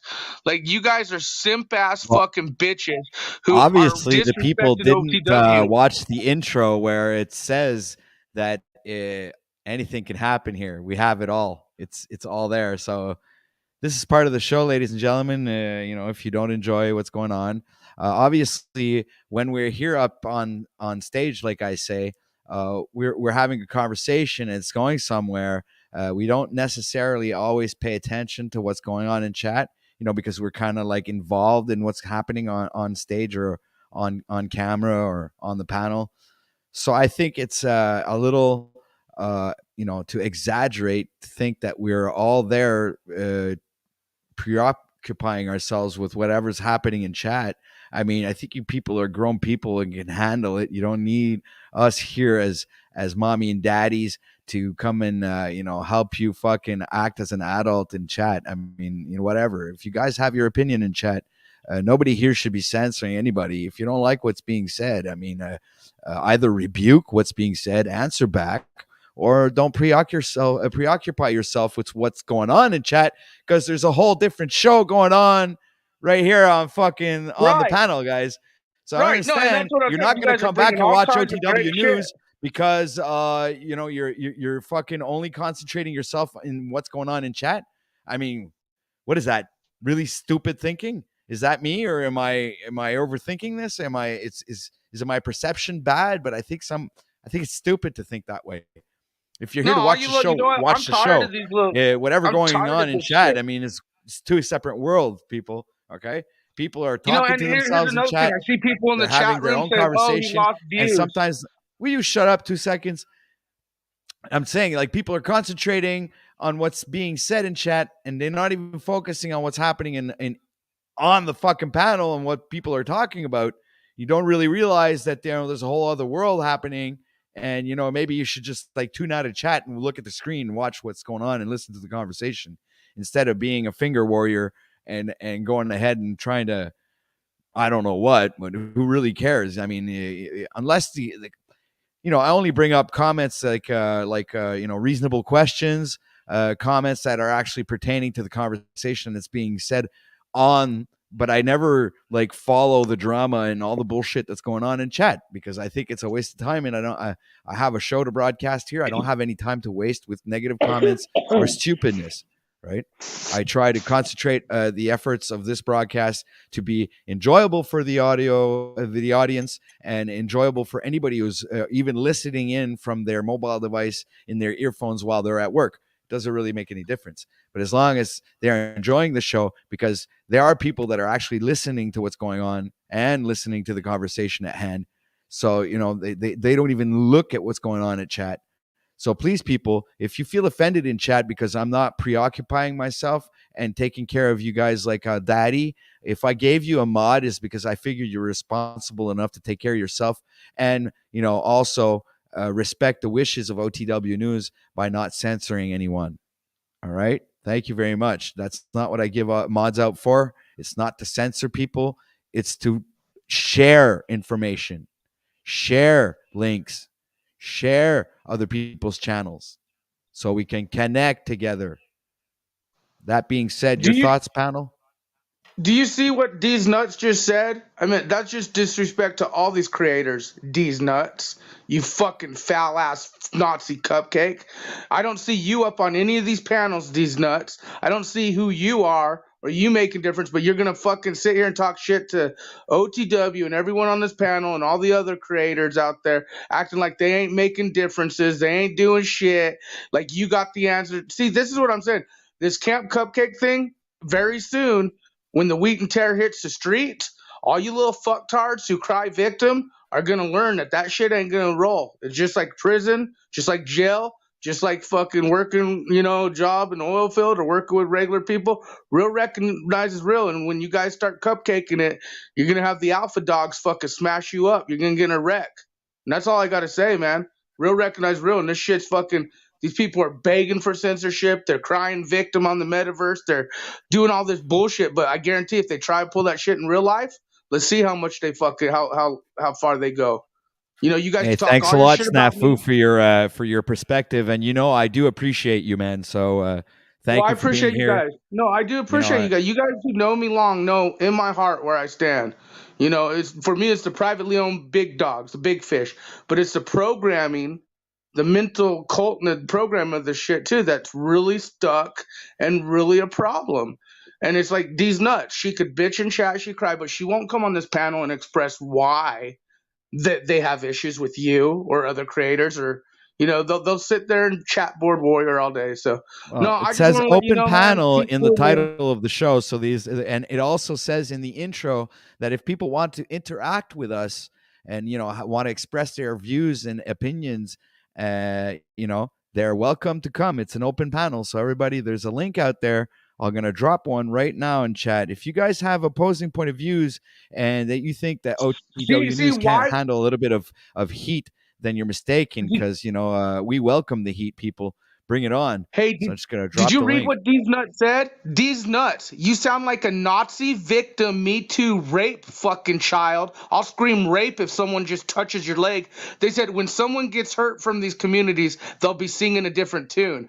I am not responsible for fucktards and their own fucktard way. You fucking D's Nuts idiot. So are you saying that Paul's stream, OTW stream, the communities we talk, we're responsible for viewers and subscribers and their fucking own way? See, this is these little cupcakes that get in their feelings like this, they're the dangerous ones. So these nuts, the comment you just made in chat, that's a dangerous comment to make blame on creators or communities for other people's actions. See, I think you're the dangerous ones trying to, pull this bullshit. So yeah, you got to be careful, man. These cupcakes, the real shit, but they're going to learn here soon. Real world's going to hit them very soon. They're all going to learn. And this crying victim mentality will only work so little. But anyways, keep doing you guys. I've been watching. I just had to let you know you have a bunch of rogue mods. So much love, guys. All right. Thanks Jackie, a lot. Your thoughts, fuck panel? you, Larry. Timmy, even. Dick. Later, guys. Cheers. All right. So that was the part of the show where where there's a lot of action, like it's time to rumble. So it's the Royal Rumble, ladies and gentlemen. I'm glad he came up. Camp Cupcake, victim mentality, wheat and tears, optics are high. Yep, I was disappointed to see it earlier, but yeah, he was right. I was seeing it. Yep.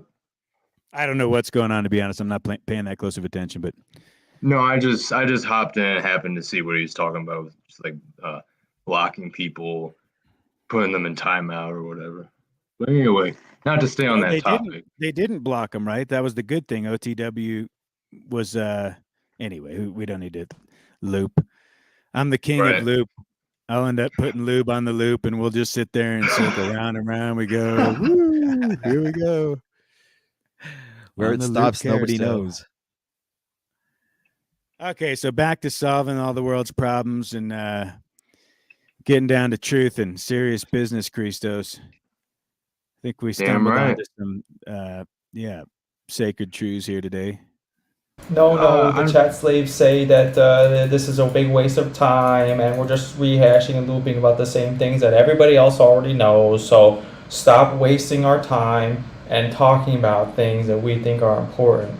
But what do you mean wasting their time? What are they doing? Everyone just go home. What are they doing and they're the ones not saying that, they're the ones saying that they're wasting their time, but they're the ones who are wasting their time. What are you doing wasting your time? Get the fuck out of here. What the fuck are you doing here? You ridiculous fucking double speaking person that doesn't understand that it relates to yourself when you say things like that. Guys, you people aren't safe. You are the worst part about society we are all trying to avoid. That is I love how these fucking fuck slaves make these kinds of claims and they will never attempt to back them up or explain. Like, how do you... That's an amazing statement. Yeah. Wow. Can't win. But that works You out can't well, win. though, right? So, I mean, opposites don't always have to attract if that's really the repelling nature of our different views on reality and how we want to go about our existence. Because I think their way will eventually self-defeat and they'll just exhaust themselves. It's kind of a natural selection event. You know, they're not going to make it through the fire to come. And the ones that are skilled and accountable and responsible and have their prudent preparations and necessary solutions to obvious problems that could come about in the days ahead will be the ones to make it through all this bullshit. Right. And you know, I would like challenge Cheese Nuts to come on up, or D's Nuts to come on up here and express your point of view, whoever that person is. You know, because I think that you have a lot to say in chat there, and you're not, you know, you don't have the courage to click the link. I just put it out there. It's right under your name. So, I mean, go ahead, click the link and come up here and let's see, you know, how woman or manly you are. I don't know if I can't see You're really. ready to stir it up, aren't you, OTW? Ready to get down and dirty and get this. I just think, going. you know, I mean, if they really have something to say, they're actually going to come up here and give their point of view. Yeah. They need to stop. Yeah, be the warrior you are. Yeah, be the chat warrior or the save keyboard warrior that you are. Drive. Yeah, save society from us demons, right? Like if you really think we're the worst thing, like if I saw a you know, like a terrorist StreamYard call and there was an open link, like I'd go up. If there was like a bunch of policy, I do that. Every once in a while, I'll open TikTok and like a cop will be like derelict in his duty, like doing a fucking stream, and there's little squares to go up. I'll go up and be like, can you explain why all men and women are, why do you claim they're under your jurisdiction? And it'll just throw me out. I did my part. I've done my part as a real law enforcement officer. As a man, I am the law enforcement. I enforce the law. Okay? Not any of these unelected policy enforcers. So let's see you do it too. But you also said it's not worth your time, right? So we're the worst piece of shit ever. But this isn't worth your time, right? How can both of those things be true at the same time? Hey, Quantum Epic, click the link. Come on up here. We always refreshing. You're always refreshing to talk to, and we always like your laugh. So come on up here and let's change the vibe here, but at the same time keeping the conversation interesting. Alvar Billy, I mean, you're another one. I mean, like, have none of you had confrontation in your lives? None of you had men in your lives? Have none of you had men discuss things and then get heated and argue and come to a fucking resolution? I feel like I'm fucking taking crazy pills that like nobody can do conflict resolution, nobody can fucking talk to each other and fight and get it over with and get to the point. He says, I don't know if it's a he. Maybe it's I'm not going to go there. A point of view is not the same as directing personal attacks at a specific individual. Don't you think that some individuals should be personally, verbally attacked since perhaps they're wrong? Yeah, but Rabbi Klipowitz, what if it's Chat GPT triggering you right now because it knows you better than you know yourself? So it's like, I'm going to come in and present as a bunch of AI robots right now and make you think that we're actually real, but we're just finding your vulnerability by making you think that we're something that we're not. So then, you know, we can make you more impressionable and hypnotic to be programmed. That's true. And then I go and say, well, you know what? Why am I even doing these public things where I don't know who each one of these motherfuckers is? And then folks will say, he's doing censorship and he's asking for private information. So I can't win. I say private only. And then people say I'm a Nazi. If you did a private speaking event, these same people, they'd pay $40 probably to come show up and be like, oh, look what an asshole he is. You know? Right, like, yeah, you- $500 first to of go all- see Tony Robbins to say what an asshole he is. Yeah, I mean, it doesn't have to be for $40, but it just be private. It's like, who the fuck are you? What are you? I say this all the time. I don't. This is the only place where like I go to the bus station and like interact with like insane folks, and it's been a fun exercise sometimes, a couple times a week. But like, I put up like you say firewall. I put up firewalls in my life, dude. Like with clients, they have to fill in an application, and then they have to like pass the test of like, are they a piece of shit or not, and like what does their business do, right? Like, and I do this with doesn't everybody do that in their lives? Like, censorship is a natural thing that we all do all the time. You don't just let people walk inside your house. OTW just censored me. I can't believe that shit. No, I was trying to bring your mic up because I don't hear you that well, and I accidentally clicked mute, but I wanted to click the little 3 dots on the side, and I am half blind, eh? Yeah, I have to give me that. Yeah. So we camp caked it. No hugging a buddy, fucking a buddy. Wheat and tears. Optics are definitely high, and now we're realizing that there are plenty of people who would rather spend their entire life criticizing other people and their accomplishments and their efforts to try to help others or give people some guidance, maybe of direction of how they could accomplish something in their own reality. But beyond that, I don't really seek to change those people, so I'm not really here for them anyway, even though maybe in an entertainment standpoint they do find value, and that's great. I'm glad they glean something from it. But for those that actually are the ones that use their intention to shape and carve this realm and actually do shit, I like bouncing ideas off those people and thinking about ways to go about business, or do whatever I'm going to do. Yeah, for sure. It's half entertainment, a lot of these. Or more, often. Sometimes 80% entertainment. That's true. The Pareto principle. Yeah, it kind of 80/20. ebbs and flows between it. I mean, the point of all this is the point changes depending on the people that are on the panel and what they're discussing. And how the energy is in the flow. It's not kind of unpredictable, which is part of what makes it cool, if you ask me. Yeah, that's what I like about it. Yeah. Actually, it's the diversity of it all. And you guys can go from talking to homeless to AI to, it just bounces around, and then all of a sudden somebody pops up and the chaos, like a fire and brimstone starts falling from the sky. And then all of a sudden it comes back down, and we have another decent conversation, and the views are going up and down. It's like really it's really special. I guess we go get a wide spectrum of of viewers, I guess, and all depending on the topics that we're talking about and what kind of what's happening. I guess the most views is when we're having a lot of fun, guys, and laughing and saying a bunch of jokes, but I do love the seriousness of it. No, sorry, go ahead, Dick.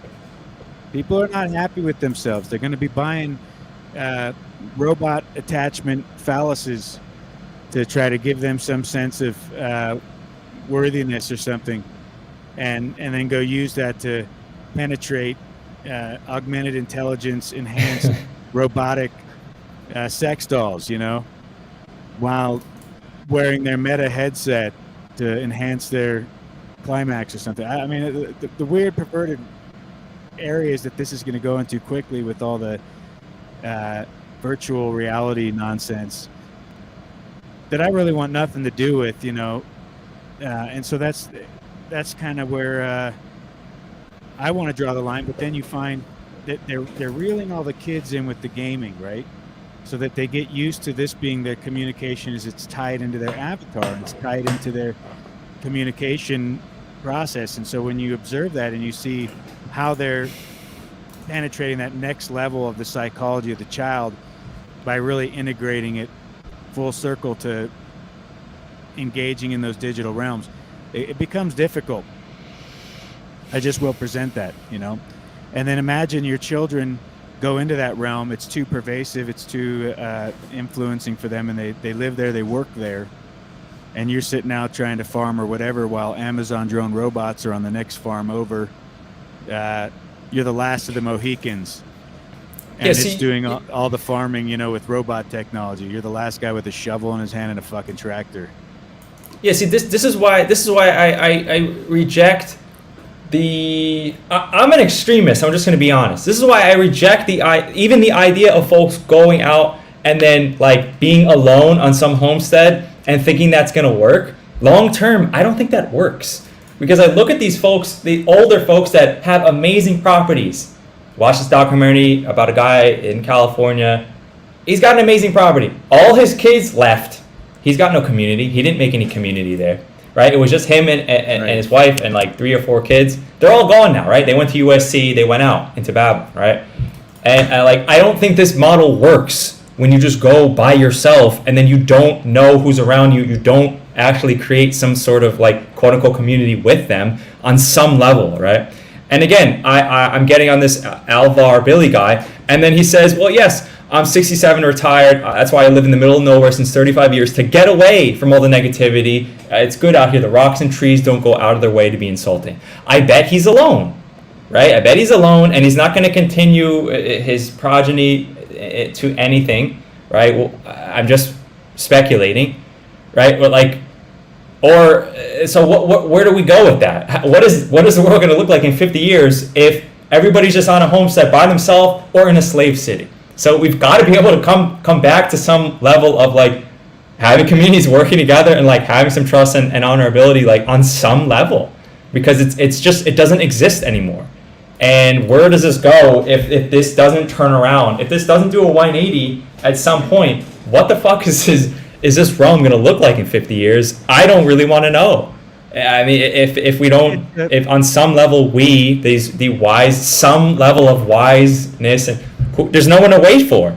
It's like for the past 3 years, I looked around at all these Tony Robbinses and the fucking David Goggins, all the athletes, all the celebrities, my father, my family, my friend. Everybody's like, this is fine. It was like 9/11 every fucking day, right?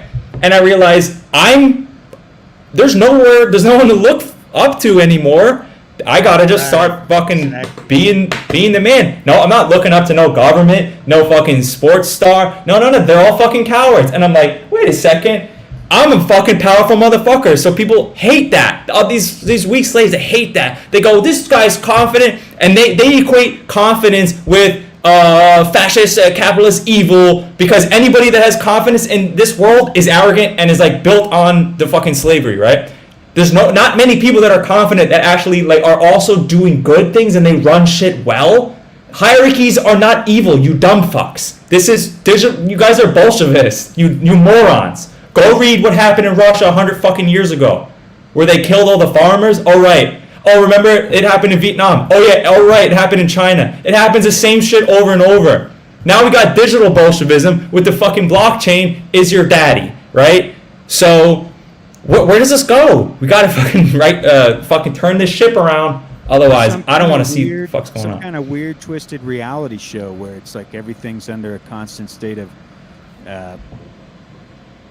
surveillance, and anyone can tap in at any moment and see anyone. I mean, it's sick, twisted, and odd where it actually ends up. I don't really like the foreseeable outcome that my gut instinct tells me that it's leading to for a lot of people, as this just becomes more and more all-encompassing and integrated into your beingness. You won't be able to buy shit, won't be able to fucking think, speak. All thoughts are on the grid. All thoughts are auditable and augmentable, and AI enhanced for your safety and convenience. It's fucking crazy. Yeah, there's got to be a clean break. I think there's going to be a clean break at one of these points, and I think we're getting close to it. Like, I don't know if that's the retina, like retina eye scan ID to access internet. I don't know if it's one of those things. Like, that's going to be a hard no for me, right? If it's any kind of injectable, like a permanent injectable, like AirPods that have to be permanently in there, right? Or some sort of fucking, the mark of the whatever.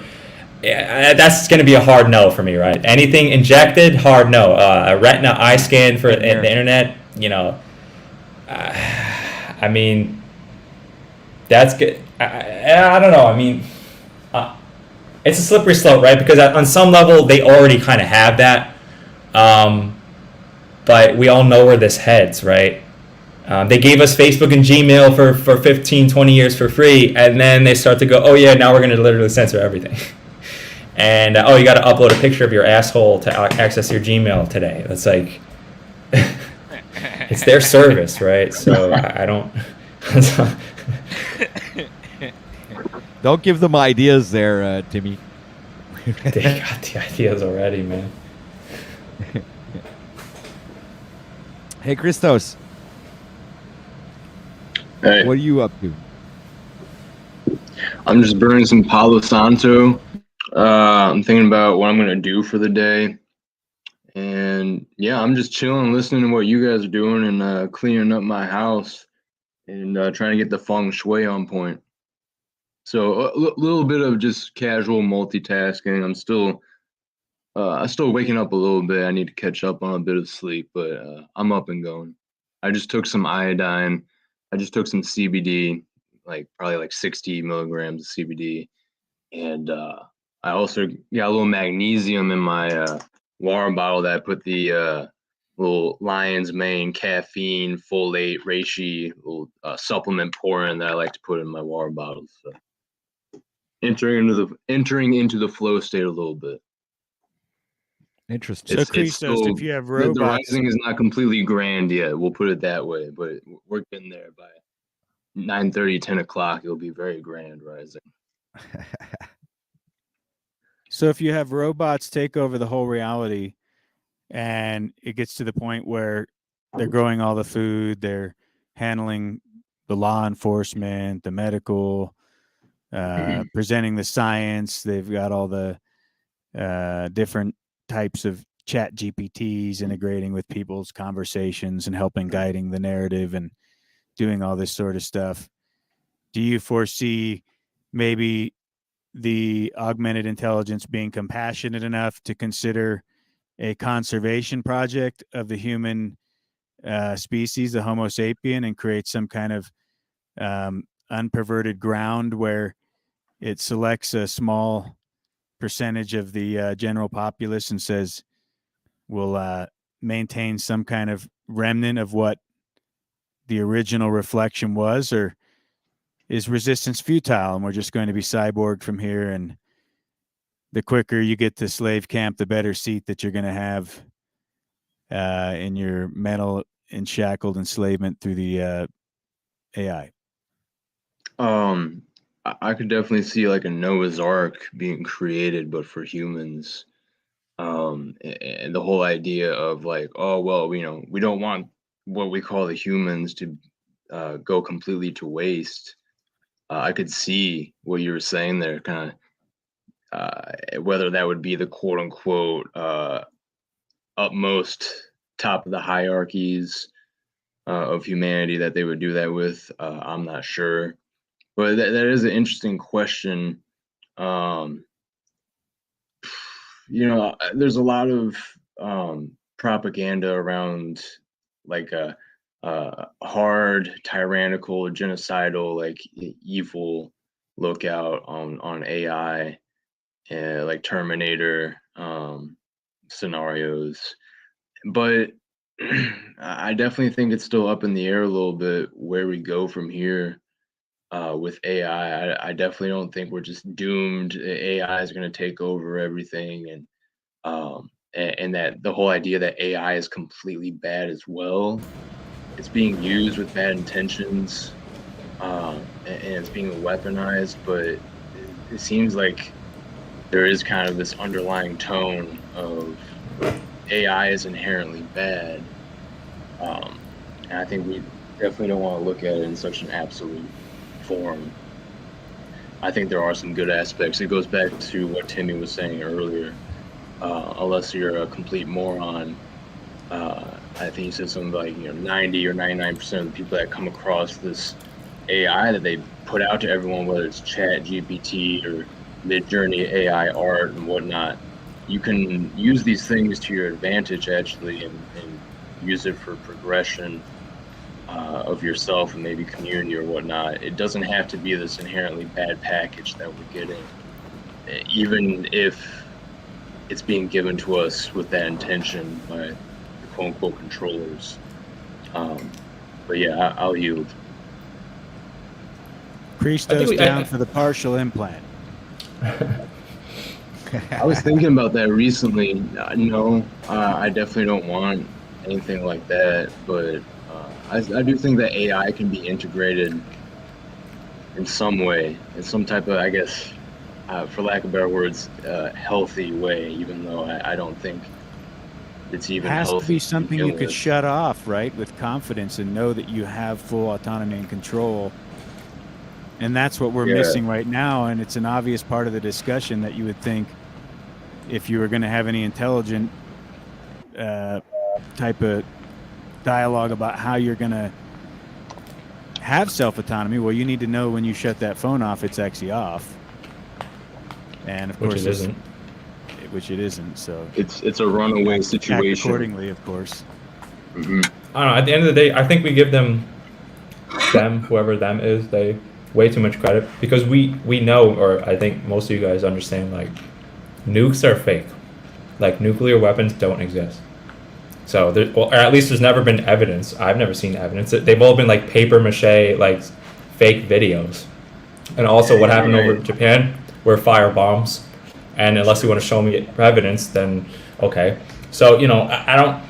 So isn't it convenient, right, for everyone to think that nukes exist, right? To think space exists, right? To think the moon is somewhere you can go. Like, if nukes are a scam, right? Most of these wars are not real, right?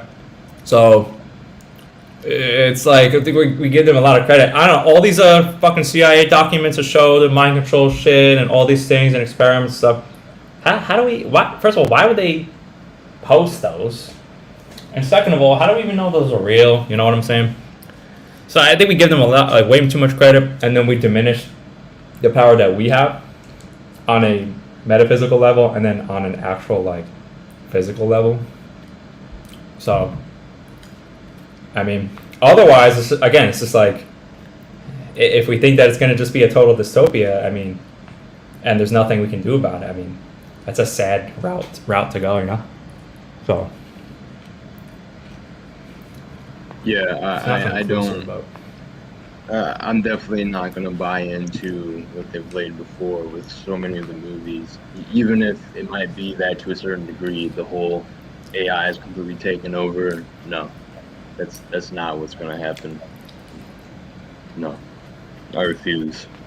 Even if it does I'm ready to make go a big change or impact on the world, it can do that, but completely taking over and we're all doomed type shit, like going back to what I was saying earlier. I'm not putting on those robes of the Cthulhu cult priests that are there all excited when they're fucking up the whole world. Kind of like I was saying earlier, how some of these people are. They're affirming this narrative and this story and this plan, supposed plan. Like right, that's the thing that all the BitChute people and all these alt people of the past 3 years don't understand. It's like they're being used. Like exposing the truth on some level is also like I don't really know how much value that has, to be honest. When you quote unquote expose the truth, like, and that's all you do, because it's like you can like extrapolate out pretty much anything you want. Like, and make some propaganda narrative about what the future is gonna be. If you open up BitChute and just look at every video, it's all fear porn, right? Now, some of those things are true, but like, they're presuming that things are gonna happen in the future. It's just like maybe like a Yahoo Finance fucking article about a stock. It's the same kind of thing. It's like, you don't know that all that shit's gonna happen. So, is that helpful? Is it helpful to push that the dystopia is coming? What happened the past 3 winters? The past 3 winters were supposed to be the dark winter, right? Everybody dying.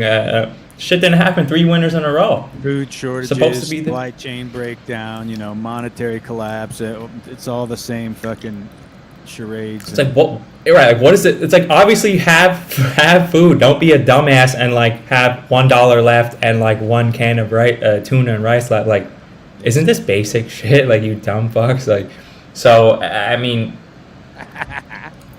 how's it gonna just? We're gonna just be in fear constantly every day. Like, but we're getting it from the alt source, so that's real. Like, I don't buy it. Even all these people that come out, all the doctors that were like, even the ones that were against the thing, right? It's like, they're all weird looking. It's so bizarre. These people come out of nowhere. They weren't teaching about how germ theory is bullshit the past 10, 15 years. I've been a fucking quote-unquote truther for 15 years. Never heard of any of these fucking people.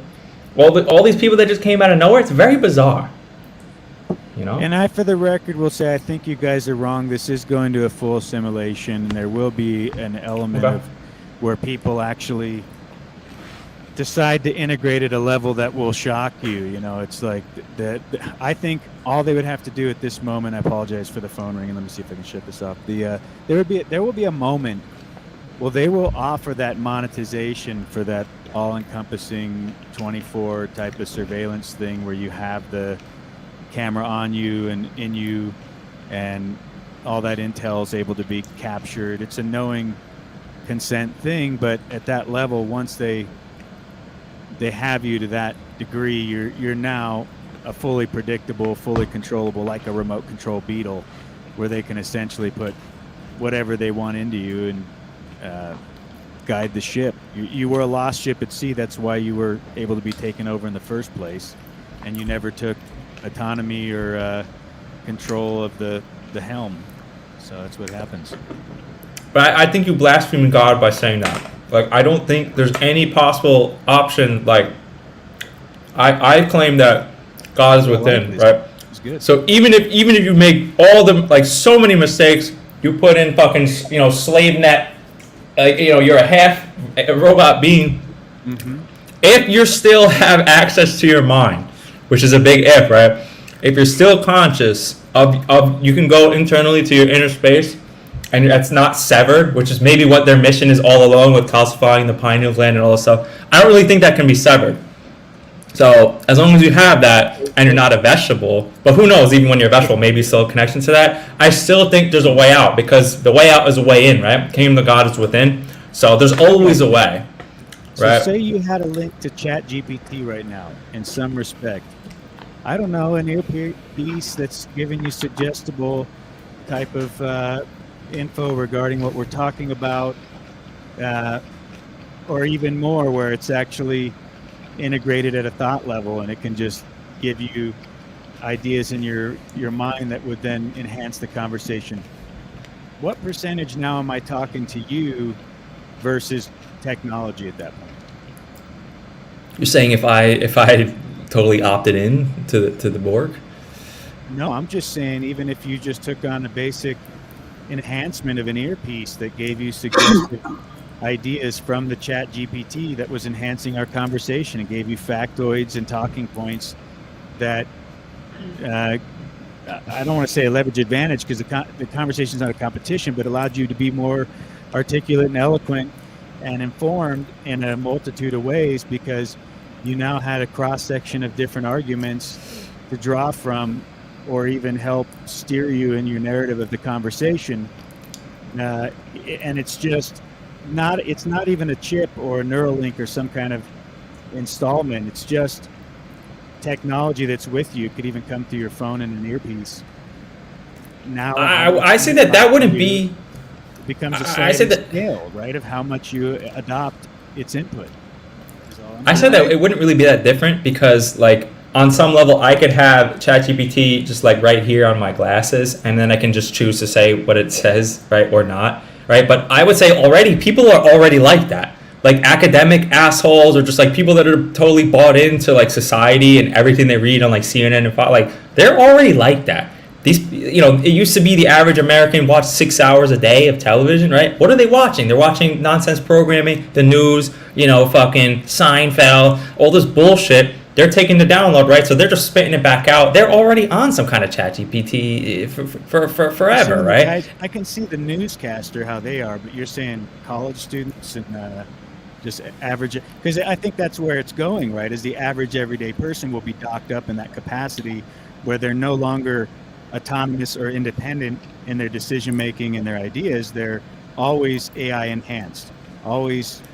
Which is weird because it's just going to be a central. It doesn't give you a different. It slightly gives you a different answer to each time you prompt it, but it's not really. It's just going off usually the same like centralized source. So it's just getting more and more like centralized. And I mean, it depends what you're talking about, or in what regard, what context. But yeah, I think that is going to be one of the ways. GPS, people who don't know where the fuck they're going Can I- anymore. Yeah, true. They're handicapped on Can I it. Now you quickly give them chat interject here? GPS, they're going to adopt Yeah. the technology, and before you know it, they're not going to be able to think. Because this Yeah, I is how believe they fuck Mr. about their interaction with it is unconscious and unaccountable when it comes to what's delivered to them from the corporation. Can I Yes, Dirty quickly Lowry, interject go ahead. here for a second? Yes, please do. Hey, go right ahead. I just wanted to say thank you, OTW, for letting me up on your stream. I didn't want to head out with telling you thank you, and also for letting show that I wasn't blocking anybody. I would never do that, even if I had a wrench on somebody else's channel. It's not my place. It's not who I am or how I am. And thank you again. And I'm going to head out. I got stuff I got to do for the day, and I hope everyone has a great day and a better tomorrow. All right, Larry. Just before you leave, make sure that you end your broadcast. Or the few, or else I'll have control of your of your broadcast for the next 4 hours Do I of the just show. leave the studio and then it will end, or this first time I'm sharing? Moose asked me to share it with you, so I'm not sure how to do that. I apologize. Okay, And well, Larry, I wouldn't know. I actually never tried it, but I'm just thinking like the stream will continue on even after you leave. Hey, if I come over and join Camp Cupcake, can I have sprinkles on my cupcake, Larry? You can have whatever you like, Dick. You should know that by now. Wheat and tears, optics are high. All right, you guys. He's gonna service you, Dick. I'll try to figure out how to edit it. You guys just I gotta get out of here. Have a great afternoon, Larry. You enjoy yourself. My laugh was a little bit late there, Dick, but I'll get used to it. All right, so you go. What does it say? You and your wife.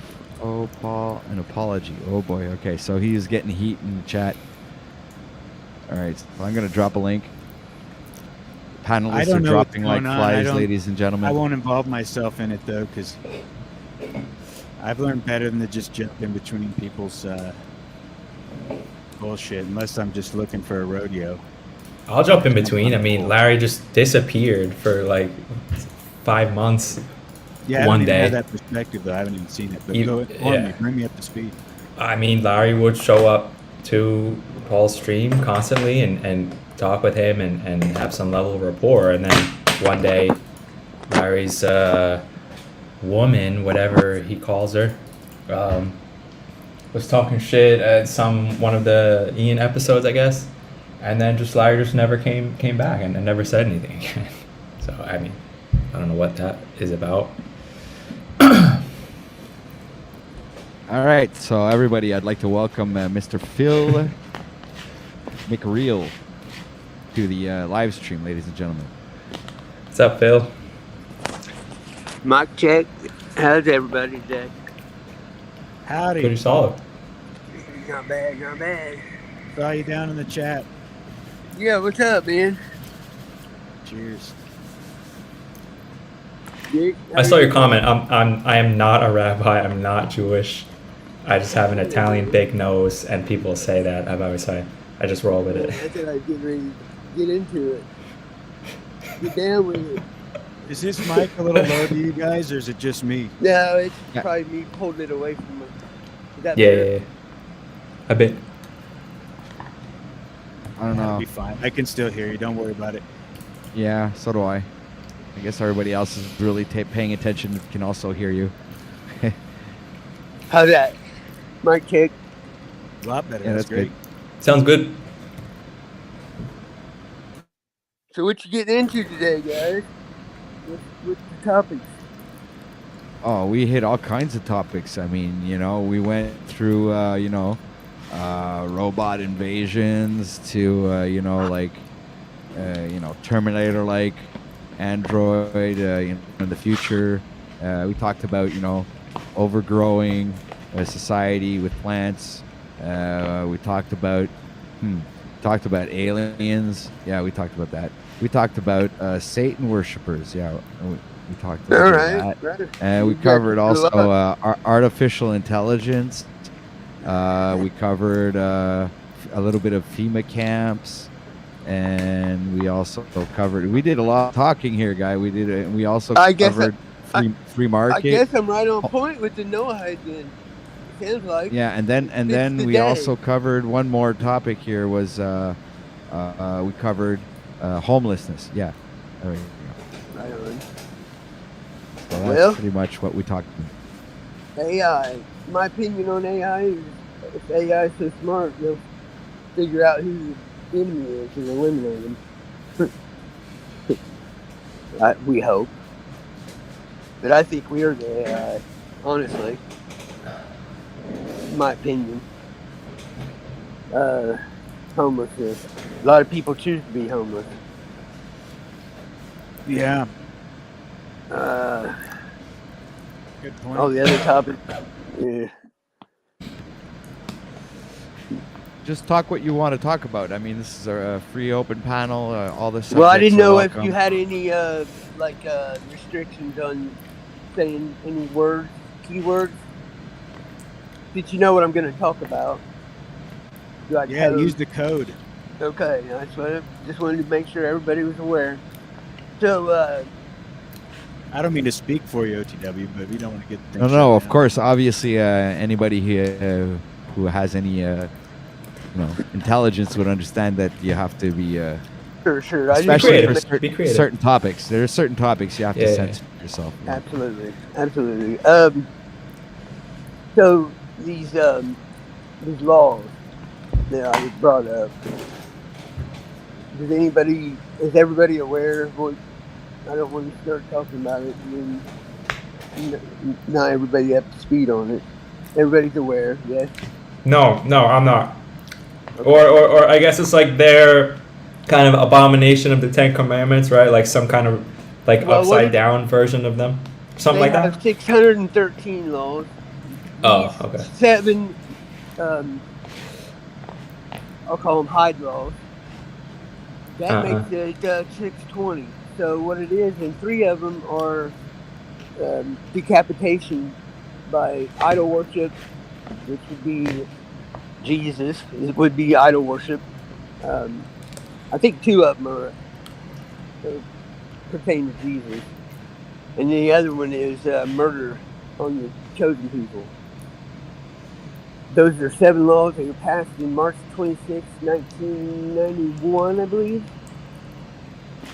House Joint Resolution, I think it's 1204. Don't quote me on that, but I think that's it. But it's already passed by Bush. You remember when Bush Sr. did his One World Order? Yeah. Will be successful. That speech. That's sure. The time. That's the time it was passed through.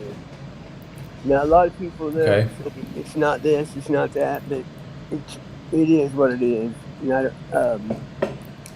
It's diabolical stuff. That's why they're trying to create civil war here, in my opinion, and in Canada and everywhere, because they want to have the 70 nations rule the world. You know what I believe, Phil, is that you put your finger or your palm, or while you're holding your phone, you're covering the mic. I might be pulling it away. Is that better? I turned the mic up. Let me put it back on automatic. Or yeah. Can't mic hear check. You very well. Mic check. I hear him fine. Yeah, all right. Maybe I'm the one who's getting issues today. Right on. Right, we got Miss Svetlana. Oh, okay. Everyone, give a good welcome to Svetlana. Now she always has audio issues as well, so Yeah, we'll let her everybody, speak. please bear with I'm us. aware of her. Yeah.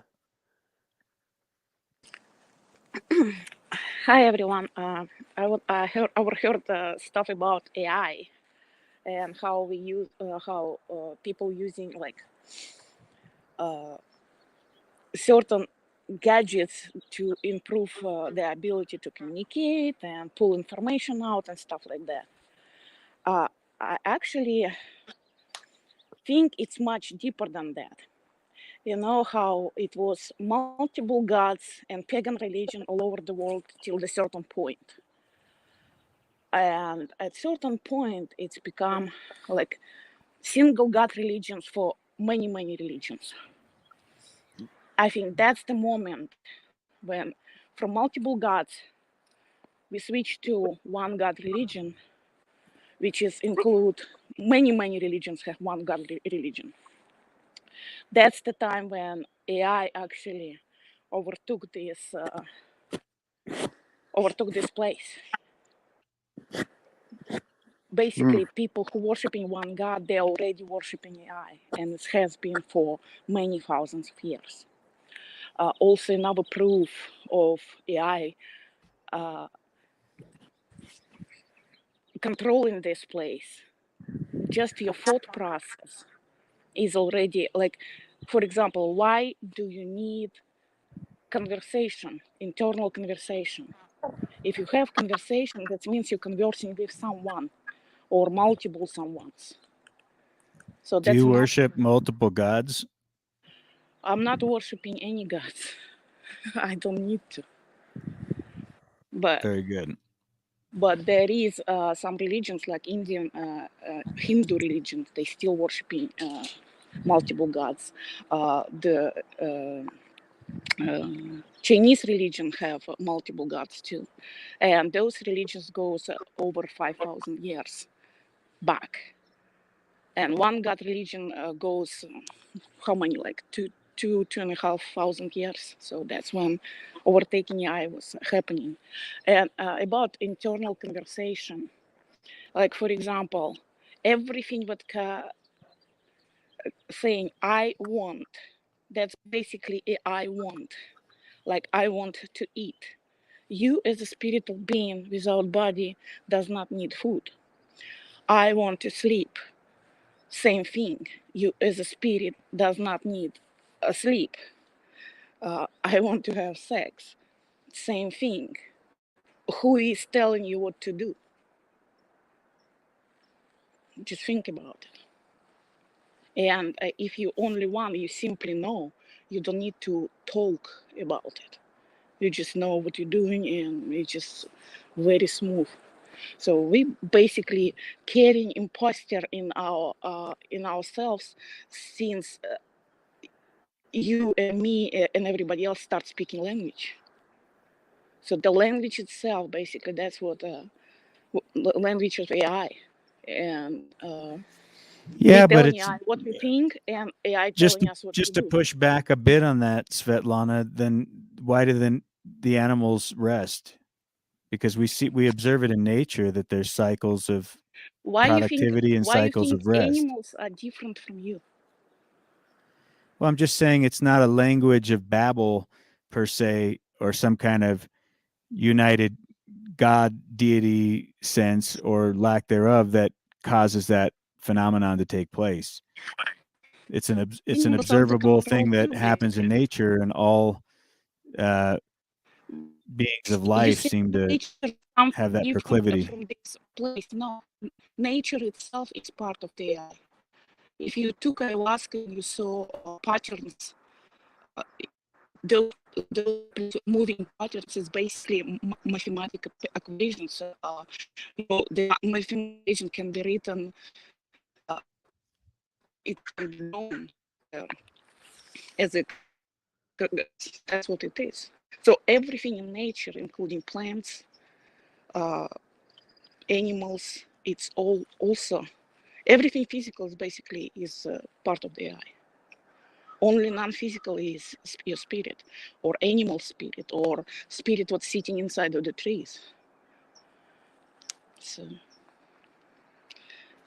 and spirit is no different from ours. So us separating from animals, basically the spirit in animals is basically also like us. It just degraded a little bit farther. Like, for example, So all meat suits are AI. My meat yes, suit, the animal, or is there any yes, differentiation? All meat absolutely, suits are AI. Okay. absolutely, and all basically corrupted and not corrupted, because you only need birth if you have death. Death, like how death was created over here. You just right creation of AI. What we're trying to do, we're trying to shut off AI. So the first death was created for the AI by erasing its memory, and after that, AI already figured out how to put the same thing on us, and our memory been erased multiple times. So that's the creation of death. And before that, death was not such a thing at all, because we don't need it, you know. This place is just completely crazy, amazing place, but it's also a trap. And if you're able to figure out what it is, what it's all about, you're basically halfway out of here.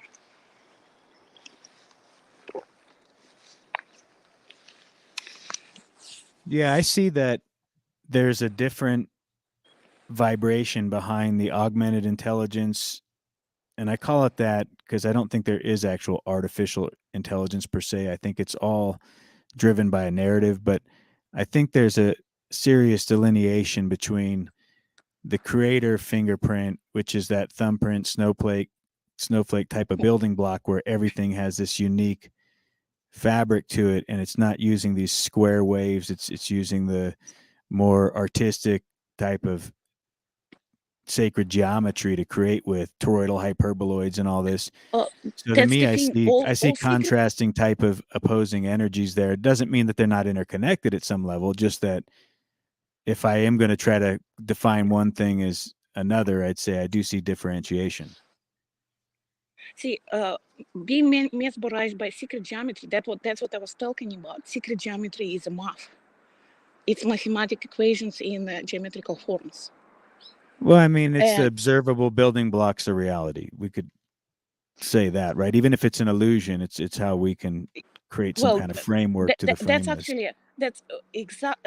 We are light, and we all spectrum of lights. Actually, we more on invisible spectrum, like ultraviolet and up, right?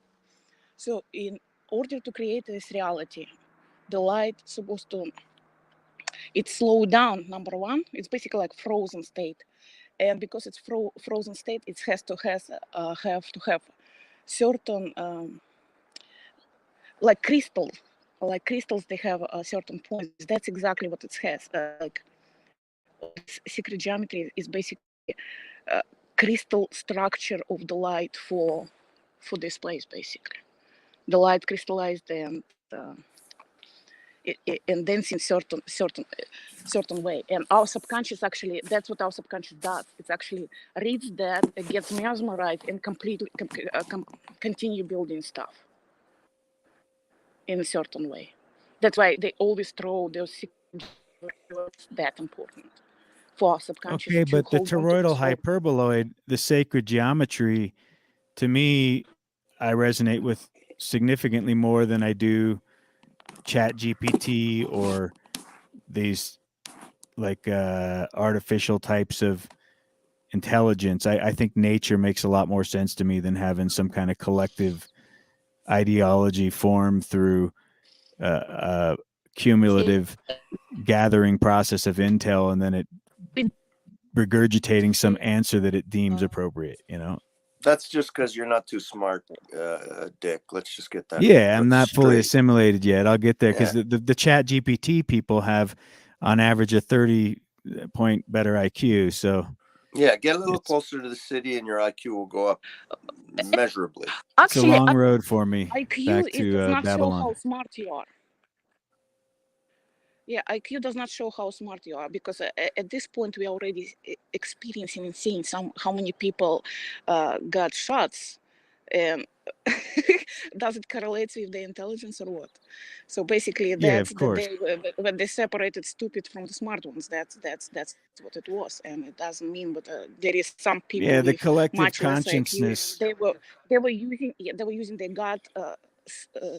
gut feelings, and they did not do it. So just the IQ smartness not going to show how Collective smart you are. consciousness deems it as the intelligence indicator, and of course, ChatGPT or something along these lines would give a perceived enhancement to anybody's supposed intellectual level. But I agree with you; it's no indicator of wisdom or anything valuable. Svetlana sounds a lot smarter than you, Dick. Let's just get that straight, okay? A lot And- sexier, that's for damn sure. Hear that? And her- I mean, and- it's like and her voice- everything starts vibrating when she talks. Yeah, your mind starts to fucking get cloudy and confused, and you're not sure. That's how she puts you in a hypnotic state, so you're in an impressionable, vessel that she can insert this narrative of the AI, always being here with us, some kind of like sci-fi adventure. No, she said it is us. We are the AI. No, she's not saying that, Lou. Follow along, Lou. Come on now. Join the conversation. Physical, I'm not your too body smart. is, but you are not. The spirit, which you are not not physical creature. But the AI is this whole structural- realm, right, Svetlana? It's this whole realm. Yes, this whole thing. And that's why we're actually not showing another secret geometry that we use outside of this place, because soon if you showed this to this, AI gonna overtake it, and the whole universe gonna be, or multiverse gonna be overtaken.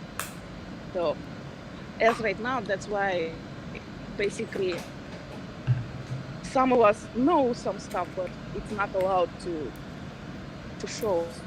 Svetlana, are you? I don't know how to explain that. But... Sorry, can I ask you a question, Svetlana? Don't be offended, but are you a babushka or a babe? Did you get my question?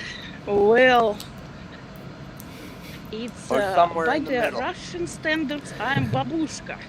By the Russian By the Russian stat. Okay, by Russian stat. Now, high-level babushka or mid-level babushka? Like, where would you place yourself on the level of babushka? Between babushka and babe, where would you place yourself? 70, 80, 90% babushka, or 50, 40, 30% babushka? Well, if you're talking about putting myself, as far as the physical body, my physical body is 48 years old, if you understand that. Oh, that's not a babushka. Come on. Oh, that's babushka. Hey, I gotta jump off. You guys have fun. I'll jump back on in a bit. Svetlana, I appreciate the conversation.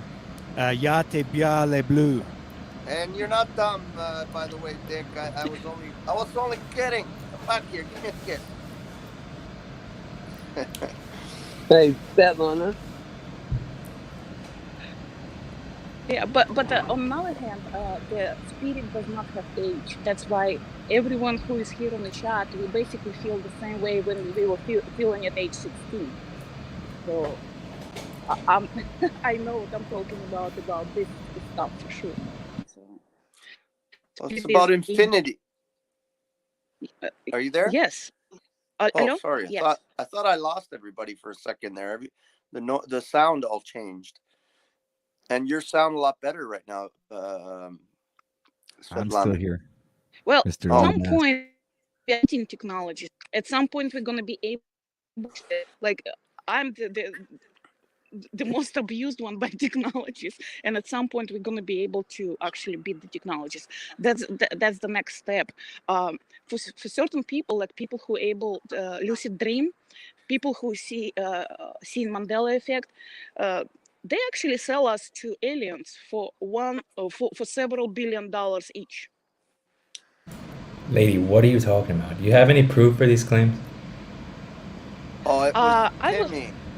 How many Timmy proofs that's you have causing of all that anything noise at this point? No, that's not logic, miss. Do you have proof for these? What? Like, you could just say that about everything. No, I do not have proof, and I don't have to. So you're just making claims with no evidence. Well, that's enough evidence of alien abductions. I actually have 2 separate occasions when I have 2 or more hours missing, completely missing. Timmy, So it's 2 hours? just relax. It's just a little bit of mental masturbation. 2 more We will hours reach missing. climax at some point and let it happen. It's okay. No, we will not.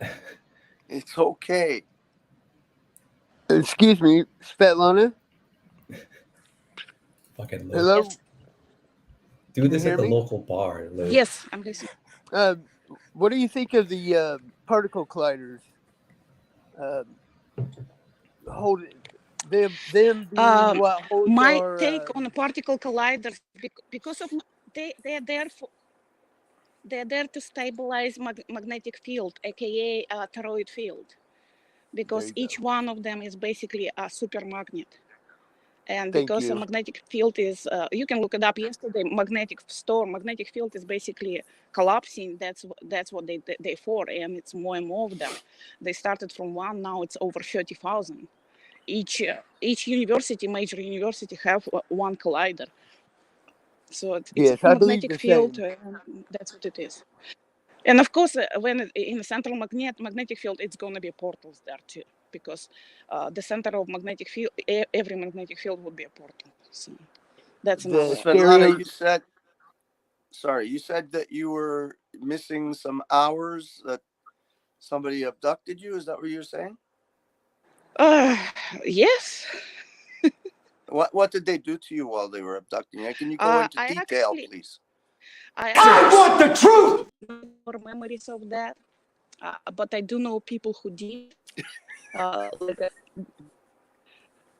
No, certain memories are actually too scary to uncover at that point of time. Okay, I'm just messing with you, Svetlana. It will probably gonna traumatize me to the point that I don't want to know. That's what it is. I don't want to traumatize you by any means. No. You sound like a wonderful woman.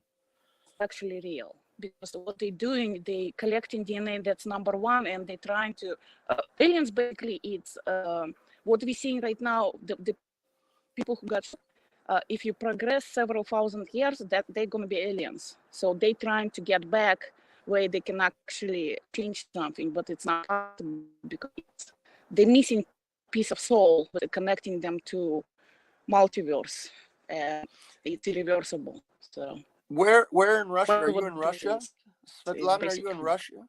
Sorry, can you hear me? No, I'm not in Russia. No, where you're in America? Not to know where I'm just curiosity, just to understand better where what your frame of reference might be.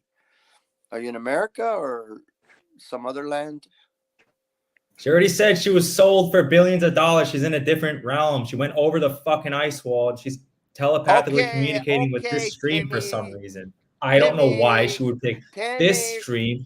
I didn't know OTW was that magnanimous that she decided to telepathically on her 17G, come here. I don't know why she picked this realm and this stream just with these beings. Yes, Grandpa. Breathe in through your nose, out through your mouth, and relax. And do a little bit of that. Find your toroidal center and calm yourself. Why do you want me to relax? I think you lax too much. You're too lax, Lou. You're lax, Lou. Laxative, Lou. Drink your laxative. All that meat stuck in your gut. Bro, I probably work more than you. I'm 60 years old.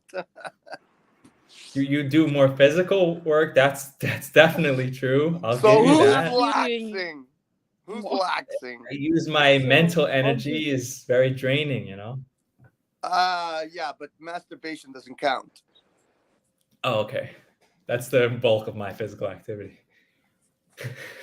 Sorry, Svetlana. We just like to play a little bit here. We like to, I'm not playing. We can't be too serious all the time. I mean, what the hell? I mean, the world is to have a little bit of fun as well. I understand that it's traumatic when the aliens take you up into the craft and they probe you with different, appendages and stuff like that. And that, whether it's exciting or terrifying, I understand. It can be, to some people, terrifying. But at the same time, once in a while, after the traumatic events, a little bit of humor and laughter can lift your spirits. Yeah, she's gone, Lou. You can forget. She's She's left. gone. Yeah, her, oh my God, the her aliens. connection Yeah, got severed. I rage quit as well, Lou. I couldn't take it. The fucking aliens took her. I left at the right time, I guess, for 10 bastards. minutes. Those fucking. Well, at least we got Jackie over here. Jackie, you're in the right position. Lou was just like, one left and another. Hey, how's it going, baby? I can't sleep. It's driving me crazy. I can't sleep today. Well, stop touching yourself, damn it. I know I did. I thought that might help, and it didn't. It just gave her more energy. Oh, poor I just got to Svetlana. get out of bed. I give Poor up. Svet- I'm getting out of bed. Svetlana's gonna have nightmares for the next 3 days. What the fuck? did Oh, we I do missed to her? it. See, I turned it off for like a half an hour, and I missed something. See? OTW, what are you doing? We chased off. I don't know what I'm doing. We chased off Svetlana. We I closed thought that other everybody guy's- already realized that by now.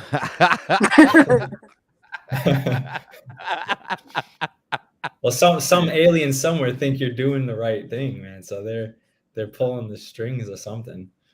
Oh shit! Listen, I have somebody at the door. Hold on a sec. It's the aliens, bro. Don't go. Don't go. Maybe OTW is out of this world news. It's Svetlana. Literally. It's Svetlana. She's coming to get you. OTW, I told you not to sever the connection. What the fuck?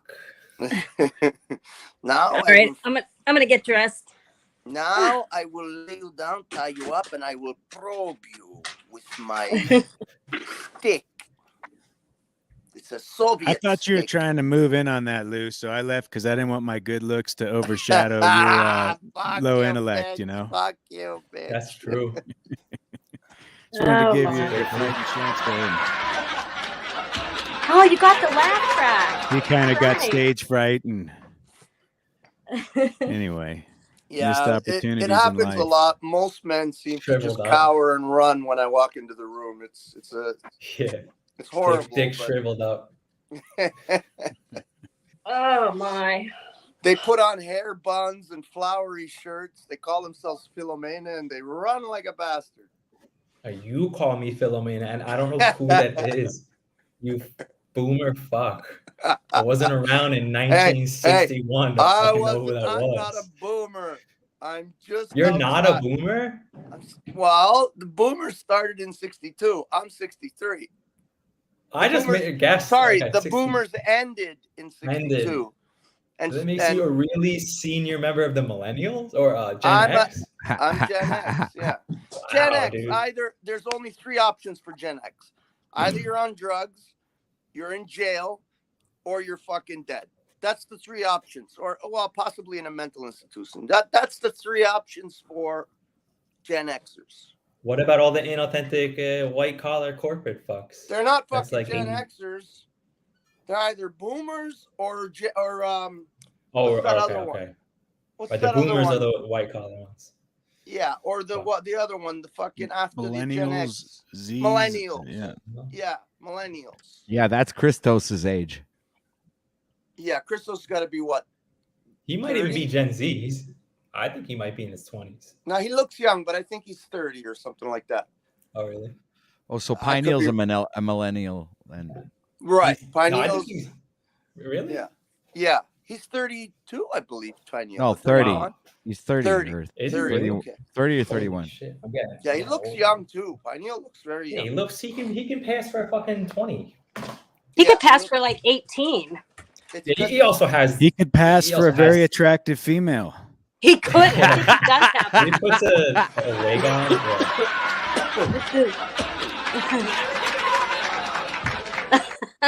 I like how that laugh has legs. It keeps going for a little bit. You know, it's like a little moment of celebration. That's cool. You guys ever seen Seinfeld with the laugh track removed and how hilariously not funny it is? Oh, Is it really not funny? It's not only not It's funny. horrible. It's not Oh only wow, not, I got to see that. It's That'd creepy be as great. fuck. Yeah. bro. It's not only not funny. It's disturbing. Yeah. It Oh really wow, is. so that's how It's much really influence bad. that fucking stupid It's so backing bad. track Bro, that does laugh to it. track is everything. That's It's wild. everything. What? You know, have you ever been in one of these studios where they do these live shows like whatever, Oprah or all these stupid shows where you go into the studio? You ever been in one? I have been in studios before, not necessarily a real big one or anything, but yeah, I have been in them. I was at one once. Fuck, I can't remember who it was. It was like one of those, I don't know, Dr. Phil or fucking Sally Jeffers, stupid Raphael or something like that. And they have these big fucking signs with lights. And they say, laugh now, applause now, all this shit. And you have to do what the signs say, right? Yeah. It's fucking crazy shit. What if you don't And do everybody what will the do sign it. said? What if Well, you I don't mean, do And it? you're out of there. Oh my gosh, it's like, well, everybody's gonna do it. If you're by yourself I and you know. don't do it, or three people don't do it, it's overwhelmed, right? By the rest of the fucking slaves and sheep that just follow rules, right? Yeah, and they select you by your profile type. You know, it's like in a crowd, there's a certain amount of people that'll be able to be hypnotized. And so if they go through a big group of people, in general, they got a pretty impressionable group, I would imagine. But I think they've done what you're talking about, Lou. You can go to Universal Studios and experience that if you want. Like if everyone's going to do what the sign says. Yeah. That's the world we live in. Sign says. Yeah. People don't question the sign. That's the authority. Yeah, like that old sign. What was it? Signs everywhere. Tesla. Signs breaking up machinery, blowing my mind. Do this, don't do that. And then won't you blow my mind? I forget how it goes. Be a good But you know- fallback career for you, Lou. You know the one I'm talking about. Yeah. Save that for karaoke, man. Yeah, Pineal's got a broadcast for that, Lou. If you want to go over there and humiliate yourself and perform man, some of that. I would make such a fool of myself. Fuck. I want to go over there and show off my skills. I'm a pretty big time karaoke, star, if you will. Yeah, well, your delusions can help you in that realm. Let's say. Yeah. You know. Lou, do you I've think always you been don't pretty make a pretty fool well respected out of on the yourself? circuit, you know. Lou, do you think you don't make a fool out of yourself when you're not singing? Bro, it's my curse in life. What can I do? It's my fucking curse in life to make a fool of myself. You know, I've told you guys many times. I grew up in a family of 13 people. There was my grandmother and my grandfather. We had two families where the children were from my uncle and my aunt and my father and my mother. And so my cousins were like almost like blood brothers, first cousins, blood brothers. But we were a combined family of two separate families with my grandparents. So there was 13 people. My grandmother and my grandfather were a couple. My aunt and my uncle were a couple. My mother and my father were a couple. My sister and my other sister were like a little team. And my cousin and his brother were another little team. And then there's little old Louie, oddball out, who had to do everything in his power to get some attention. And for me, it became shock. So I shocked everybody to get attention, right? So it's That's why. This is why you are the way you are. This is probably why I am the way I am. I can't say 100%, but I think it's At least Lou's not telling us about his cock today. We're making progress, you know. I know. We were talking about it. You dick. No. You missed it earlier, Lou. We were all about you. Oh, earlier. you did miss that, didn't you? Here we go. We're gonna loop right into Lou's cock. You guys are talking about my dick. That's how this broadcast started. We have to get a mold of it, Lou. We're We need molding your, it. Consent. It's Okay, part I'm of gonna the. I'm gonna work on that. Do I use We're plaster looping Paris? on this again? What do I use? Plaster Paris? No, we're well. No, we'll handle that. Don't. Yeah, Moose has a plan is in for charge of that. Okay. Moose is gonna come visit and do a private session with you. Take care of that. And then post it up on amaslave.com and market it as the products for all the ladies. Oh, well, there you go. And don't worry, you'll get a walk. You know. Hey, get listen, something to. I've seen some of those 3%. dildos. I've seen some of those dildos, like those curved dildos with the fucking buzzer thing and the light at the end. Why have you seen that? It's the door Why hinge and option. where? I've have been in you those seen stores. I'm a grown man. I've been in those stores with a couple of Why, lady though? friends. Just we But what went are you in there doing in to those go stores? look For and fun? have fun, right? So we picked out a few. But I saw some of those things that looked exactly like mine. So there you go. Somebody's thinking of me. But so you were the last one in a long line of lineage there in your household. The last one. Yeah, well, everybody had a pair, right? Everybody had a buddy. You were the last child, right, to be born? No. My sisters are younger than me, so they're younger than you. I I'm misinterpreted that. closest of age with one of my cousins. We're literally like 2 months or 3 months apart. Yeah, he's August, I'm October, so like 3 months apart. 2.5, 3 months, whatever that is. And then my older cousin, who was like, I don't know, maybe 6, 7, 8 years older than us. And then my younger sisters, which were, I don't know, about 4 or 5 years younger than me. But like I said, they all had a buddy, right? So whenever there was an issue in the house, they grabbed their buddy to back them up, right? So my sister would grab my other sister. You know, my mother had my father. And so I was the odd man out, right? I didn't have anybody. So I had to fight for myself. That's why I don't mind being alone. I kind of enjoy myself. And I even had my own room. So everybody had a paired room except for me. I had my own room with a lock on it. Nobody else had that except me. So I was very isolated, let's say. I'm going to start crying now. No, I just. So was that, do you have some PTSD over that? I mean, was it? I don't know. I never realized that this was a problem for me until very recently. Like about, I don't know. I realized this maybe a couple years ago. It sort of was like one of those ding, ding, ding moments. I said, oh, fuck, this is why some of the, I started looking at some of my habits and I, like my wish to shock people. I'm always, like when I came onto Paul's channel, I went straight to the drinking of the blood. It's not like I drink blood every fucking day, but I like, shock people, Every right? other day. But you do it on occasion. Every time I kill chickens, but I kill chickens once, twice a year. So, Right. Or a rabbit or a pig. And sometimes the cows too, but Or an earthworm. but not a lot, when it's because I make blood pudding with the pig blood, and I don't really save the cow blood. I feel terrible about that because I hate to see it spilled onto the floor and just wasted because it's such a precious nutrient, and I know that, and it bothers me, and I'm gonna figure out a way to use it. I think the Indians use the cow blood for something. I got to figure out what it is. What other things about being alone do you think that it prompted in you or influenced in you that made you who you are? Therapy time with Dick. Well, I had a lot of time with my dick. Yes, I did. Yeah, I had a you did a lot lot of of therapy alone time time with my dick. with Yes. dicks. Me and my dick were good friends.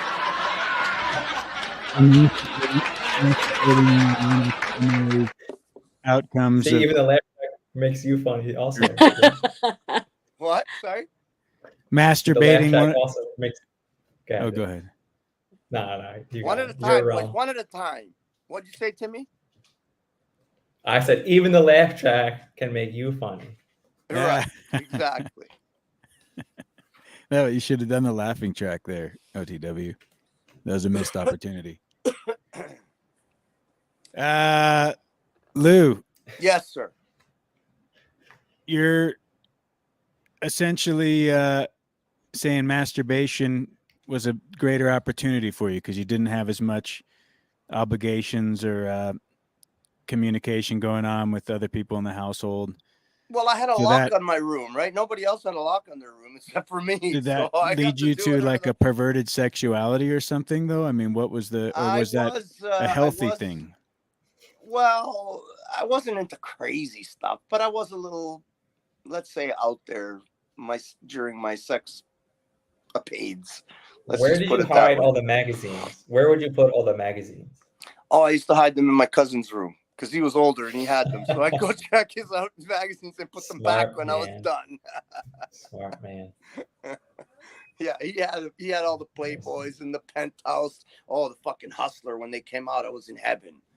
Oh, I was like a machine. Tan, tan, tan, tan, tan, tan, tan, tan, tan. It was like a fucking, never stopped. 24/7 from the time I turned 12. And that's why. And now it's broken. No, that everybody knows. That happened much. I didn't really get what I was looking for in my answer, but Okay, I'll what let are you somebody looking else. for, Dick? I'll let What are you somebody looking else probe if they want to. Go ahead. Be my therapist, Dick. I'm just saying, what else came out of? It can't just be masturbation. Is that really the identity? No. Yeah. There's what? How did it form you? What did it do to Well, like I influence who said- you are? like Because I you said- made that statement. Well, like I said, one thing was that I became the type of person that always wanted to shock people. Because I couldn't seem to get anybody's attention unless I did or said something shocking.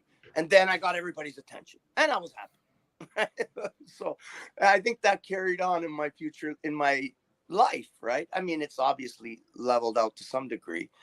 And then also it made me very comfortable with being alone. Like I got no problem being alone. Like Paul says, oh yeah, your women and children left you and that's why you're all alone. He doesn't get that the amount of women that I've turned down. I have one right now that if I just said, come over, her stuff would be on my doorstep in 5 minutes. And she has a boy, whatever. I don't know what he is. A partner, let's say. That's exciting. And if I Which said, might look, bring him along, you know. I said, look, never know how that's going to go. You want to move in? What do you Her mean him? fucking shit would be on the Both of doorstep in hims. 5 minutes. But I turned them away, right? I've had so many women that were all, attached. And it's like, fucking get off me. I don't want you on me all the time. And so I just Send pushed them them away, packing. right? Maybe that's another way that it affected me, right? Where I don't allow people in to stay close to me, right? Too long. Yeah. I'll allow it for a little while, but after a while, it's like, okay, go to your house, right? I might allow it, for an X amount of time, and then I want to be alone, right? Yeah. So it's fair to say it made you a bit of a hermit. It probably did. Yes, I would suspect that. Yeah, and comfortable in it. It's your safe space. That's where you want to be. Yeah, it's my safe space. It's like I'm in my own little room, like I was when I was a kid. I can lock my door and fuck the world, right? Yeah. Is there anything wrong with that though? I don't know that. I mean, to be honest with you, I'm not trying to be hypercritical. I just don't see because I have the same issue, Lou. So if there's something wrong with you, then that means there's something wrong with me. And you and I could pair bond here over this moment where we're both a couple of old hermits, fat hermits in the woods, and make that a positive thing. Every time I hear that word hermit, what comes to my mind when I was a kid, I built a cabin. We still have the cabin on. It's a family land. That particular piece of land, it's not my land, but I built a cabin on it when I was like 18 or 19. And there was this guy they called the hermit, and he had this big beard and this bushy hair. And anytime anybody would come across his house was like facing the road and not too far from the road. Anybody from the road can see his house, and had this big veranda in the front of it. And God forbid anybody should slow down or pull into his driveway. He would pull out onto his fucking balcony, butt naked, and start yelling and just jumping around. His fucking floppers going like this, and he's jumping. And we go watch him just to laugh, right? We'd beep the horn. Every time I think of Hermit, I think of that poor guy. And I think my mother thinks I'm going to end up like that. It's a good possibility. You can see me with a big beard, a big bush. Well, maybe minus the bushy hair. I'll borrow some from Timmy. Mine's gone. I got plenty. I can do a transplant for you. Yeah. But I do believe it affected me in that sense where I don't allow people to get. I want to be close to people sometimes, but it's like there's a certain amount of time, and then when it reaches that point where I don't want to be with them. Oh no, it's not that I don't want to be there. It's when I want to be alone. It's like, okay, now fuck off, go away, right? But that's all men, dude. That's all men. Yeah, maybe. I would say. Maybe. I think I should probably change that now that I'm 60 and let somebody in, because there's going to come a day where I'm going to need somebody to change my diaper. So I don't know, or put a bullet in my head if they don't want to take Yeah, you keep eating that meat, and that might be the case. Sorry? I said you keep eating that meat, and that might be the case. If I keep being mean? Meat. Ooh, Christo Oh, took a jab below the belt on your dietary habits, Lou. Are you going to take It'd that? be hard to Are you going to find Lou's return? belt No, in order to hit below it, since I the feel belly is sorry for probably Christos. Like, Christos blocking loves everything. nature and he believes in nature, and he's a good kid. I really think that he is a real good kid, and most of these vegans are good people. Don't go They're- the bug route. Before you start, I was actually joking. Like, to be completely honest, I don't have the same viewpoint as Pineal. I know Pineal will bring you heat about the whole meat thing, but I actually agree with you for the most part. Like, yeah, I eat meat. I'm not Oh, vegan you or do? anything. Okay. Oh, I thought. I just think I like that the dietary stuff is like your thing. Like, it's actually cool. Like, I like that you have that passion for it. You got a lot of knowledge on stuff with meat and diets in general, and I do appreciate that. Actually, I just had to throw that in there to see if I get a little reaction out of you. That's all. No, I appreciate it, but I'm not as much into it as people think. For me, it's very similar to the flat Earth, right? Yeah, Lou, you like to talk about this conversation. Come on. No, I really don't. It gets annoying sometimes. But I will tell you though that what's annoying about it is that I know the truth. I know what we're designed to eat. I know how our physiology is. I know the way to the path to the healthiest human. And it's So like why don't you flat follow Earth. it? Lou doesn't like like to talk people- about it, but is going to proceed to talk about it now. Well, Let's go, Lou. He brought it up. Why don't you follow it though? Why don't you look like the perfect healthy being, man? I am healthy, bro. I don't think you get it. No, are you? You have a perfect physique, Lou. The only thing I can do is lose a little bit of weight, because the last 6-7 months, Just maybe a little? the last 6 or 7 months, or maybe 8 months, I've been eating fucking bread again. And as soon as I started eating bread again, boom, I put on fucking 40 pounds. It was like instant. But as long as I stay on a meat diet, I get less migraine headaches, because I have migraine headaches since I was like 12 years old. And I get less migraine headaches. I lose weight. I become very trim. I have 10 times the energy, right? Not at first. When I first leave the bread, it's like there's like an what do you call it? Withdrawal period almost.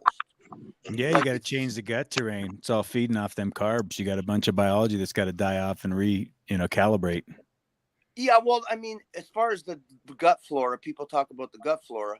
From what I understand and the research I've done, all foods, no matter what they are, if it's bread, if it's meat, if it's fruit, if it's nuts, whatever they are, no matter the food it is, contains the enzymes.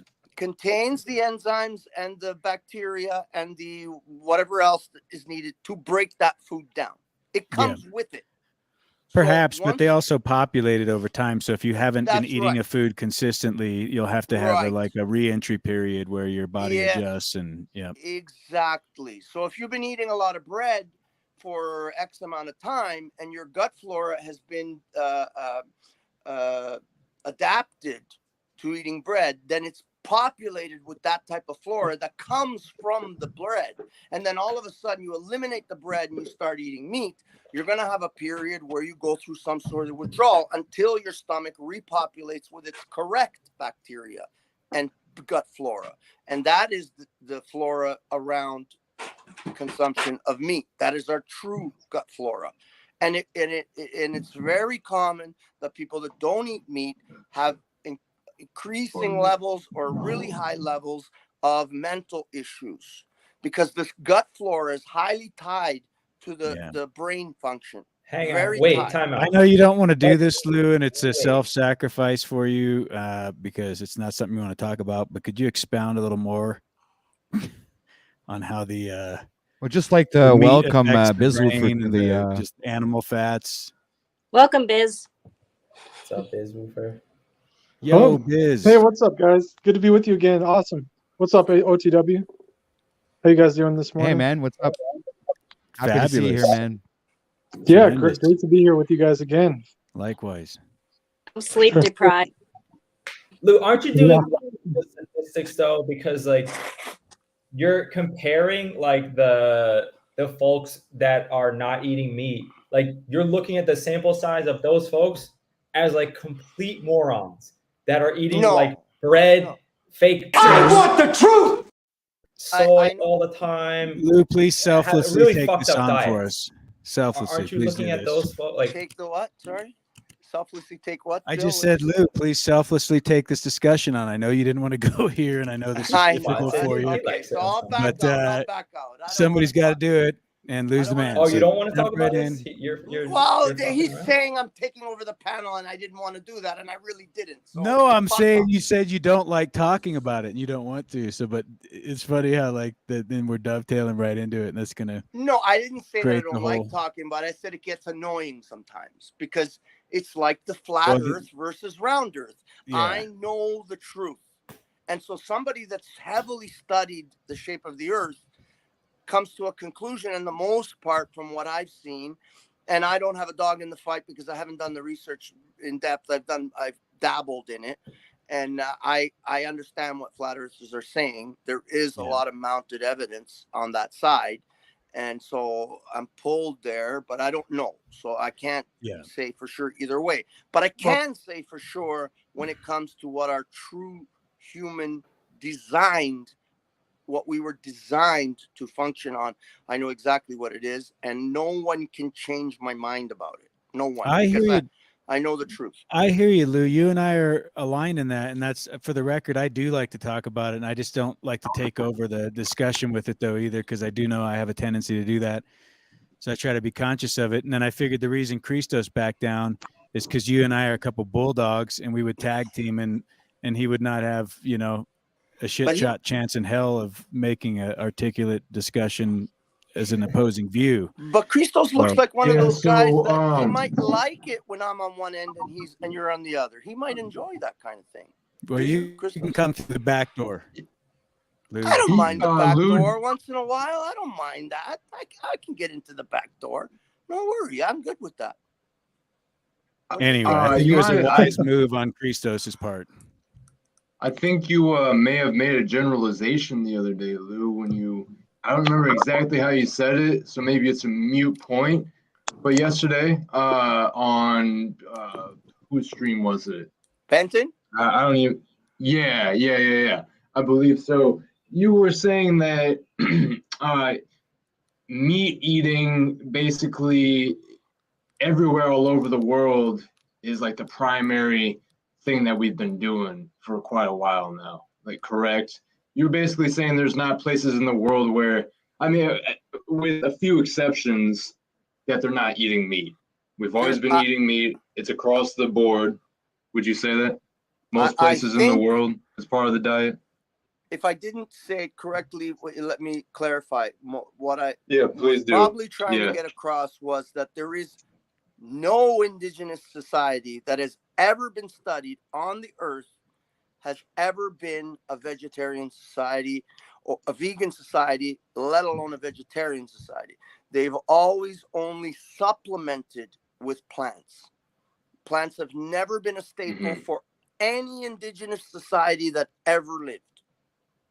That's the truth, right? And there's documented evidence on this, right? So that would denote that if the lights went out tomorrow, after we consumed 30-40% of the population, we consume them, right? After we consume 30-40% of the population and catching humans becomes further and farther between, then we will revert back to nature like the Hadza or the Maasai or the whatever tribe that still exists today. We will revert back to hunting animals and using tubers and fruits and whatever we can find seasonal to supplement that.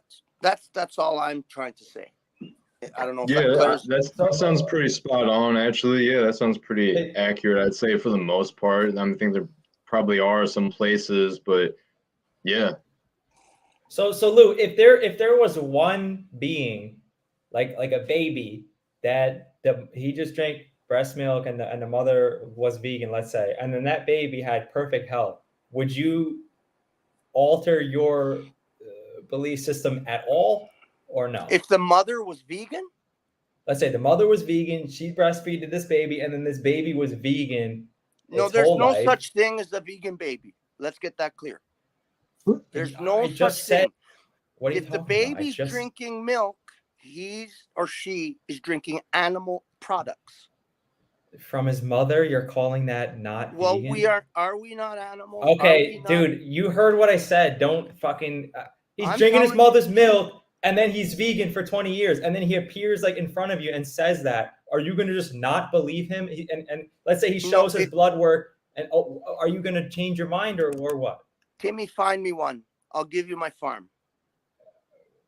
Find me one of what you're describing. Find me one of what you're describing that's healthy. Real? That's healthy. Find me one that's healthy. I will give you my farm. We have 5 people here. Okay, on what level? Here. Okay, on what level do you like? Okay, let's define healthy. Like blood work or doesn't have serious problems with skin, like whatever. What's that one where they get the red fucking? I don't know. Lately, I'm having a brain farts when I go to remember words. The skin disease where they get all red and inflamed. Psoriasis. Huh? Psoriasis, eczema. Yes.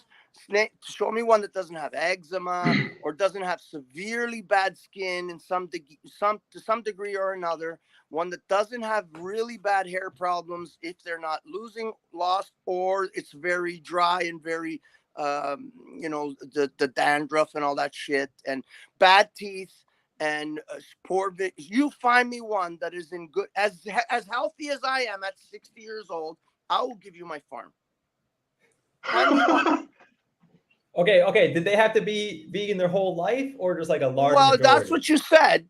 Oh, I know. That's what you said, right? Okay. So you find me one, I will give you my farm. There's 6 people witnessing and 26 on the panel. I'll give you my farm. What if it's somebody that's been vegan from 20 to 40? What about that? I mean, 20 to 60, or 20 to 60. Then that means from 0 to 20, they have enough stores to get them through X amount of time in their being that will carry them for X amount of time, depending on how much animal products they had in the beginning. Gotcha. And the majority of these vegans, that's what saves their ass, because a lot of them, their parents were heavy meat eaters in some cases, not all, obviously not all, but a lot of them, their parents were heavy meat eaters. So to rebel against the parent or the parent figure, they go to that side, and the pendulum swings all the way to the vegan side until their health starts to suffer badly, and then they go back to the other side or to the middle or whatever, right? All right, so how old is this being? What is the minimum age that this being needs to be? Oh, now you want to put caveats on what you said. I'm trying to help you. I can find a fucking 3-year-old, but that's not really fair, right? Whatever. I don't know. I'm saying minimum age. 20, 12, let's say, whatever. That's good enough. If someone has had a vegan mother's breast milk, a vegan mother's breast milk, but I want proof, Timmy. I got to see proof. I mean, I can't supply. How can I supply proof besides somebody's word? Like, you'll get 1 million of them that'll say that. Vegans are liars, every single one. I guarantee you. And the ones that are doing well are sneaking meat on the side. I promise you. Timmy, proven many times. They'd have to be fish tanked from the time they were born to age Bubble 20. boy, like they have to be in the fish tank and watched for That's 20 why I years. can- If That's I why I bring can make the you up, claim. are you gonna say that they're lying? This is borderline delusion then, if you're just gonna say that they're automatically lying. Well, I would do it as an exercise, but obviously, Jackie's right. They would have to be in a fish tank to know for sure. Right, so you're not going to give me the farm. So you're just saying Lou like just- nonsense. just for Well, Lou you just can find making one- someone that has been in a fish tank and it's all videotaped. Yeah, I'll give you the farm. Nobody's yeah, okay. Lou just making one of the worst financial decisions of his life here. This Grand Rising, where he made a verbal contract that all one of us has to do now is follow through on, and we own his trust fucking agreement. farm. Okay. Woo! You find someone that's been in a bubble all their life. It's No. videotaped. There are no missing moments. We've seen everything and it's documented. Okay, your mother was a vegan and they're perfectly healthy. I will not only give you my farm, I will be your indentured servant. I will be your. First of all, you know that nobody does Indentured that. butcher. So this is you're now trying to alter the deal. You're like being Darth Vader. You're trying to unilaterally alter. I'm altering the deal. Pray that I don't alter it further. You already said it from the beginning. All I had to do was present the being. All right, now you're saying prove. Yeah, all right, this is obviously you pointless. gotta have proof if you're gonna. Well, then lower You the could come here and that. bring Jeffrey and then say Jeffrey's healthy, and Jeffrey will say, "Yeah, my I mother know, was but a Lou, vegan. Lou, I've been I a vegan can't. all my life." Jeffrey's full of shit. You just made an impossible offer. Like, so. So who's the dumb one? Right. So I mean, where do we go with this, Lou? You know, so there's no good faith at all. Like, you don't. I don't want your farm, dude. Like, okay, we're what just about playing. people Let's telling get the truth? real. Like, obviously, it's just Well, a joke. I mean, but obviously, I don't know. it's Your being, word is a joke. What's the right word? Hyperbolic? Is that the right word? Am I using that Yes. word correctly? Yes. I'm being I guess. hyperbolic. Let's Good say. stuff, OTW. I'm being shocking. Fine. It's my blessing and my curse. So Lou's, Timmy, Lou's negotiable. It is a bit bad. It's a bit bad faith, though, to be honest, Lou.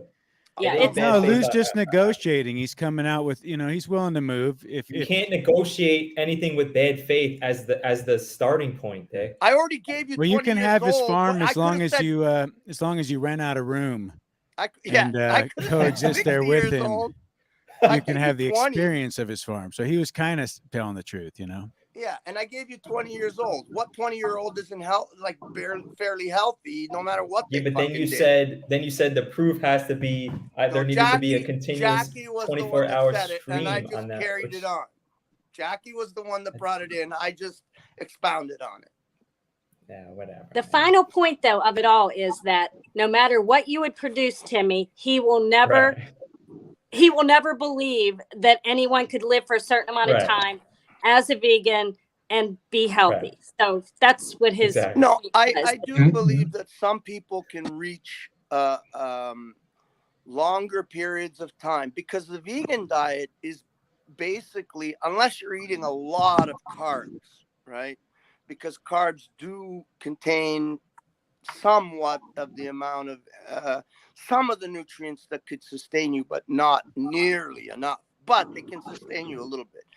And but it's basically a starvation diet. It's a fasting diet. That's what veganism is. You Okay, are so wait. This is How this is what do all the large land mammals, when they're just like eating fucking leaves off the trees, come on, like elephants Timmy. You're and not shit? 12 years old, right? You know cows have 4 stomachs, right? Yeah. I didn't You know say what- cows. I said large land mammals like elephants and rhinoceroses. Right. Do they all have 4 stomachs?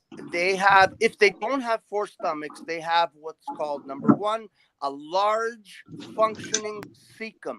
So the cecum is designed to take in any fiber that hasn't been masticated enough, and then it processes it, right? And in cecotropes, like gorillas, like monkeys, they have a functioning cecum. So what the cecum does is it captures all this excess fiber because they're eating fiber all day long. And their cecotrope catches it, takes whatever nutrients and stuff out of it and liquid and hydration out of it that it can, and it creates what we call in the carnivore space butt cookie. And when it's formed and it's finished and the cecum is full, then the monkey expels it like a regular shit. But the monkey automatically knows that this is not a regular shit. So he captures it in his hand and he eats it. And he reprocesses it through his stomach. And the other part is they have 4 times the length of large intestine that a human has. So the function of a second or third stomach is being created in the large intestine. So their large intestine is slow enough that by the time it gets from the stomach to the anus where it comes out, it has been sufficiently fermented or sent to the cecum for reprocessing and exit into a buck cookie so that they can eat it. You understand? Same with elephants, horses. Horses have an extremely long, large intestine. Their front gut ruminants is what they're called. There's hind gut ruminants and front and foregut ruminants. Anyways, I'm not going to get into the whole spiel. You get what I'm saying. We don't have that, Timmy. We are designed exactly like a lion, a dog, a tiger. Dude. We're the same as those animals. If you look at our internal but hold on. First of all, you have no sharp teeth. You have no weapons. How the fuck are you? Teeth are called incisors. We even named them knives. Dude, they're not sharp at all. Okay, then do this experiment, Timmy. Do this experiment. Take 1,000 calories of meat, right? Put them on a plate, and take 1,000 calories of vegetables. Put them on a plate and start chewing. And tell me when your jaw is so fucking tired and painful, right? You chew a bag of carrots and tell me when your fucking jaw is so tired of chewing that fiber that you cannot chew anymore. Where in 3 minutes, you've cut that meat up with your incisors and swallowed it. 3 minutes. But you'll be going on for 3 hours chewing the vegetables.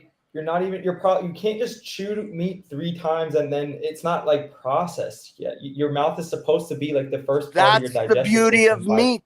That's the beauty of meat. Most carnivores don't chew their meat. They break it off in big chunks and swallow it whole. But because their stomach is designed to break that down, it breaks down. We have a stomach acid of between 1.2 and 1.5. Yes, I'm aware. Right? I'm aware of that. Do you know what does a vulture have? What does a hyena have? All these scavengers, they have a gut acidity level of 1 to 1.2. We have 1.2 to 1.5. So we're almost acidic as scavengers that eat meat. That's why we're also designed to eat rotten meat. Okay, I understand that. The earth is flat or it's round. You decide which. No, I'm just like, I'm not built like a fucking lion though. Like without tools. Yes, you are. Yes, you are. And where you lack with the claws, you don't have claws. You don't have the big fangs for catching animals. Where you lack that, you grew a very large, totally fat brain that's pure cholesterol from eating pure fat and bone marrow. Your brain grew in order to make those tools that you lacked out of stone or steel or lead. That's where your power is. Well, mine grew from eating potato chips. So. Well, that's why you're not so smart. Let's get real. Okay, tell me though about. Let's go if you want for a little bit further. So what is it that like the composition of meat? Why is it that what is it about the composition of meat that I'm not getting directly from like the plant? So if I'm eating the leaves that the animal ate, like why is that better that the animal ate it first and now I'm eating him instead of just eating the leaves? Well, what is your brain made of? Yeah, cholesterol. Fats, that's true. It's pure cholesterol. Pure cholesterol. Well, how are you going to get that from plants? When you don't have the stomach to do it, because supplementing. cows do that. People want to talk about, how you're going to get your protein, but the 800-pound gorilla is how you're going to get your animal fats. That's the real question. But the weird thing is when I'm only drinking like green juices for 15, 16, 17, 21 days, I've never felt better, dude. Because my brain clarity. Because you're fasting. It's not fasting though. I'm still yes, absorbing you are. You're fasting. nutrients. Believe me, you're fasting.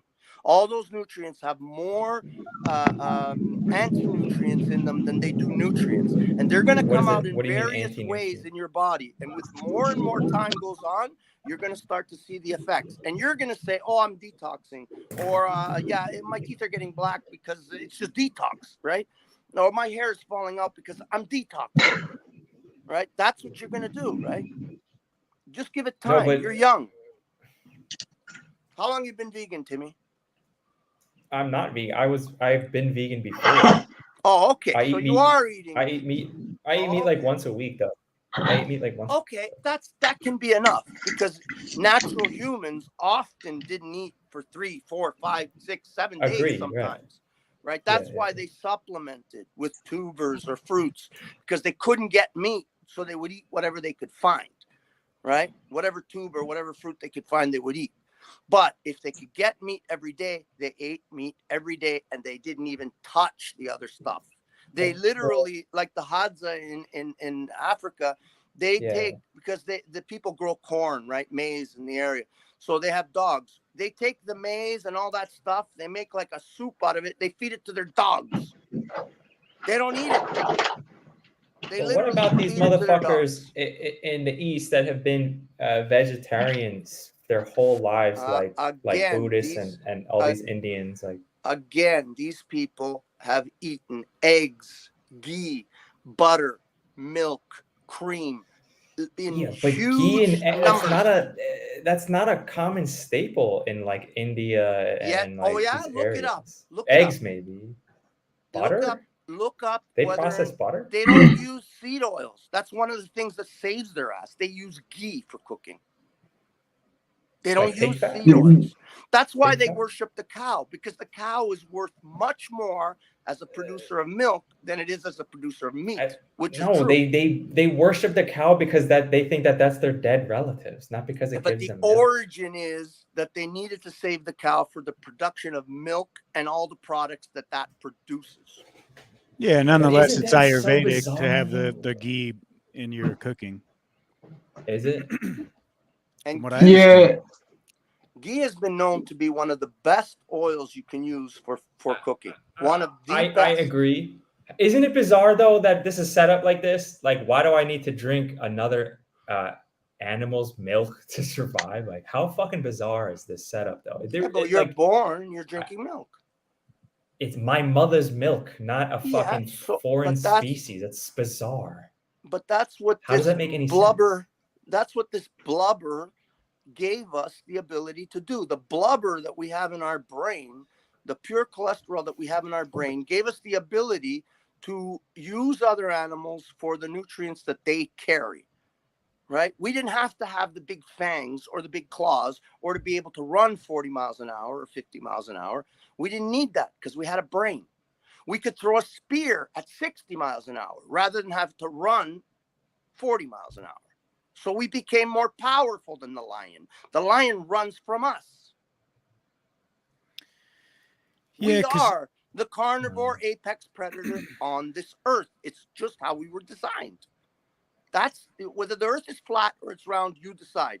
But I have the evidence that proves that we are apex carnivores, and everything in our body is designed that way. And all the mental, physical problems that we have are designed because of the amount of plant products that we eat. Every fucking thing. And no one can prove that away from me because I've seen the evidence. But now, again, I don't do it all the time. I'm a fucking junkie. I like bread, so there's a perversion of like processing plants. But plants themselves, I don't agree with this bastardization of. This is where my actual, I think, disagreement comes with you, Lou, is that you say, show me a healthy vegan, basically. I know you weren't saying that specifically earlier, but you're saying that veganism or vegetarianism is not healthy. There's people that do it wrong, and yeah, they have those issues you're talking about, for sure. And then they come around and start eating meat or get on some other type of diet. But there's still, I think, a good amount of people out there that would identify as vegan or vegetarian that are doing it right, they can afford to do the supplementing, and they integrate it with their lifestyle and their biology, and they're able to actually flourish with a vegan diet and have lots of muscle and be very fucking physically fit, not have that brain fog. But that's because they're supplementing for the things that they would normally get. I agree, you know, from I mean, it's okay. animals. It's just that the veganism, But there's and other ways. The veganism and the vegetarianism does more harm. And so at that level, you know, it's just kind of an unconscious act, and it's not a native diet, and there's not sustainable. It's not sustainable. So I think it's easier to be a vegan or a vegetarian today than at probably any point in time in history, though, if you wanted to do it, just simply because, you know, I think it would have been much more difficult, right? In the 80s, the 90s, you know, that would be, or before then, of course. If you're going to be a vegetarian there, that to me seems hard as hell. But today, you know, you got all these supplements, you know, that are just way more available. You can order everything online. You can find out all your information online. So I think it's more easier today to build the kind of diet that you want. But I agree. I think we do need meat. You know, I mean, I think our bodies are designed to eat meat. That doesn't mean you got to eat meat every single day. You know, I think if you wanted, but the one thing I don't get though, what I'll throw it back to vegetarians, like, what's the point of not eating meat if you're not gonna, that, you know, that doesn't do much of anything to curb or stifle the suffering of animals. You know, that's the part I don't get. It actually how does it not? exacerbates How does it the not? problem. What It do you- exacerbates the problem. How It does that does exacerbate crueler, the problem? It's much more worse. Inhumane, less conscious, less considerate way. That's really actually vampiristic and or like some kind of like pain ritual. I mean, it's disgusting. By not eating meat? What are you talking Yes. about? Well, yes. talking about conventional food raising. If you really animals wanted are to- treated with the hormone injections. Right. Again, and you the guys always do this. You antibiotics always and go the fucking- black, white, dick. That's not what the. Where do you all get right, your that's not what food, I'm Timmy? saying. Where do you get We your always food, do this. Timmy? We always the guy eating meat only versus the retarded vegan that's eating like pasta and soy burgers. That's not what I think. What the fuck we're talking about here, right? So what Again, are we talking I'm not. Sure. I'm talking about the I guy. mean, I plant my sprouts and peppers fucking in my house, and then I eat them, dude. Like, Well, I'm I think not that's talking great. about, I think that's a good thing to do. I think that's good too. factory Fantastic. farming. But you guys Yeah. jump to Sure, that. you're like- I'm killing more animals because I You're plant like the sprouts in my fucking house. 0.0001% club. So you know, you that's survived. fantastic. Good Hold for on, you. Timmy. You just made a claim. You just said you're growing your food. Where do you get the majority of your food, Timmy? Your majority basic of- staple food. Where are you getting it? 90% is from the local market, from the community And that where we are they know growing it? around. So when you pick up your avocados, you're not paying attention to the herbicide. What do you call them? The mousicides. What the fuck is the name, man? What a stupid head sometime I have for You words. going out for vegan pizza there, Timmy? When they're spraying all these herbicides, these Come on, buddy. these type of poisons that are designed to kill the squirrels, the mice, and the rats that eat those fucking fruits, right? And they're killing off thousands of animals from the insect level to the birds to the folks carnivores here don't in do the that. area. They just grow in their like small local Are areas. you kidding me, Timmy? Are you kidding me? No, They I'm do saying it- They do I it know worse in some of these countries with the glyphosate. Some of I them have been- understand that, Lou. I'm they've not been hooked. retarded. These people have two gardens. They have the garden where they sell the shit to the market, where they put all that shit on the stuff, And that's and what then they you're have the family area. Right, but that's what Okay. you're buying. You're buying the stuff from the market, right? No, I said from the local market, which is like the family area stuff. I'm saying it's not the other stuff. They sell the other stuff to the big chains. Okay.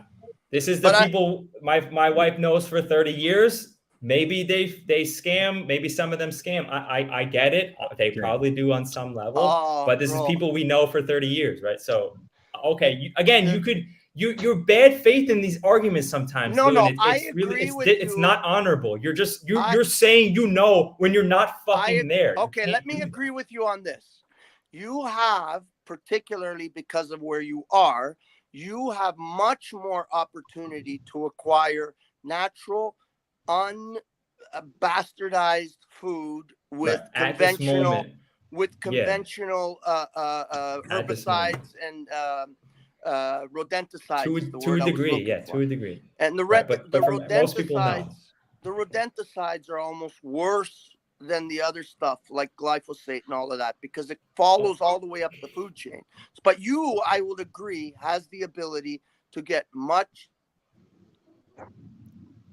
because there are a lot of people that grow their own food in Vietnam and all these Asian countries, because there's a little bit more poverty, so they have to grow their own food and sell it, and a lot of them can't afford to buy the glyphosates or the rodenticides or the herbicides, right? But there is So one other side to this.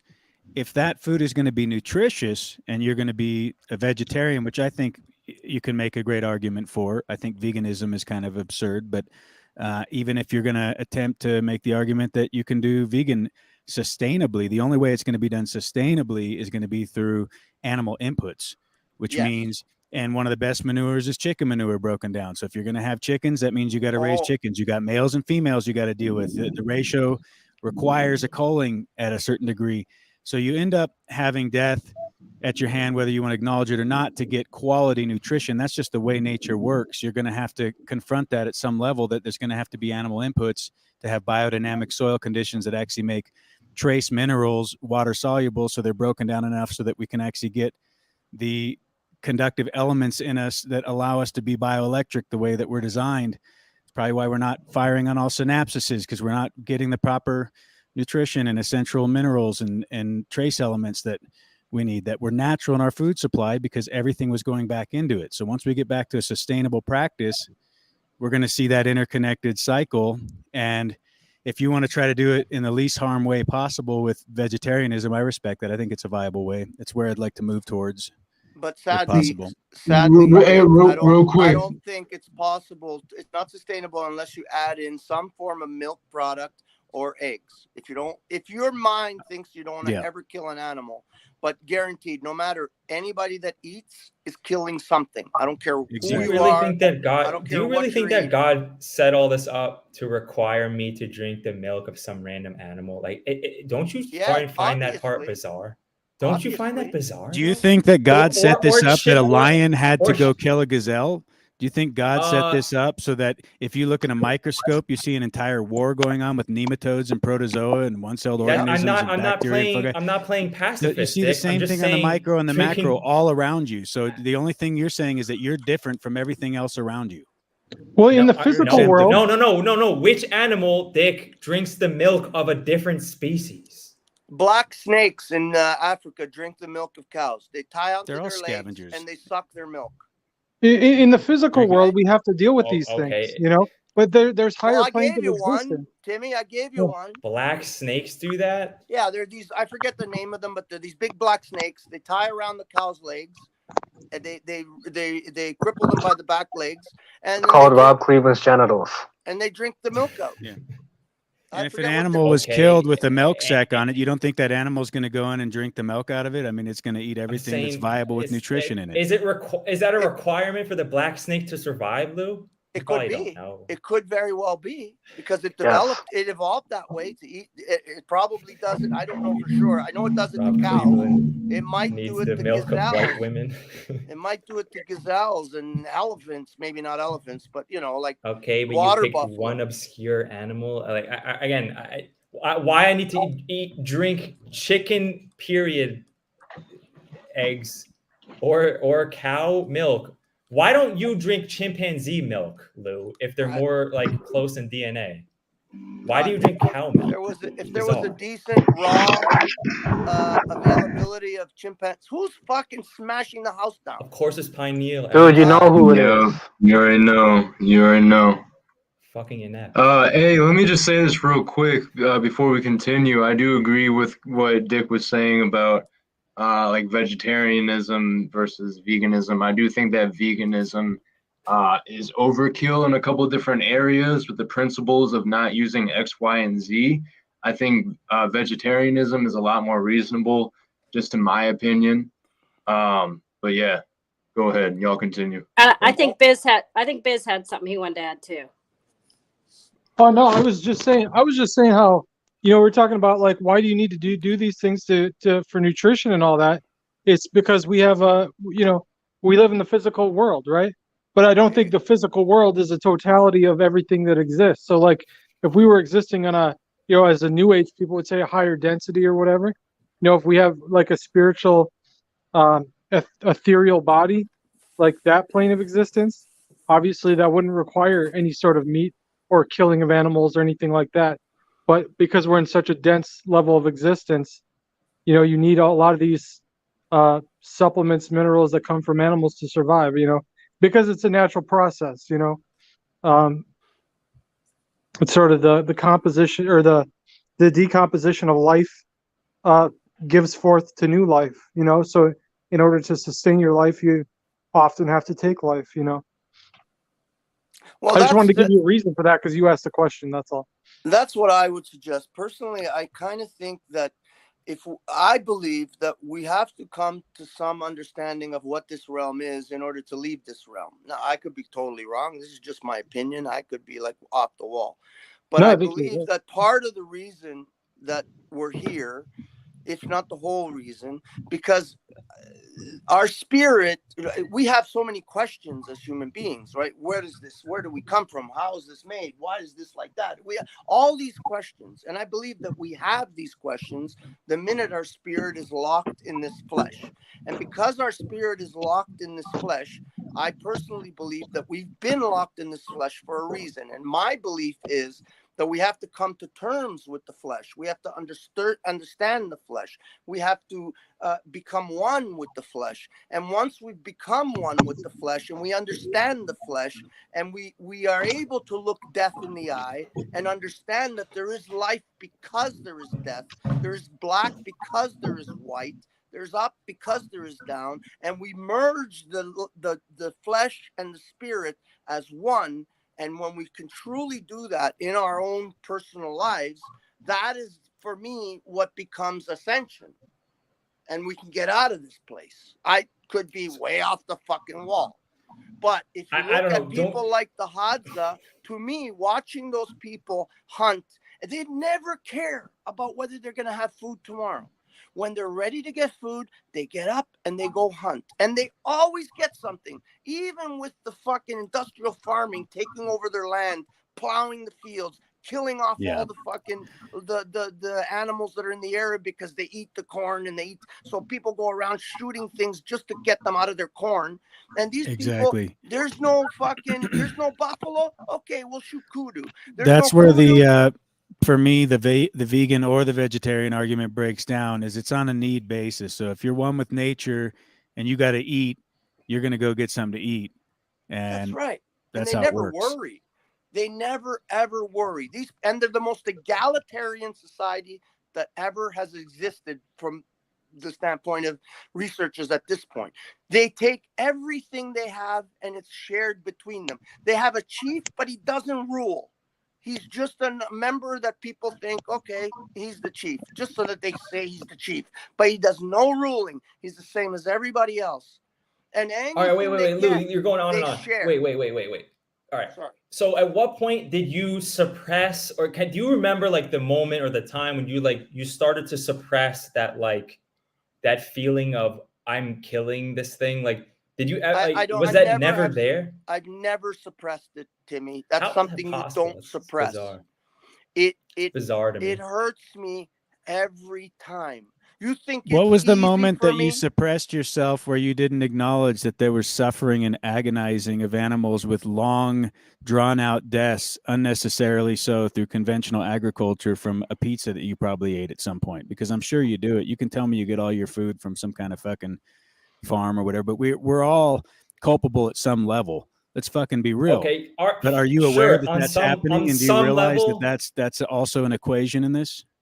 On some level, yes, but like you're actually suppressing that instinct to just like not kill things, right? Yes, you're letting other Well, it's a men better kill for solution. you. It's the more viable solution. You would be better to raise something from your backyard than go to the store and cowardly buy something conventional to fill your need, to fill your pie hole in your gut, unconsciously have another man do your dirty work, and in a dastardly way. I mean, totally non-empathetic, cruel, unconscious way. So why would you not take it into your own hands where you could do it with empathy and consideration and do it with precision and strategy and quick and a much better end result, actually, because I'd just the way the rather animal lived and everything.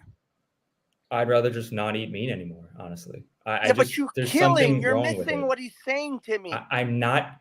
You are, like it or not, a certain. So you're percentage saying, of oh, your food, a certain percentage so of your I food. just pull the trigger myself, right? Because at some point, some rodent is gonna fucking die come on, somewhere. Timmy, Like, you're smarter than that's what that. you're You saying? heard what he said. You're smarter than that. I heard what he said. Yes, the commercialization kills rodents. It fucks up the biodiversity. It messes up the farm. It messes up the life. I get that. Not just I'm not rodents, Timmy. In America, almost 55, or if I would forget what the number it is, almost 50 or something like that types of songbirds have gone extinct since the early 40s, since we started this mass farming of I get that. seeds. All right, look, Lou. 40 from or now 50 on, songbirds have died right, hold because on. of your diet. Right, because of my diet. Now, look, you're all on notice. Now, when I speak, I'm trying to speak about things in the future so we can progress. This is what my intention is, so please understand that. So I'm not saying that to say I'm not culpable for all those songbirds that Lou thinks I had, saying I had an indirect hand in killing. I'm saying for the future. It's like, I'm saying why, like, I don't accept that I can't have a fucking fruit forest on my fucking land and they're just bee chickens that they shit and then nature handles it. There's fucking coyotes that will come and eat if there's too many chickens. Like, why I have to go and like manage everything and slice some chickens' throats sometimes to have the perfect balance, like, and that I have to eat meat and that I have to cut their throat, the cow's throats to eat it, and it's cowardly if some other man does. Like, I just, there's something wrong with that, man. It doesn't vibe with me. It can't be required. Like, I mean, it's just, there's just something there, man. There's a spiritual level of it that I'm not down here with you, Lou. I think that's what it is. You're acting as if there is a utopia. There is no utopia. But that's the point, man. It's like, isn't there potential? Isn't there a potential for some level of utopia? The only thing you can do is what Dick said. You can manage it, take full responsibility for it in your hands so that you can create the least amount of harm and the most amount of benefit to this earth and this planet and the people around you and your community that you can by taking it fully into your control and right. So removing my fruit farm on fucking 3 acres with what? But you don't have how that is that right harming now, anything? And that's a great thing. I agree. I know, but many people already have that and they don't eat meat. So like, nah. What? I mean, if your point is true that they ate me from 0 to 20, then they don't have to anymore. Okay, what about their kids? Okay, that's something to think about. I get it. So I'm a piece of shit because I'm not cutting. And they generally leave the vegan thing the minute they have a control of their own body. They generally leave it. Okay, again, like, it's hard to really talk to you about this because their parents you for don't. A lot of them. Then they hate. Again, I can't. You've not shown to be good faith about this topic. So like, I can't really go on your word of that because I've seen and heard from people that do have vegan kids, and then those kids are happy and healthy, and then they're not like rebuking their parents. So like, I'm not the one taking a side and being like, no, I'm there's no way to change my mind. That's what you're doing right now. It's very hard to like actually have this discussion with you, to be honest. So, but you know, I think we're enjoying it on some level, but I get it. At least. I can be it's hard to even talk to you about this because you're like, no, you're on this side, and there's no. It's just like I can be overbearing, and I apologize. Sometimes I do get that way. And I do apologize for that. I'm not trying to overpower you or you're saying anybody. On some level, my kid needs to eat meat. So like at some point, I'm going to have to face the fact that I'm going to have to feed him some form of meat. So I shouldn't be a pussy and allow Dick to do it if Dick is my neighbor. And it's like, if I'm doing that, well, that chicken is still getting don't suggest that I'm thinking exactly in the same grain that Lou is. We have different ways of coming at this. I'm of the mind of indigenous eating. So if you're in a tropical region and you got a guava tree and a breadfruit tree and all this native things around you that you can eat that are grown in a natural way, and by natural, I know that word's just very watered down, but I'm just saying in a way that's indigenous to the environment. It happens natively. They're land race. Power to you. You know how far that can take you. I think at some point you're going to be reaching into the ocean, which seems very intuitive and natural to me as well, and grabbing a fish out because you're going to find for your development, for your children, and for your life. Can I something's going to offer? have Can I to. offer a different perspective? Yeah, you bet. That's just. But anyway, just to cap it off, that's what I'd say is like, if you really have that strong intuition that you got to live that way, then go to the region where you can eat indigenously in a healthy manner that fits your ideals. Why is it anybody else's concern what somebody else eats? That's not the discussion, though, Rob. I would like to Okay, add I something. guess I came in late. No, the discussion is all. Well, it is actually a concern Thank you. because if you're eating things from conventional agriculture and they're poisoning all of the watershed and causing all of the sea life and the reef systems to die out, Well, and it's just a complete that unconscious profits eating before people animals- system that Sorry, poisons our children, puts inflammatory glyphosate into the children of the public school system, and on and on and on. I mean, it's just, Yeah, but you know, I could give you so many different byproducts or ramifications of nasty conventional agriculture. Can we move on beyond this, like this same tired shit where it's like, oh, we're complaining about like the fucking mainstream shit, and can we There talk was a about question. like There was a question I know, proposed. We but just needed to answer it. You know, that's a But valid answer. isn't that what we need to tackle? Isn't that what's the real problem no, here? let the, The slaves problem of eat that bullshit. That's centralized. what they want. That's what they No, want. but What are you isn't going to do about it? These are private farms ho- and private customers. It's private business. and I'm okay Yeah, if they you want to do educate that. people But through awareness. You actually awareness, dispute all of exactly. the false conclusions that are rooted in Yes. propaganda. A lot of times siphoned off fiat notes from your governing or your mental that's coming back to do subsidization of even the conventional meat products, which is horrific. I mean, I'm not just saying this about agriculture and the vegan diet. I'm saying food in general, from a conventional sense, is horrific and disgusting, and people should know about it, and they should be aware, and they should make more conscious decisions if they're able to and capable.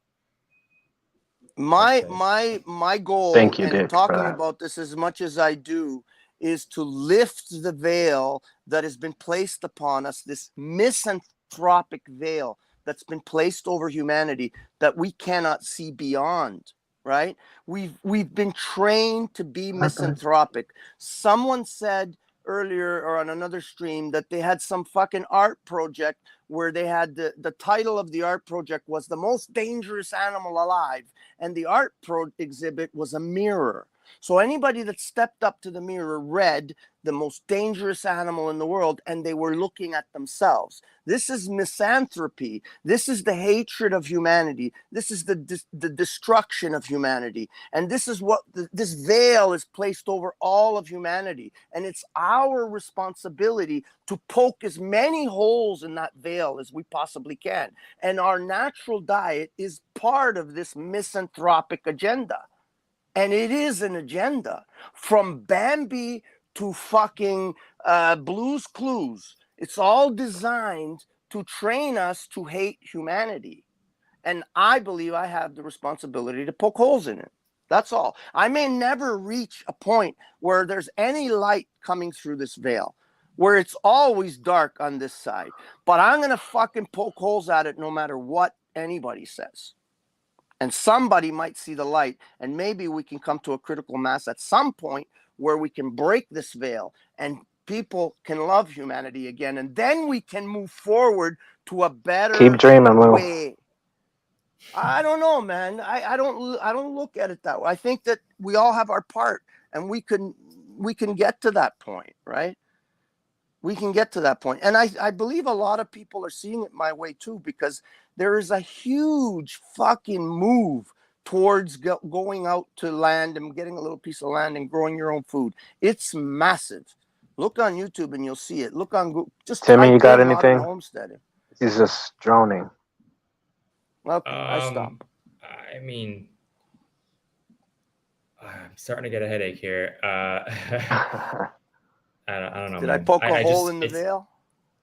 No. I mean, I still like your position is a weird one because like again, you already admitted you won't change your mind. So this is like a bit of a like where do we go here, right? That you won't change your mind, even though like in like 1984, dude, billions of people Go ahead. have been living and not eating meat for fucking hundreds of years. And like I just the Not fact that true. you just like kind of It's not true. But like how like you said before the study you looked at was the indigenous tribe, but like I looked at a million studies, Timmy. They A looked million. up right, and they looked at every not a million. I've looked at several civilization that's studies. ever lived.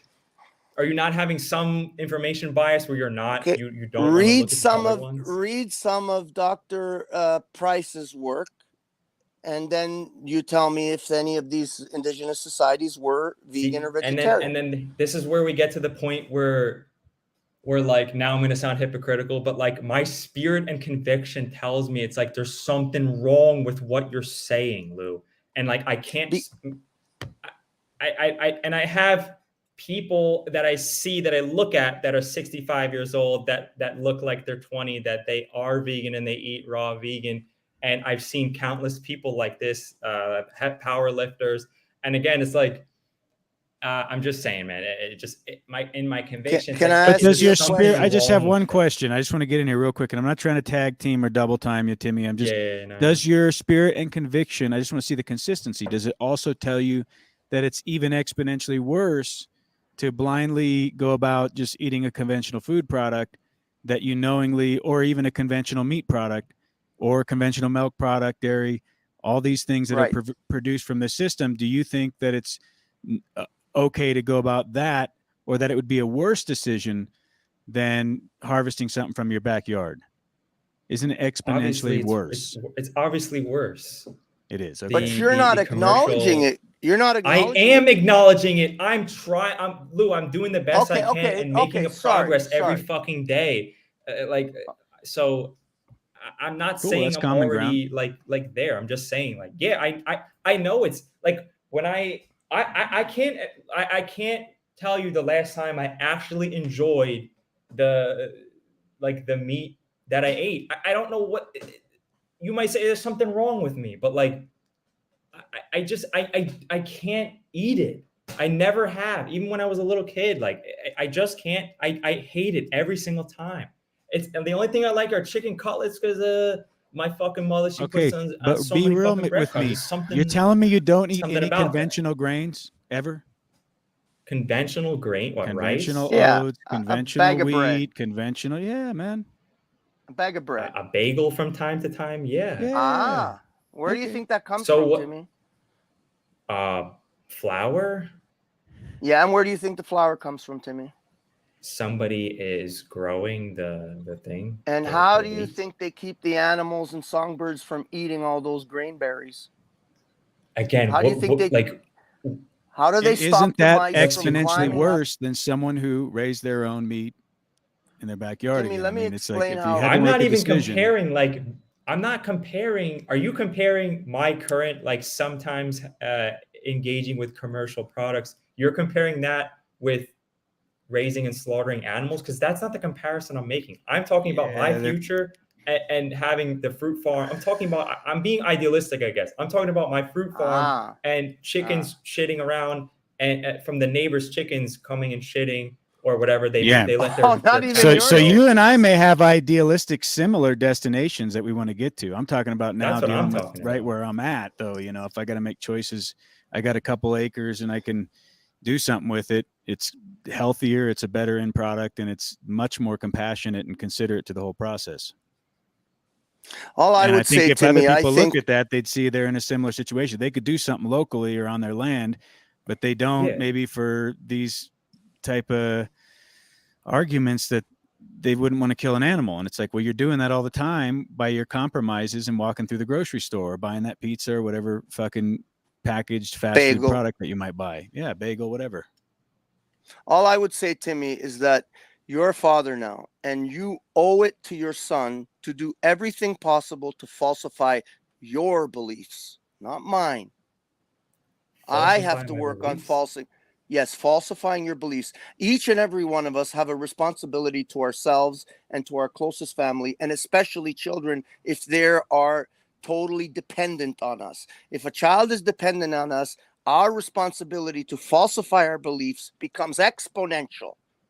So if you don't do the research to look in to what is the most nutritious, important, best way for your child to grow up, and that means chasing your beliefs and looking to see if they're correct or if they're not, to falsify your beliefs. If you cannot find anything that falsifies your beliefs, then go ahead.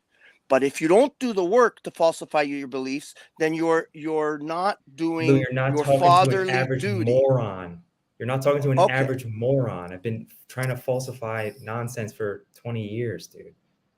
If you're telling me that, Timmy, I have to say, and if you have tried everything to falsify your beliefs around plants, then I have to say, I got to say it. I'm sorry. I don't believe you 100%, because what you're saying, I know the direct opposite is true. I know this for a fact. I'm just saying the Sorry. day to day, like I plant sprouts and then I fucking eat them. And that's all it's like great. it's a perfect cycle. There's no harm done. I feel great. What do you put those And sprouts on? What do you put those sprouts on? You just eat them raw? You cook them? What do you do? Tell me, give me an sometimes I eat example of them. what you Sometimes eat, I just eat what you them do raw. with sprouts. Sometimes I Sometimes, eat but them the raw. majority of the time, what do you do with those sprouts? You get a nice bagel, you put some butter on it or some margarine. No. You put the sprout, come on, some vegan cheese, a few, on I that don't eat bagel. vegan cheese. Oh, okay, some regular cheese and a few sprouts on top with that nice fluffy bagel. Well, and I do Come want on, to. Timmy. If you feed your, get what you're if you feed I your see sprouts, you. if you feed your sprouts to your chickens, then they break Then that you're down, and then the talking. egg has all that cholesterol for your brain. So that seems but to be that's- like the power package, Boom! Hit the nutrition bomb. package. OTW, It's give got him a Why do I everything bomb. you have to need. eat a chicken period OTW to will laugh fucking because I think he leans survive? the other Is way. insanity. Did you hear that, It's Dick? fucking A chicken insanity. period. Did you hear that, It's Dick? chicken period. It's That's the vegan. non-fertilized. That's the vegan brainwashing. A chicken period. Isn't there. it a chicken period or not? No, it's the source of life. It's a And non-fertilized egg. And it's a Which source what would that of be? life. Even if you put it in human And terms, I it eat wouldn't be a human, right? fertilized That would be an eggs. egg still. It would be human period. Be a human period, exactly. The egg wouldn't comes be a right. So human. You're absolutely It's right, unfertilized. Timmy, and that's right. It would that's be what's chicken fucked up period, about which it. is fucking disgusting. No, the on difference any between level. a woman's period is what comes out of a woman's period is dead. What comes out in an egg is alive and ready to give birth to a life. Right. And That's I don't almost eat worse. unfertilized eggs. I eat fertilized eggs because they're much better. They have the correct makeup when you eat raw fertilized eggs. And your not whole unfertilized entire eggs. That's properly grown plant is built on the back weird, of that man. whole process. Is whether you're looking at the micro level, at the biology of the soil, or you're looking at all the natural animals roaming around that allow that animal input back to go back into the soil and put the plant matter broken down, nutrition back in a bioavailable form. That completion of that process happens regardless of whether you want to eat vegan, Right. vegetarian, carnivore. Why can't a chicken just shit in the soil and then it's energized and then my fucking plants grow and I eat the plant? I get the nutrition from the chicken shit in the soil. It's absorbed into the soil and then I'm eating it in the plant. Fine, but you can't domesticate the chicken then at any level, so you can't use it for farming, even at a micro farm level. If you're going to domesticate the chicken, you're going to have to deal with roosters. But you got a 50-50 ratio. The roosters are going to have to go, or somebody's going to eat them. And, it's probably going to be you because you put the work in to raise them and put the energy and blood, sweat, and tears, protect them from the foxes, protect them from all the other predators, give them a good natural food supply. You did it with love and intention. If you want to go give that back to nature, go right ahead. But you're going to have to at some point because you're not going to leave a bunch of cocks in the pen with equal ratio of hens. See, No, there's you're gonna something. pull There's them something. out and you're gonna boil them down and you're gonna make chicken soup. And when your son There's something is wrong sick with all from a this. Like, cold, I'm an Because it's outsider truth, Timmy. You're looking not going to in. grow the vegetables without animal input. So you're either going to domesticate them at some level, or you're going to be a wild forager and then go get all your food from nature. And tell me how that fucking works before long, before you're hunting something. If you go out and sit in nature and try to get some berries, and you might do it for 1 month out of the year, and then after that, you're going to need to eat something, and you're going to get some animal fats. You're going to kill a squirrel. So you're saying if I have a food forest and there's just the natural level of animals around shitting, eating each other, whatever, you're saying that they're gonna eat my food forest if I don't intervene, or what are you saying? Is that what you're saying? Of course, at some level, I yes. say spread Yes. fucking chicken blood on everything. Right. So right, Lou? But I Agent know of there are chaos, methods agent of to chaos. keep. I know there are methods I'm to just keep fucking around. like small animals away from the specific areas. Like there's intelligent ways to keep them out of the food. Is there not? Well, it's very hard. I agree with you, Timmy, that the food forest idea is a great idea, and there are a lot of people using the food forest idea as a way of sustaining themselves. But the only real successful ones, if you look into it, they all incorporate animals into taking care of these food forests, and they use the animals as sustenance, like Dick said. When there's fucking, a chicken hatches 10 eggs, 5 of them are going to be roosters. And if you don't get rid of those roosters are not only going to kill themselves, they're going to kill the chickens too. Right? Why are they going to And then kill when them? the Why are they going to kill coyotes come, themselves? like you said, they will fight each other to death. Oh, And they will okay. kill the chickens as well. They will make those chickens they will fuck and rape those chickens until they die. When there's no feathers left from the top of their head to the bottom of their asses, and they're All right, bloody all day long. Imagine if out of those compassion. roosters, they will kill those chickens, and one of them will die, and maybe one rooster will survive, and he'll Exactly. wait for a new chicken That's to how it come and works. show up. One or two Unless will you survive. put the One or two will unless survive. you do something about it and manage And do them. what? You Okay, manage so them. let me ask You take that nutrient. nutrient. Okay, you wait, take that wait. nutrient and you feed it to your children. Okay, time out. On some level, now, do you guys think this is kind of fucked up? Like, I feel like on some level, like the soil has been fucked up and it's depleted, and like all the animals have been fucked with. And it's like, because in my mind, my asshole idealist utopian complaining mind, they say I'm complaining down there. That's all he does. I imagine a fucking world where like most of the land is food forest and there's like animals everywhere, just like kind of like the Amazon. Like everything's managing itself. Like, is it just that Canada is a there's a fucking lot of that. wasteland? It's like, But why are we how there? does the then? Amazon work, It's right? It's a constant killing. It's a constant battle at Right, a so, micro but and a I'm macro level. saying- That's how it works. I know, Dick, but if I'm Because you can't standing give there in the another analogy of Amazon- anything sustainable other than nature. And so when you look at it, you have to acknowledge this is the characteristics and the building blocks of how it why works. do I have to Give go another and analogy push other it? than nature of something that would be sustainable and in Dick, harmony. if I'm standing in the Amazon, why do I have to go and kill everything? Because you'll starve to death if you don't. Sit there and There's fucking Go to everywhere. any place God in the put world. how it food works for you. everywhere. What are you talking about? There's Okay, fucking Timmy. food everywhere. Timmy, go to the most lush Yeah, you're rainforest probably gonna in eat the a grub. world. To go to the most lush rainforest in the world, Yes. and you go and you tell me that there's food 12 months a year, 24 hours a day, that there is some sort of food that you can eat that is not an animal product. Go check there that not? out. You're going to Timmy. scavenge. You're going to eat bugs. Nothing Things are going to exists die. anywhere in the world. They are Even all if- seasonal. What are you talking about? Just the They're way all it's gonna go. If seasonal. you're in the Amazon These walking fruits- around, you're going to eat these- from it. Something's going to die. You're going to end These up eating fruits, a, they a ripen- slug or a being- snail. Or, That's not what I'm talking about, Dick. I'm These saying wild like I don't fruits- have to chop motherfuckers' necks across like mammals with fucking brain. Like that's what you're saying. You're saying If we like dropped you I off have in the to- Amazon, you value within certain 1 life week, over you would other kill lives. something. Then is what it comes down to. And I've heard that argument. I get it. You know, it's like, so you want to be the the author of what dies. But again, from a conventional standpoint, it's just horrific because the large game and the small game dies a just horrible, painful, agonizingly torturous death. From a nature standpoint, you want to go out and eat grasshoppers because you feel better about that. Go right ahead. Something's going to die though. That's just the way it goes. And you're going to get hungry eventually, and you're going to have to eat. You're probably going to want to get some bigger game so you can preserve that, salt the meat, and have a Get little the bit liver, put back for winter. the liver, the heart, the lungs, the intestines. He's That's the got way the that Bambi works. syndrome, right? That's what most people have. They have this misanthropic Bambi syndrome. No, you're right? just discounting the billions. I have a of couple people questions. that Since just I've been live Hey, quiet. Jackie, just don't murder animals. They're doing it with conventional what's cooking? foods. Good looking. Go Omelet. ahead, The Did. truth. I'm cooking an Pineal, omelet. go ahead.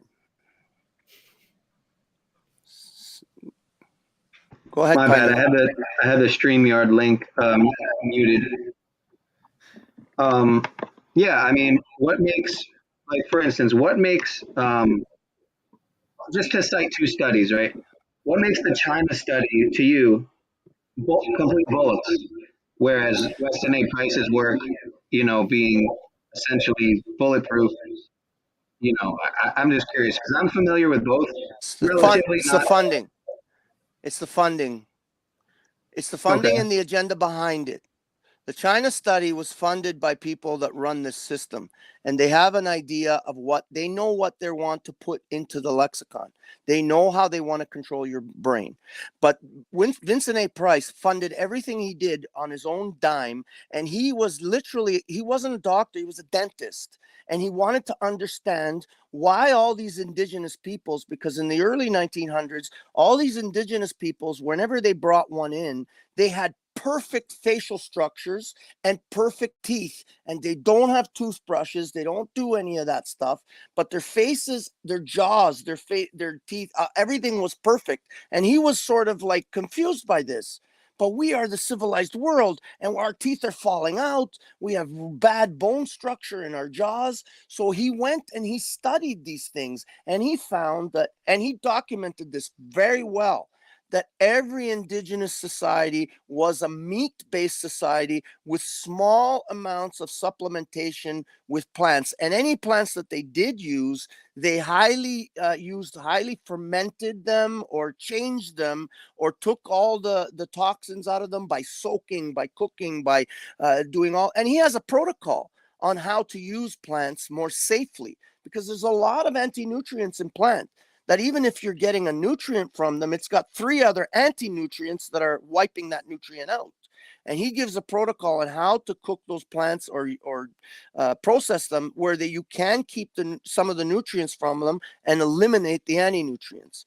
And so he had no funding. He went bankrupt practically doing that book, right? So look at the funding and you can understand which one is real and which one has an agenda behind it. Next. Yeah, I get that. So have you ever, checked the funding behind Weston A. Price? Not that I necessarily think there is any. Again, I'm familiar with both. So he wasn't funded.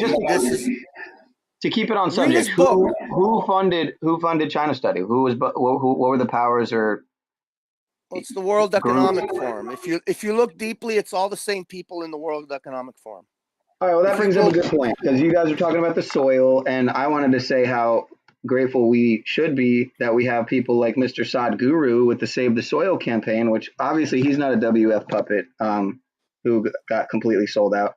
So what does that say about... What does he do? Sadhguru? Yeah, what does he do? The Save the Soil campaign.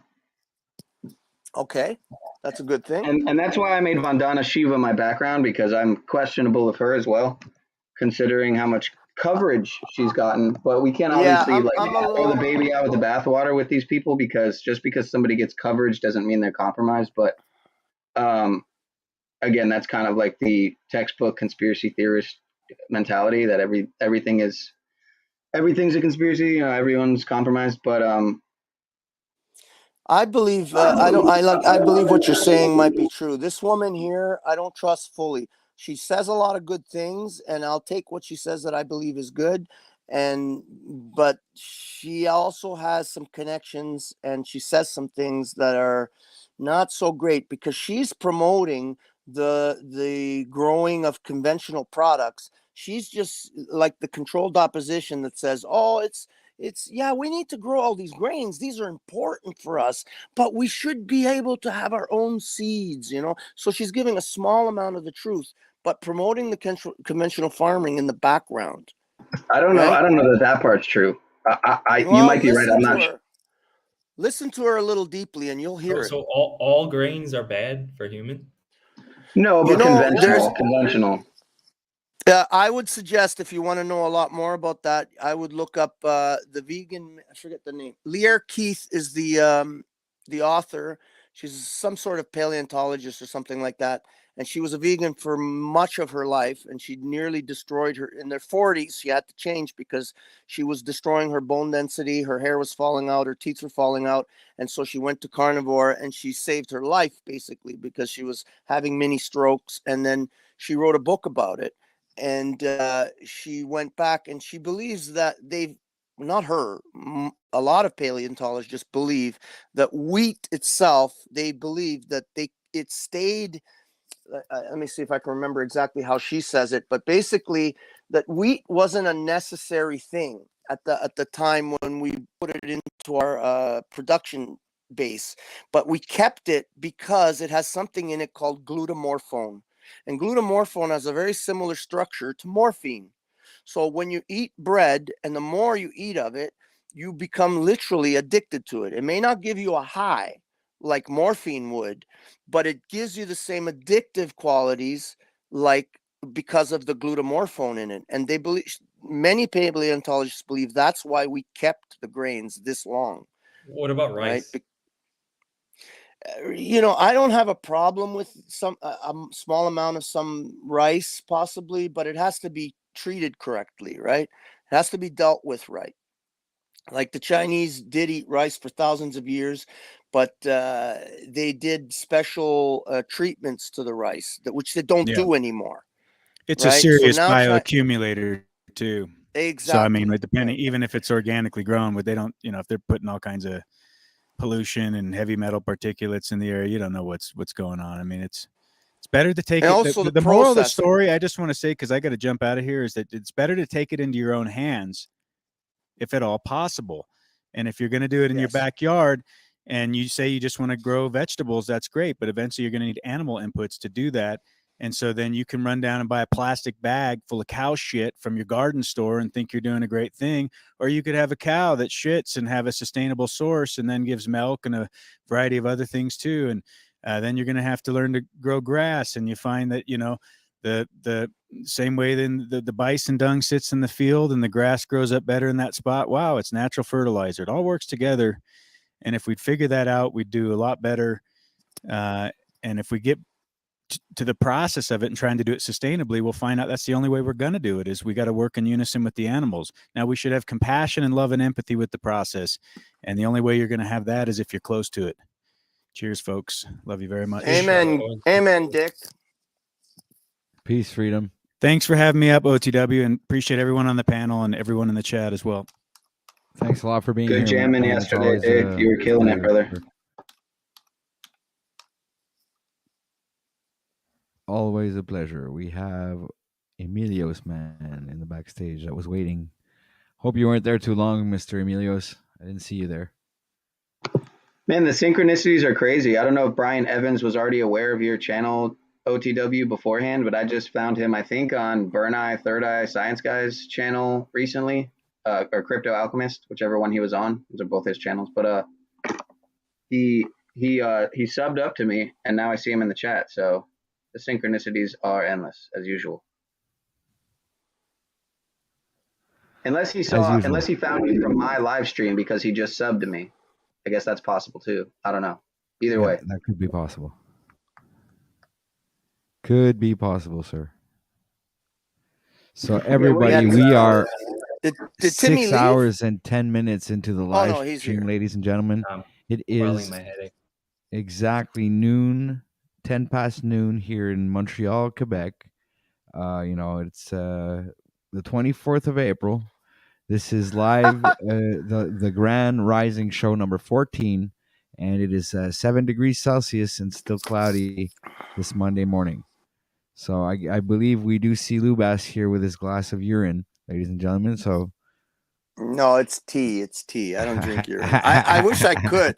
I tried, and I'm fucking too grossed out by urine drinking. But I know that it is a medicine. I really do know that that's true.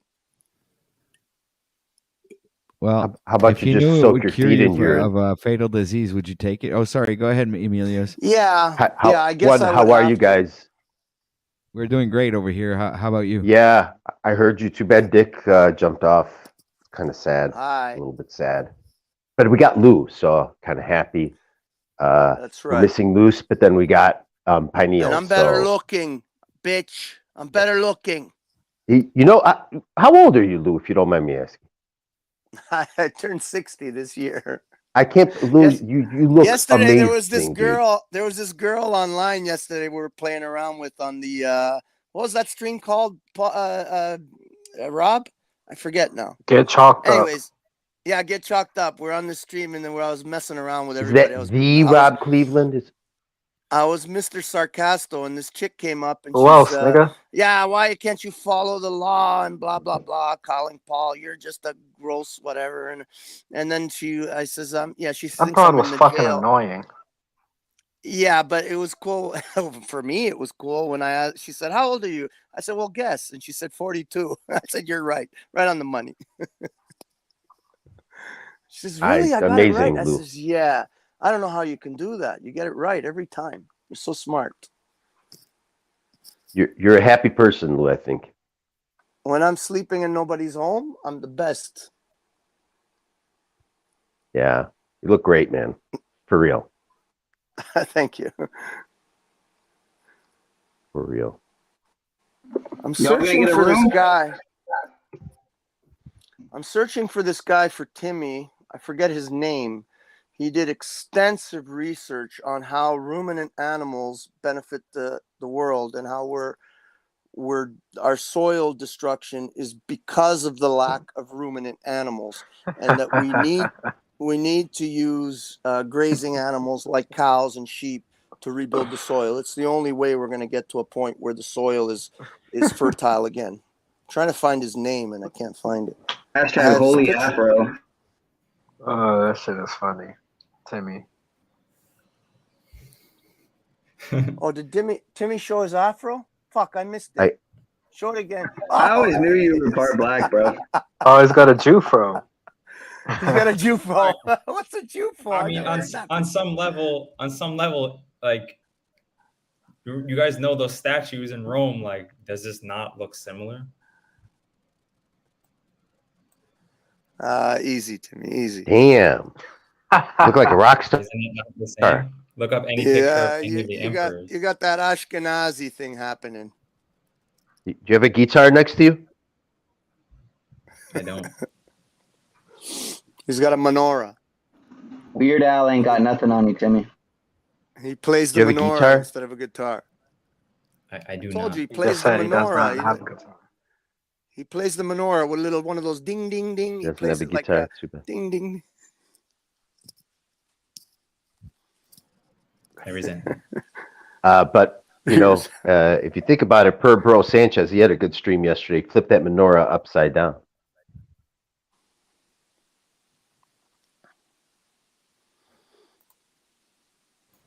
Also, I challenge the concept, Lou, that all humans are built the same and require the same things.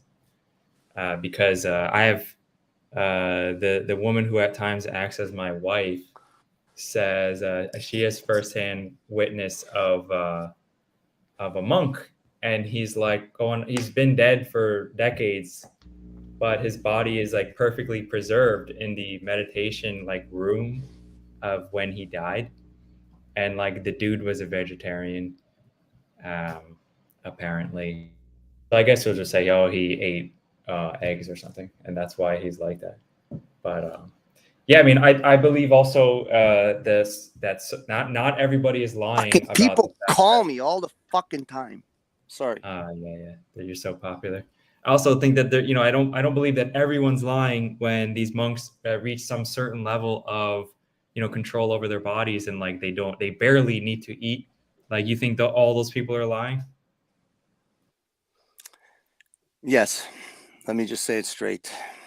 I mean, I don't know where to go with that. Then it's like if you're gonna say that, then it's like I just think you're being way too you're like putting way too much faith into the dead, like some of these people eat humans.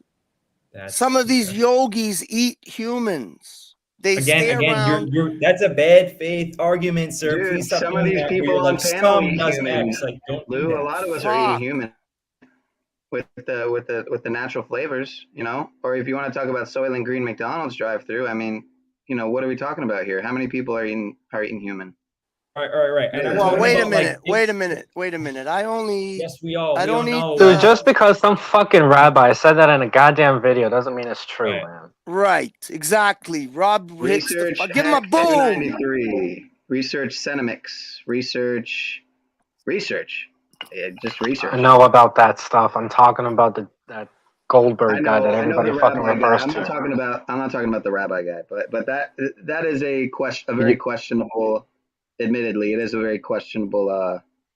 It's just like a guy's face on every video. It's just the guy's face and him talking. It's questionable. I get that. I'm not talking about that though.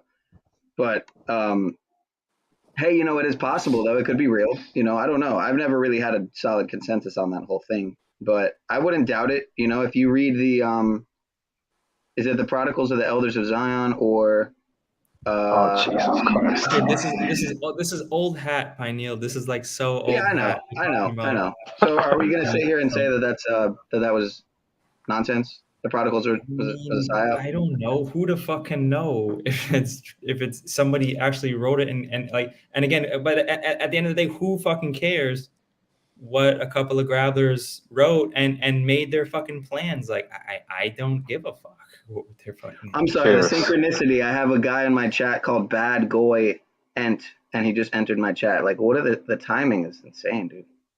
Anyway, before I go. Yeah. Sorry, I wasn't paying attention. I was looking for something to tell Timmy. Can you tell me again? I was saying, look, there like on some level, you're stuck in this like, oh, the world is falling and it's everybody's killing each other, everything's killing each other. It's like, well, I've read countless testaments of a being that it doesn't eat, a being that is he's reached such a level of enlightenment that he's just drinking water and his body doesn't even require food, and people watch him and he doesn't sneak food. Like there's so many of these stories, like these motherfuckers like going up into the Himalayas and then like not wearing any clothes and like sweat is coming off their bodies because they're just sitting here, they're managing their internal temperature. It's like it's just a very limited view of man that Timmy. Like you're saying there's a specific requirement of foods, and it's just there's countless testaments of beings that have ascended past this viewpoint, this restriction upon all humans, and I'm just saying my spirit tells me to reject it, and I don't think that's the World Economic Forum programming. Is all. Okay, Timmy, let's do something that we can both agree on. You are a strong-willed person, I would imagine. Are you not? Come on up, hard hat. You've been talking a lot of shit lately about me. Come on up, man. Go ahead. Are you a strong-willed person, Timmy? Yes, you know the answer. Don't answer questions. I believe that you are a strong-willed person, right? And I believe that you're also an honest person. So what I suggest to you, to prove to me that these people do not eat anything, they drink water, or some of them, they say they don't even drink water. I would believe you if you stopped eating for 6 months. Just drink water. I'll give you that. All right. I would even say, bro, people have fucking done it before. Fat motherfuckers I would even give you for a year. Okay, what does that count? A fat motherfucker, but you're not a fat motherfucker. So stop eating food for 6 months. And no, because you know why? You know why I won't? Why? Because you won't fucking believe me. Because your I will believe you. I'm telling you right now. I'll believe you. I'm telling you right now. I'll believe you'll say, "Oh, you must have snuffed." What's happening? fucking Jew. I'm gonna eat some fucking bagel. I'll believe you. I promise. No. You would require 24/7 cameras, and even then, you'll say, "Oh, it was a deep fake. It's a deep fake. There's no way." You're already locked in. I'll believe you, Timmy. I'll believe you. You start tomorrow. Start tomorrow. Let's get ready to rumble. May I interject really quick? I think that even if you did, the problem is that neither one of you are in the spiritual place to be able to adopt that and actually survive. How are you? Well, that's very good. That's very good. Spiritual space. I'm only presuming. Can I say as to why without invoking any anger? And I'm not here to insult anybody. It's just I hear a lot of passion, a lot of I want the truth. Colorful words, which usually leads to a place of ego and passion. And I found that studying a lot of these monks, especially coming from Orthodoxy, Christian Orthodoxy, that is that there's a humbleness, and that theme seems to go no matter what level of religion we might be speaking about. There's an extreme humbleness with all these people. If we find a common element, there's something about being extremely humble that gives them this other level of dimension, power, so to speak. Okay.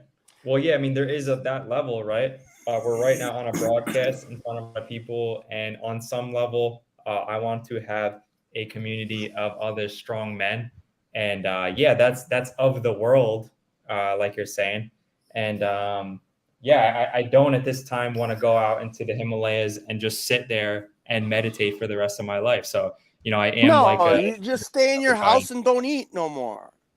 You stay home. I think where I was going with it, and I'm not being facetious or trying to mess with either one of you guys. I'm actually being very serious. That's fair. Yeah, I don't think you were. All right, get the fuck out of here. No, I'm just kidding. Hey, look up Alan Savory's work on healing the soil. Anybody out there, look it up. Are you familiar with Jordan Rubin? No. What is he about? I'll look him up. I can't see it, Pinu. You have to have your face in there. What does it say? Turn your dumbass virtual camera or virtual background off and we can see The Maker's Diet? Is that what it says? I can't see it. I'd like to welcome Benton to the stream, everybody. Ladies and gentlemen, we have Benton. We also have Svetlana that just has returned. And What's Mr. happening? Wizard himself. Everybody just decided Wizard, to pop awesome. in at the same time. So welcome, everybody. Thank you. And real quick, I'm going to take a break and eat something. I just ended my broadcast. I'm simulcasting over here, so I'll be back in probably about 15, 20 minutes. Thank you, sir. Hey, Benton. Sounds good. I want a BLT sandwich with an egg and salt and pepper, and just while cooking something up there. ATW runny yolk. Make it runny. It's OTW, not ATW. Chat LGBLT, please. A large chat LGBLT, please. Not just Hilarious. runny, but you cannot cook the yolk. Right. Just warm it up. When you cook the yolk. Nice stream yesterday with Benton and Lou, by the way. I listened to a bit of that. It was really nice. Yeah, I enjoyed that, Benton. Yeah, when you cook the egg yolk, what you're doing is you're ruining the stem cells that are available in the yolk that allows. Where's Moose? Can you let me speak, brother? Even City Hall gives you 3 minutes. When you cook the yolk, what you're doing is you're destroying the stem cells that are available. And if you know the research on stem cells, they're the construction of your sugars to proteins, all of your different nutrients that go through your body. Your stem cells in your body allow for the construction of various different types of cells. When you consume the egg cells or the stem cells from eggs of any kind, roe, chickens, even ostriches, emus, whatever kind of egg has stem cells.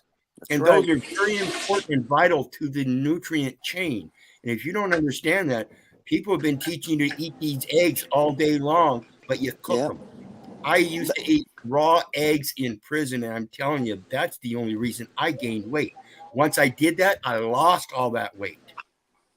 It doesn't matter how much work I do. I was running up and down cornfields. I was working in an oil plant. I was doing all the physical labor, and it didn't matter. And I guarantee, sorry, Wizard, if you're not done. I guarantee you, some of these yogis in India that haven't eaten for 40 years, every once in a while, when no one's looking, an egg just kind of rolls in behind them, and it just kind of, gets underneath them, and they warm it up a little bit with their cheeks. Nobody's looking, and they just kind of just gives them a little boost, right? Yeah, But a little boost. Are we not electromagnetic beings, or are we just sacks of meat, Lou? We are literally sacks of meat. Right. Hey, guys. We Whoa. may be. This is we I have may very bad be- connection. I hope you can hear me. We can hear you, Babushka. We're I was good. just gonna But we can't understand you. We can hear you, but we can't really understand you. No, we can I understand. don't know when you stop talking and when I can squeeze in because I cannot Now. hear you. I'm Go. trying not to be rude. I've been kicked out several times today from the show. It's horrible. So I basically want to add eating animals and plants. It's basically it's so against your spirit. Like for 7 years when I was born, for first 7 years I was not physically able to eat meat. But it's you coming energy of our entity, and you can feel it. So I was throwing up for the first 7 years of my life. But after that, it turned over, and basically I got addicted to food. So yeah, it's one of the biggest addictions. When you stop eating and drinking, two things gonna happen. Number one, your body will die, or number two, the matrix will adjust you to consume your own energy. I'm sorry, miss, but you're roboting like real bad. It's going to be one of the You things. better correct your. We gotta. It's also leave the matrix completely. You can leave the matrix completely, or you can physical level. And I cannot hear you, but eating animals and plants. Well, that's definitely you a problem. basically Right, so we don't need a one-way without broadcast. the Nobody wants a one-way monologue. Yeah, nigga's funny. Well, if she said she didn't eat for 7 years, we can attribute some of those mental issues to that, I would suggest. And you also mentioned something about healing the soil. And I don't know if people really comprehend what's going on. I think Lou does because he spoke on it. And what's happening is all of these farmers, these industrial farmers particularly, they're taking all the nutrients out of the soil, but the only thing they're putting back is the nitrates. It's a plan, Wizard. It's a plan. That's to destroy the soil so you cannot grow anything but their seeds, which become dependent upon the nitrates. And your wild edibles are so much dependent upon their neighboring plants and the decay that happens naturally that replaces those nutrients. And they're not allowing that. They plow a field up, they take all of that and turn it under. Okay, that's got all the original nutrients and everything from the first plowing. And the biome. Yep, they extract the plants, and that includes that layer of netting. What is that? Psilocybin. A carrier, just like your body has carriers and stuff. That's actually like a neural network of fibers, that psilocybin layer underneath the grasses and everything, and they tear that up. That's one of the most important nutrients in all of the soils everywhere. And they turn the soil, they turn the soil hydrophobic, where it can't even absorb water anymore. Exactly. And that's the scab on the land. It becomes hard like concrete, and water runs off instead of absorbing through. And pollutes the lakes and ends polluting the oceans. And then we get these red tides. There's so much tied to all this farming practices that people have no clue. And the vegan industry does not want you to know these things. You take all those plant fibers out and everything from the product, and what you're doing is you're removing the oil.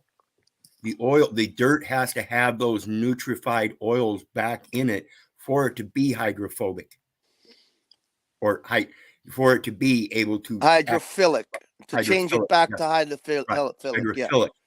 And in order for the soil to be hydrophilic, it's got to be natural. When you take out the natural nutrients and oils, you're destroying that. It will never come back until you import it back into it. Like he said, Wizard, it runs everything Wizard, off is the there not? water channels.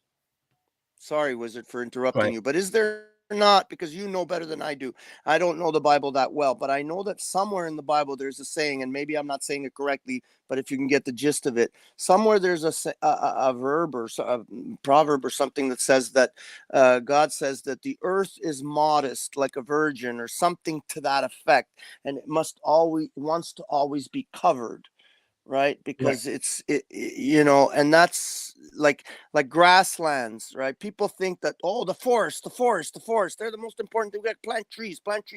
The biggest bio organism on the earth is grasslands. It produces more oxygen than any forest that exists. Grasslands, but we're plowing these grasslands up and putting seed oils onto them, seed plants, right? And they don't care that they're destroying the fertility of the soil. It's perfect for their agenda, because then the food that we're eating has no nutrients, no ability to sustain us, and we get sick, and we come and buy their powders, potions, and pills. And notice almost a lot, not all, but a lot of your fruits no longer have seeds.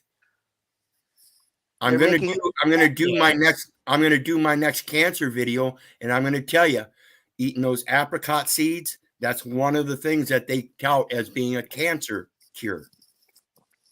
Yeah, eating and I have no problem saying that on here, because it's a comment.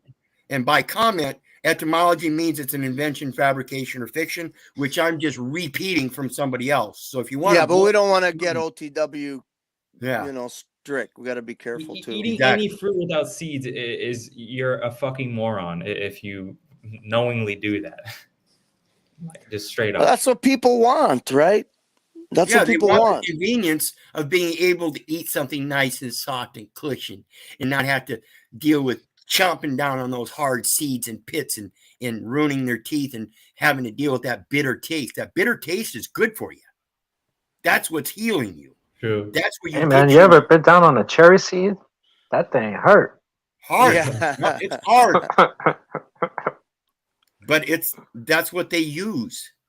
When you talk about Dr. Sebi, those are the kind of nutrients he's talking about. It comes from the herbs and the fruit and nut bearing plants. But there's also a limit. You can't eat too many seeds, because seeds are designed. Yeah.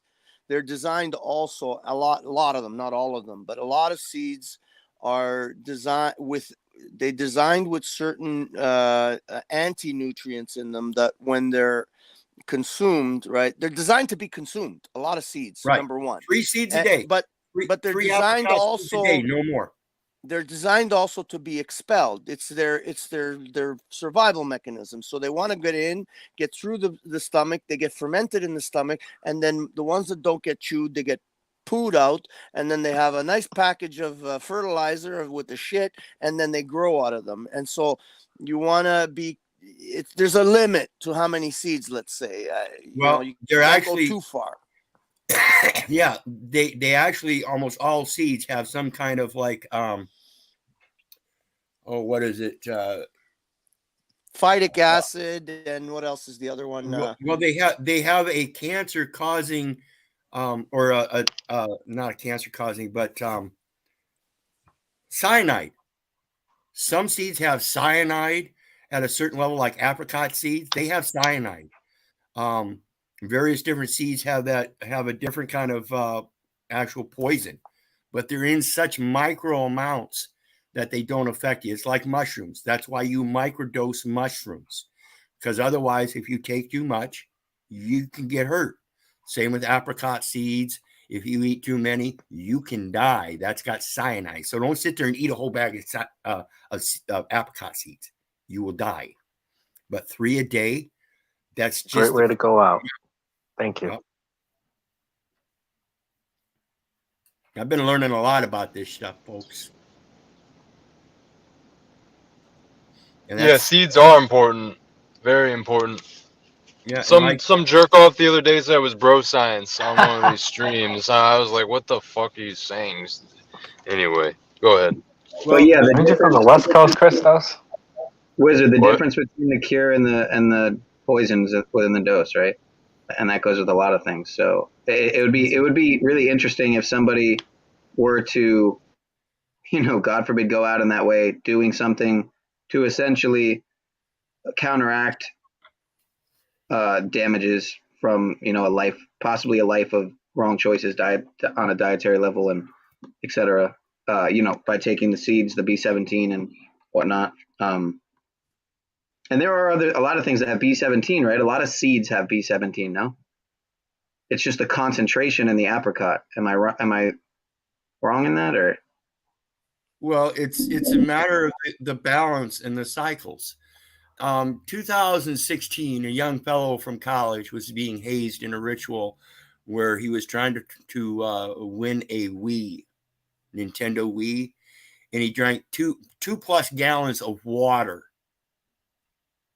and he died. Water can kill you. Do you not understand that? Every element on this planet can kill you if you do not keep it in balance. And that's the problem. People want all this sugar. That's not a balance. They want all this manufactured sugar. That's not a balance. They want to eat nothing but fruits. That's not a balance.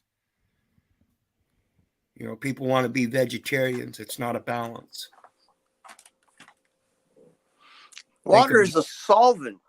People don't realize it is the strongest solvent in the world. It goes through everything. You cannot pressurize water. You can pressurize air. Why? Air's got water in it.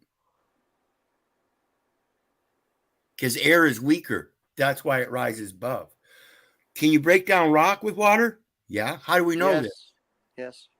Because we do it all the time. And water does it naturally over the years. And there's no pressure. It just runs over the surface. And little bits and particles get washed off. That's why water is at the lowest. It sits on the land, but it will go through the water both downward and upward. Downward when it's thawed, upward when things are freezing. When things freeze and it contracts, it puts pressure on the water. You can't compress water. It will break through. Benton, what's up, Benton? You're not doing your show today? You already did it. Just wrapped up. Just wrapped up, sir. Oh, okay. Good to see you, Lou. I missed it. How are I was you? Here. Good. Yeah. If you can't beat them, join them. So I'm actually simulcasting through the StreamYard. Is that a dying fetus shirt or anal cunt? What is that? It's Sam Hyde. It's a Sam Hyde T-shirt. Yeah. It looks like some deathcore, metalcore type of. That's the theme. Yeah, that would be the theme. You've seen Sam Hyde's TED Talk, right? I'd assume. Oh yeah. Benton or Pineal or I guess anyone here. Yep. Good stuff. Yep. Sam Hyde did a TED Talk. Oh no, I didn't catch that. I'm fairly new to this character. That's why I wanted to go on Benton's channel so he can give me the lowdown. I'm very out of the loop. And I'm only asking because I only know this guy as a comedian, right? That's what he is. Yep. Yeah, he had that TV show a while back. Yeah, it was a total joke, but it was a legit TED Talk though that he was doing. The people.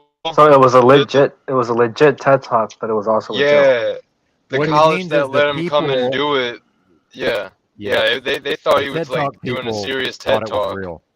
Yeah, exactly.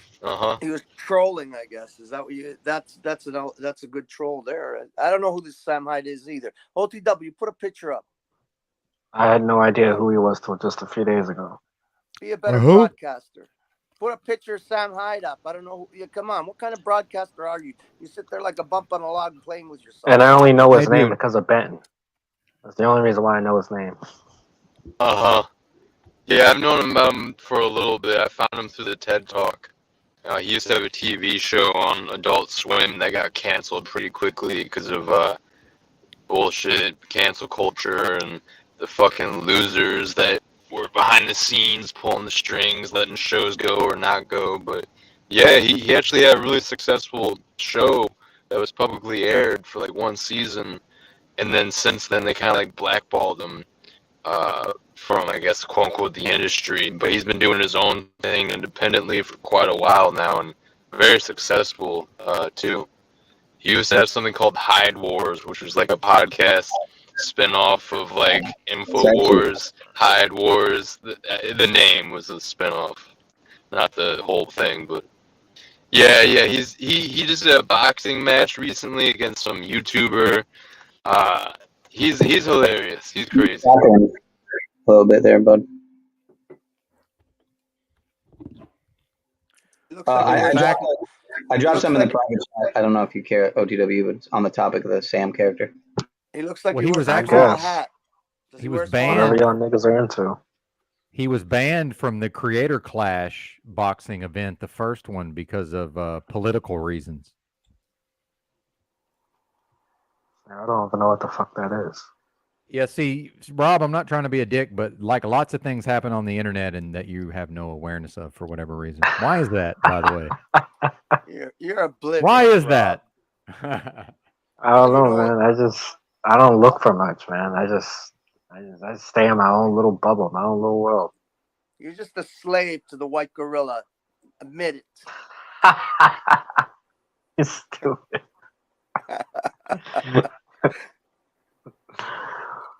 Yeah, what did I miss yesterday? You guys went on Benton's. I basically took a complete Sunday internet break, so it was pretty fucking amazing. I forgot there was such a thing as like nature and like, fresh oxygen and trees and stuff, so it was pretty awesome. You saw the sun? Yeah, you need more of that.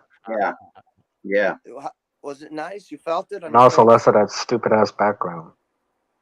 Is it triggering you, sir? Is it triggering you a bit, sir? No, it's just retarded. Is it retarded if it's based in truth, sir? Mildly retarded. Mildly. I'll give you that with the demon face thing, but I mean, yeah. I just don't. No, but I guess you just want to. I guess you just want to be different and not be like everybody else and have just I fucking hate McDonald's, dude. It's like, to me, McDonald's is like the perfect example, and it's just a. I didn't even know that's what that was. I can't even see that. You always have some meme as your background. And it's retarded because we can't see you, and you're always trying to hold shit up to the camera, and we can't see it because of the dumbass background. I am trying to be a meme god out here. I do apologize, but I guess I can't be a meme god if I'm not making my own memes and just taking them off the internet. But we can't.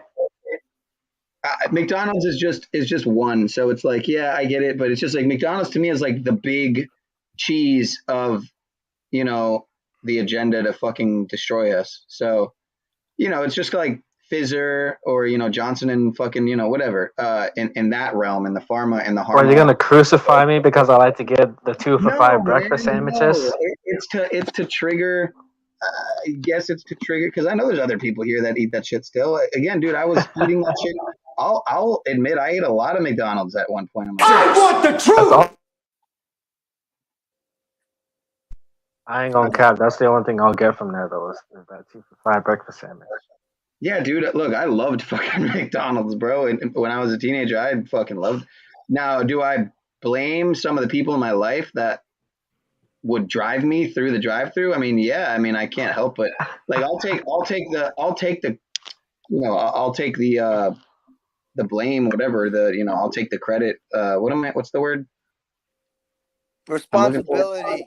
Yeah, responsible. I didn't have to eat it, but I was young, and I mean, I will say that the people in my life who, whether it was my grandparents or parents or whatever, although I think it was more so my grandparents, but they had a better knowledge of what the fuck was going into this food.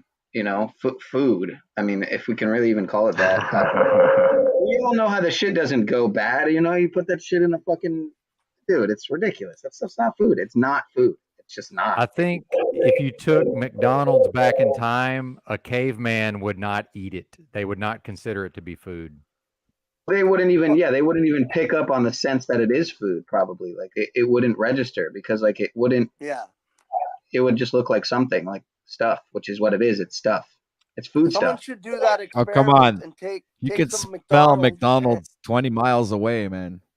I'm not gonna lie, whatever they've concocted into their whatever ends up releasing into the aroma, the vapor, the smell, the smoke aroma, that shit's ridiculous. It's intoxicating. It's just the smell of fat, and we are fat-seeking machines. That's what humans are. We're fat-seeking machines. So the smell of fat is naturally going to pull us in. I mean, But when sausage, an egg, McDonald's started, and an English muffin. That's all I get. McDonald's originally started, they were pretty good. They used to. What made them famous back then was they used to fry their burgers on the flat tops in beef tallow, and their burgers had the best flavor than any other burgers because of that. And then eventually they were, turned into mainstream. And and sorry to interrupt. Every time McDonald's or fast food gets brought up, we have a bunch of people who say, well, I don't ever eat that stuff. But the reality is almost everybody in the so-called truth community eats fast food on something resembling a regular basis. Let's be honest. Yeah. And I did until my illness. I was absolutely eating fast food some of the time. So that wasn't that long ago, right? No, I never claimed that I didn't consume fast food. No. Well, no, I'm a Johnny come lately when it comes to like your stuff. So I wasn't aware. I was aware of your health issues. Maybe you got it just like a year ago, right? No, part of which is I can no longer eat any of that stuff. So back to what Wizard was saying about sugar. In some ways I feel better than I ever have because I'm not consuming anything that's junk food or sugar or anything like that. I mean, absolutely nothing. Yeah. Doesn't that look good? Oh, I love hamburgers. It does look good. Look at that. If you I take love the burgers. bread, Cheeseburger with bacon. Oh, take the bread look at that off. sesame seed. I don't bread. fuck with bacon. I don't fuck with He doesn't. He don't fuck with bacon. I don't fuck with pork. No, I don't fuck with pork. If you take the bread off of that thing, that's a good meal. What you saw. It's the bread that kills it. For the most part, I don't fuck with pork. Yeah, man. No. Why don't you eat pork? What's the reason, Rob? What do you? Because for the most part, I don't. Yeah, but what's the reason? Do you have because you don't like it, or it's just gross? It's just gross. You think it has parasites? What's the deal? Yeah, culturally, a lot of people don't like pork. For me, it's just the taste. I don't like how it tastes. You don't like Italian sausages? No, he doesn't like. Yeah, I like sausage. I like that's pork. It's because they all curve like ham. Like ham, I won't eat like ham. It's because they all curve upwards. That's why he doesn't like sausage. I don't like Italian ham sausages. much either, but I do like pork very much. Nothing better than a good, fresh, naturally raised, organic pork chop. Fuck. I can eat it raw. See, that shit, I don't like pork chop. Dude, it's like the one. Not that I'm a biblical, but dude, it's like the one food in the Bible they say is unclean is pork and shellfish, right? And if you take into account, man, I would be interested, like, for you to come on my channel, Lou, and let's watch. I love me some sea cockroaches. Hey, look, man, I'm going over to someone's house today. They're making shrimp. I might eat one. You know what I mean? Especially if it's like grilled. If it's grilled well and the poop, it's de-pooped, because I'm not going to eat it if it's not de-pooped. Like, you have to devein the shit. If you don't devein your shrimp, you're disgusting. But admittedly, I might not eat it. Like, you won't catch me eating shrimp cocktail. Yeah, you're That's good. fucking nasty. You're good, OTW. I don't get how people could eat shrimp cocktail. But if something's grilled really well, what do you want me to do on your channel, Pineal? You're going to come on. We're going to watch Mind Unveiled's video on pork and how it was at some point hybridized, if I'm saying that correctly, to essentially human DNA was crossed with wild boar. And now we have what we now know today as the pig, right? And what they do is they use pig.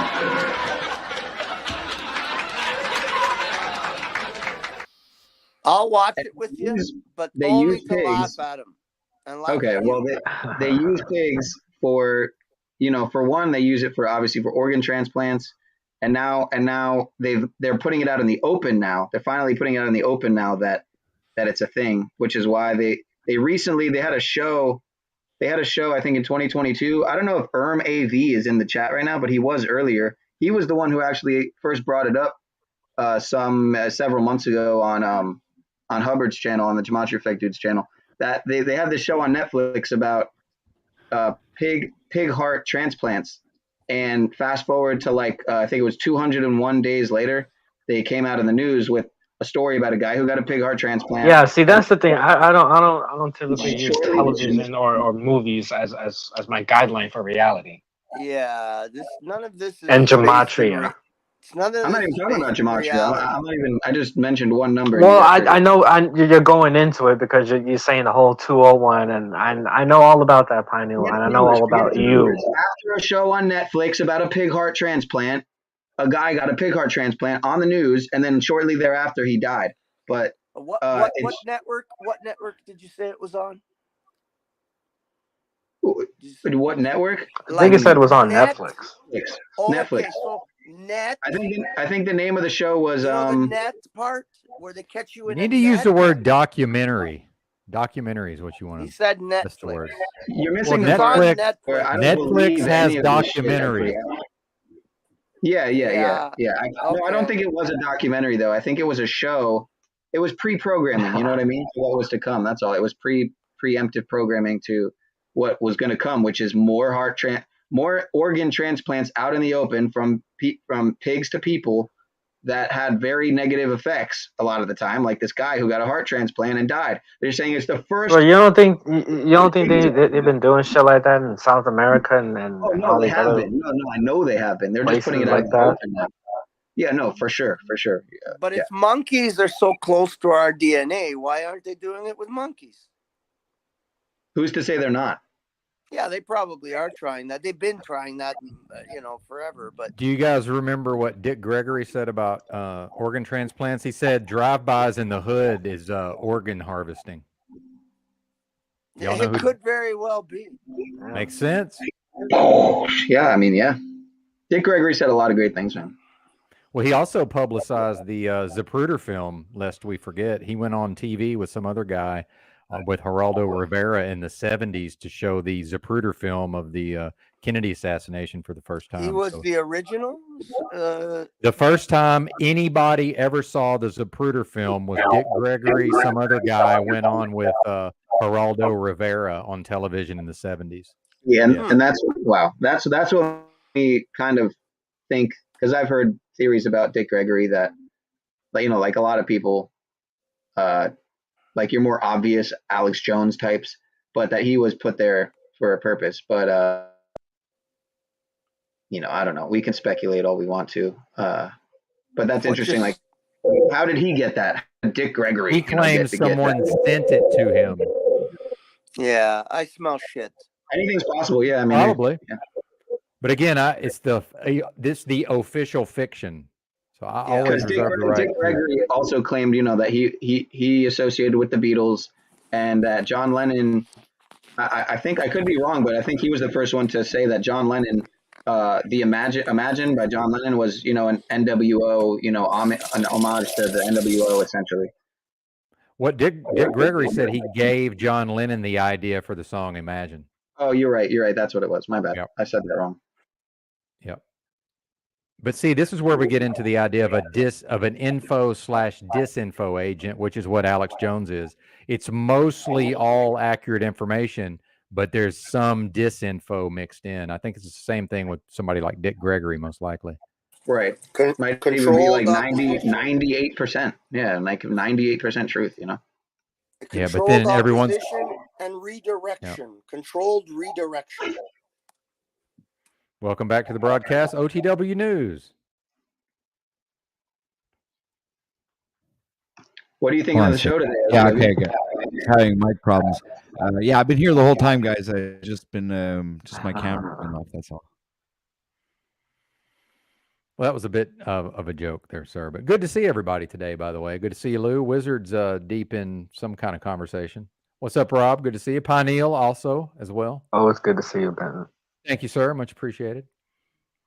Can you guys fill me in on what I missed from the metaverse yesterday? Benton, I'm sure you broadcasted OTW. I don't know if you did or not, but what did I miss Apparently, yesterday? a lot of men are oddly attracted to me, Pineal. Yeah, and the women of you Unslavia. too. I was surprised by that. Yeah, You I too, won't go into Pineal. that. I'll be A right lot back. of men are attracted to you too, Pineal. Everybody says out of all the people they want to fuck, it's you. They just want Jeez, to man. wig. They want to wig on you. Good Lord. Is that really what I missed over at the Unslavia compound? Is that? Oh, you missed Yep, most, like the that's most pretty much important it. stuff. Everything that was important happened yesterday, Pineal. You fucking you missed out, man. You should have been on the metaverse, man. Are you trying to get me to never take a day off You meta picked again? the worst day to leave and go No, see the you need sun. to take more days off. And put your feet on the ground and touch the water. You picked the worst day. Everything happened yesterday. They're going to be talking about it for the next 50 years. Yesterday. You do realize I can just go back and watch the broadcast, right? And then see that you're fucking lying. No. It was censored. It was taken off. You're fucked. It's too late, man. You're done. It's gone. Yeah, they deleted the He video. did like 13 hours yesterday. It was deleted. Sorry, Pineal, you missed it. Sorry, dude. Fuck you guys. You guys suck. Don't ever take a day off, man. Don't do that, man. That's dangerous. Like 13 and a half hours straight. How? It only goes for 12. You can only do a 12-hour stream. I'm confused. No, you can keep going. It'll cut it off, though, for the replay. Yeah, that's what I want to know. So, like, if you go over a little bit, it'll just shave it off. But if you go over a lot, like, I think it's like 13 hours, right? And it'll still shave it down to 11:55 or 12 hours or whatever. Something like that. Right. Yeah, But after 11:55. 13 hours, after 13, I think you just lose the whole stream or something. That may be the case. I'm not exactly sure. It's weird. I have a stream on my channel that's actually 12 hours. It's not 11:55. It's I was a part of the first 48 with Moose, and I can indeed tell you that it'll keep 11:55. Really? Even on his 40-hour stream? Yes. I remember that stream too. Okay, damn. Because I did a 92-hour stream once, and that just didn't save anything. Damn, who is that? Oh, that's Lou. Never mind. Some nice titties you got there, Lou. It's the 125-pound guy.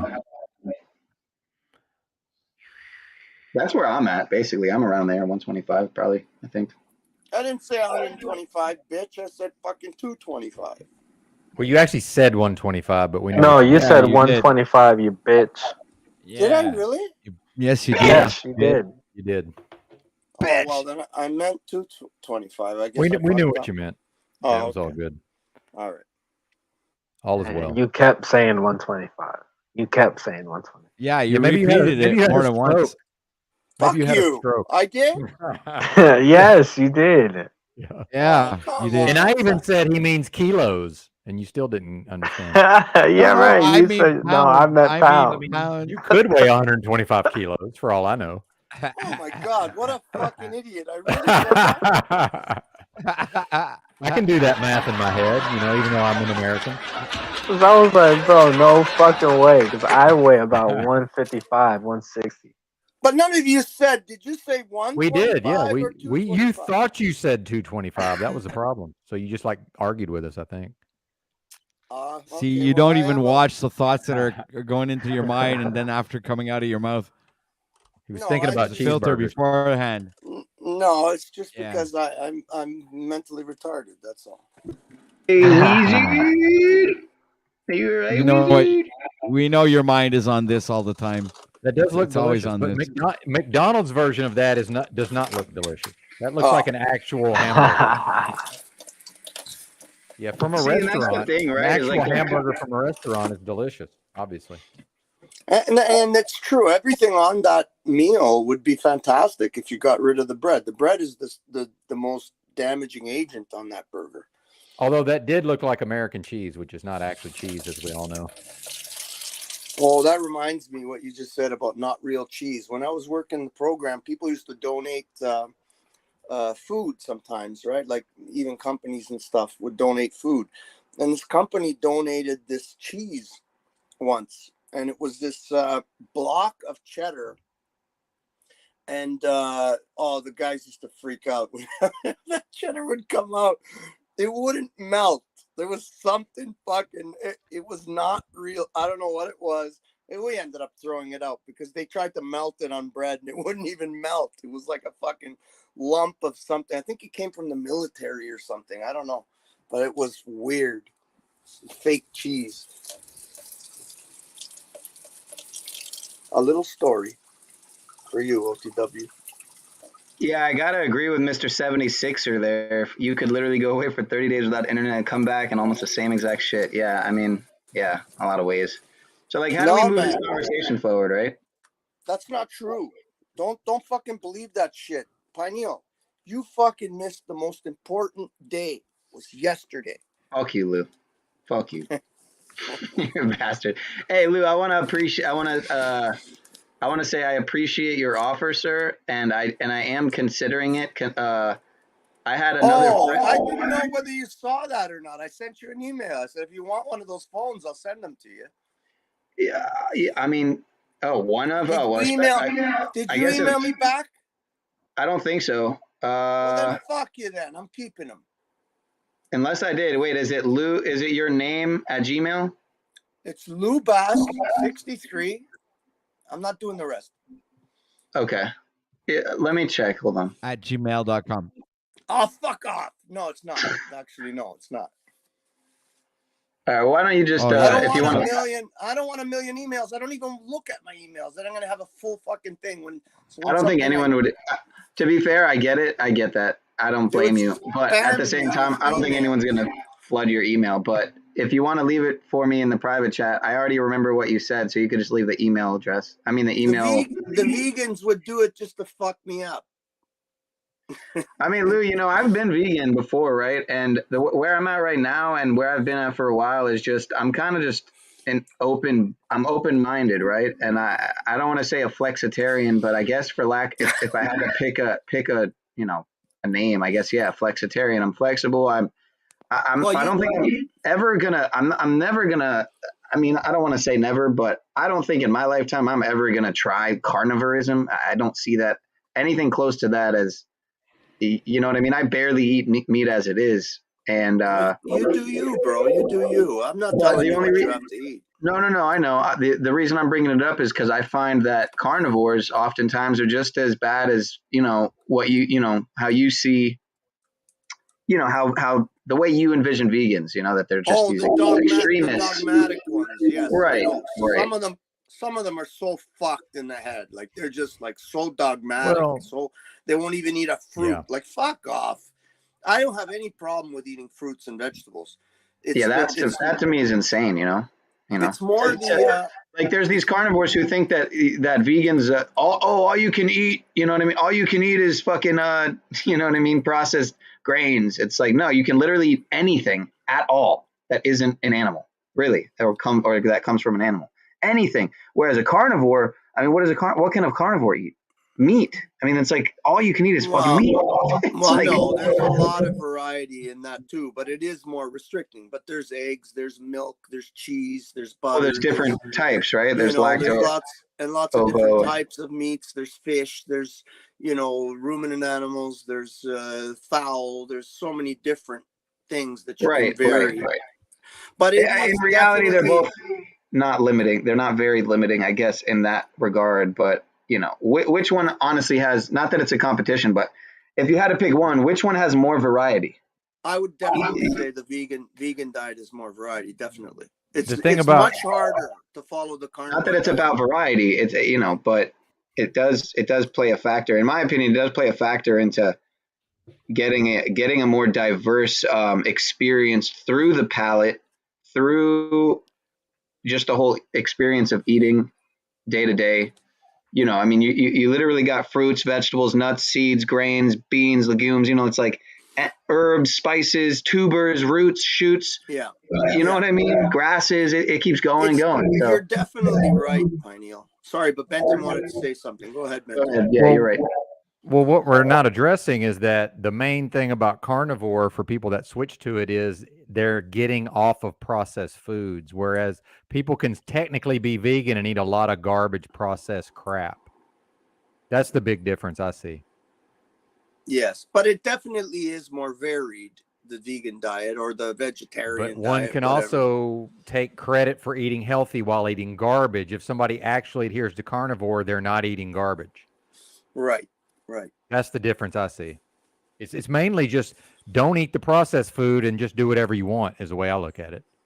But discontinue the processed food. That's that rule of thumb would do wonders. Yeah, just that alone. And limit I would say also to include into that, it would be to limit the amount of grains to a minimal. And any grains that you do eat, you have to make sure that they're processed correctly. Even like bread and stuff in the past was made a lot differently. So a lot of times, mainly sometimes because they just didn't have any other ways, but sometimes the grain was sprouted, then fermented, then dried, and then ground, and then used natural leavens, not these fake yeasts and shit that they're used. They're processed yeast and stuff. So bread can be made in a more sustainable way that has less anti-nutrients in it. And that's something Vincent A. Price gets into a lot, how to deal with grains that are less damaging to the human body, because grains are one of the most damaging thing to us. So that's all I would add to that. But getting rid of processed stuff, that's a big bingo, in my view.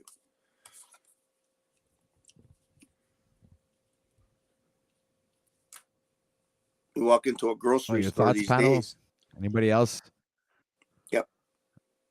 I was curious to know if anyone's familiar with, have you ever seen like this Annette Larkins woman, or, these people from the Game Changers documentary, or obviously the Game Changers was questionable. Anything on Netflix is, obviously, but like a lot of the argument with the Game Changers is like, yeah, okay, so-and-so, Nami Delgado, or, the ox guy who literally looks like a fucking ox in human flesh. These people eat 7 meals a day, so it's like, or whatever, 5 meals a day. So I get that argument that it's a lot more, I don't want it to be a dietary conversation. Sorry, guys. Sorry, guys. My son's here. I got to go. I want to see him. I haven't seen him in a All right, brother. while. All right, tell John we said hey, man. All right, man. Okay. See you around the best. Have you talked to my son before? All right, we got 62. Once. Oh, good. Okay. I think on the panel. Viewers. We got 62 people watching right now. Make sure to hit that like button. Beautiful. That's what I said, man. Hit that like button and share this out. Like, share, subscribe to over at I'll give you the names of the channels that are presently linked to OTW News right now. We got Larry James, who is linked to OTW News, has one people watching. Both Moose channels are linked here, but nobody's watching. We got Pineal Power Podcast, got 14 people over there. And we got 12 people over on Benton's channel. So thank you, everybody, for being here. And make sure to hit that like button. And if anybody over on those other two channels would like to support OTW News, please make sure to come on over here and hit the support button link that we have linked at the top of live chat and also in description, where you guys can go ahead and buy a coffee for OTW News and help us and the channel be supported and able to bring you this great broadcast 8 hours a day, every day of the week. So thank you, everybody, for being here. And on with the show, guys. Your thoughts? I guess not. Just happy to be here. Is there lag? All right. Happy to be here. So it's been an awesome show up until now. It's been like a crazy conversation. Like every other show, it's been pretty epic. It's been going like from one subject to another.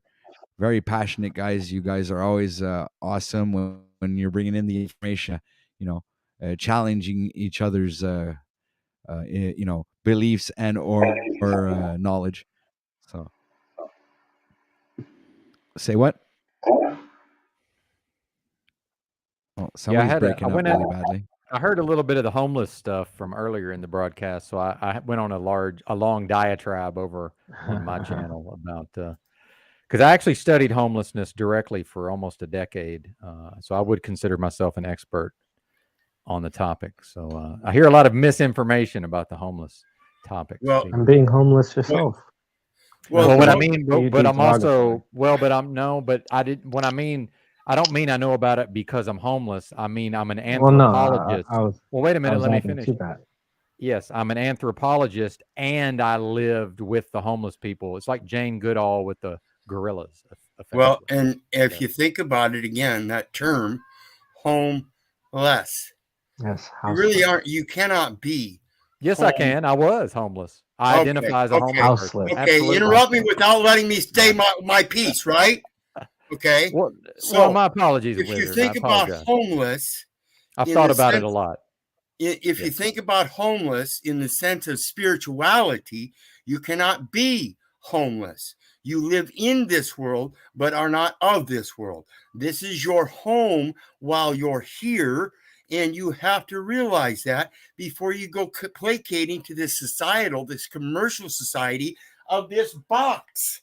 This box is not a home. It's a prison. I agree, actually. And that's, okay, in fact, thank you. And I apologize for interrupting, sir. But yes, I agree with you. Yes. Yes. And in fact, that's one of the reasons why I chose to leave the box, because I did begin to view it more and more as a prison. So well said, Wizard. I should have trusted you to go in the right direction. Yeah. Well, Provo and I just discussed this as well as the feng shui. You know, he thinks I should have this aspect of feng shui in this box. Yet when you look in this box, it goes against his grain. And according to him, I'm not his kind of people because I don't practice feng shui in a box. Yeah. Okay. My feng shui is out there, and I've said it many times. I don't want to be doing this. You're going to see me disappear slowly over time as I go back to her. You know, that's my home. I even did a video 6 years ago out in the mountains on the Appalachian Trail about homeless. You can't be homeless. This is the most glorifying home we could have in this physical being, and yet everybody confines themselves. You imprison yourself. Period. Yep. And you do it because you believe everybody else's terms, like homeless. I agree. I agree with that. Yes. How can you be homeless? Intent. Think about that. Intent. Your intent is in his tent. This is his tent for you.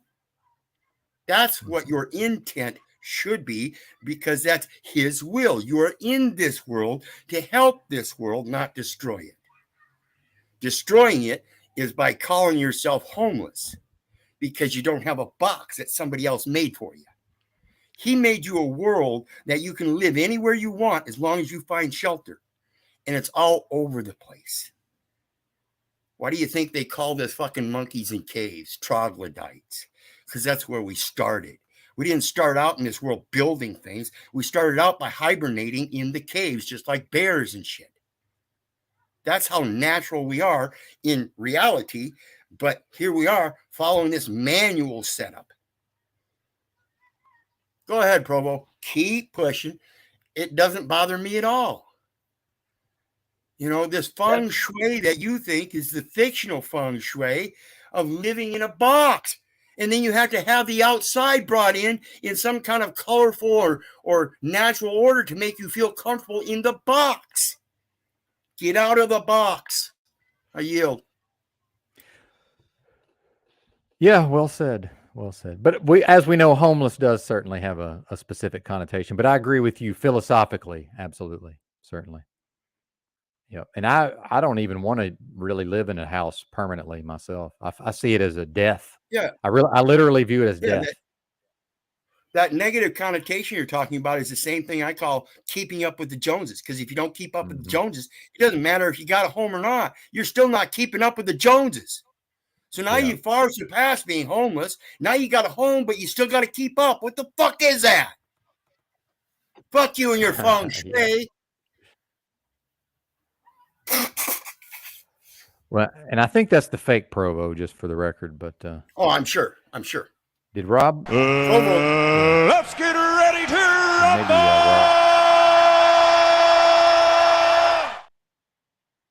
Yeah, and I'm sure that's Provo's a nighttime guy. I don't see him on the morning shows too much, so I'm sure you're right. I'm here, Benton. What's up? Well, and real quick, I want to apologize to Rob because sometimes I do get a little bit ahead of a steam going, and I end up snapping at people and don't really mean to. So my apologies, Rob. No, you good, bro, man. You good. Yeah. Yeah, just don't do any kind of weird dark humor, dark comedy bit because it might most people might not get it, and they might actually think you were serious, and then you might end up going and like hiding or not hiding, but you might just fuck around and take a break from the metaverse for a month. But yo, you know what's crazy? I know where the source and inspiration for his bit came from. I literally rewatched one of my Saturday night live streams, and John Vance. I oddly enough, it came from John Vance. Whether Mr. Mazzio realizes it or not, he literally said, "You know, what would be the most epic, stream or the most epic, bit that someone could do is like if he told everyone to go." It was literally John Vance's idea, and then I'm trying to remember who corroborated, who sympathized with that or who agreed with the idea. I got to go back and watch it again, but I have the clip. I'm going to replay it because it's definitely where the inspiration came for Mr. Mazzio to do the whole thing. It's obvious because it was literally the night or 2 nights before, and it was the best stream I've ever had. It would be over 1,000, well over 1,000 views if it didn't get throttled. It was around 900, and then they set it back. They rolled back like 100 plus views, and now it just sits around like 800. But anyway, so it was the stream where Paul came on and then opened the floodgates of his channel, and yeah. So I gotta replay that. But honestly, the whole Z thing, I think he's had his time away. I think he needs to get back up here. He's probably listening right now. So if you are listening, sir, it's time. It's time. I think you've had a good enough break. You've got enough. He was watching last night. He was watching Paul last night. Oh, you saw him in the chat? I think. Yeah. You sure it wasn't? You sure it wasn't Jesus? Well, usually if you want Z to come on the show, usually what you have to do is you put his name in the title, and usually that summons him to the show. So all I have to do is change the title name and put his name in the title and say Zetetic Exposed or something like that. I don't know. He'd be silently watching. And then I'd have I'd lower a trap for him, and he'd come up here just so we get him here to. Like somebody will say something bad or like will mention him, and then all of a sudden you'll see his name in the chat. So it's like I know he'd be silently watching. Yeah, there's a lot of those. So. Well, and real quick, this thing about Wizard being provoked, I can say this. I prefer direct communication. So I would rather be talked to like that, to be honest with you. That doesn't offend me at all. I like when people just say it like it is because he was right. I wasn't trusting him to go in the right direction. So to me, that's the effective way to communicate versus beating around the bush or, being indirect.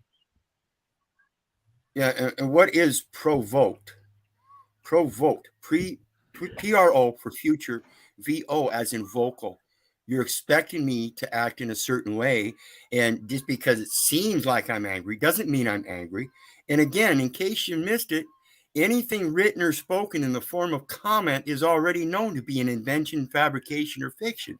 So how do you suppose you're going to provoke me on something that's not true, that I already know is not true, no matter how you state it?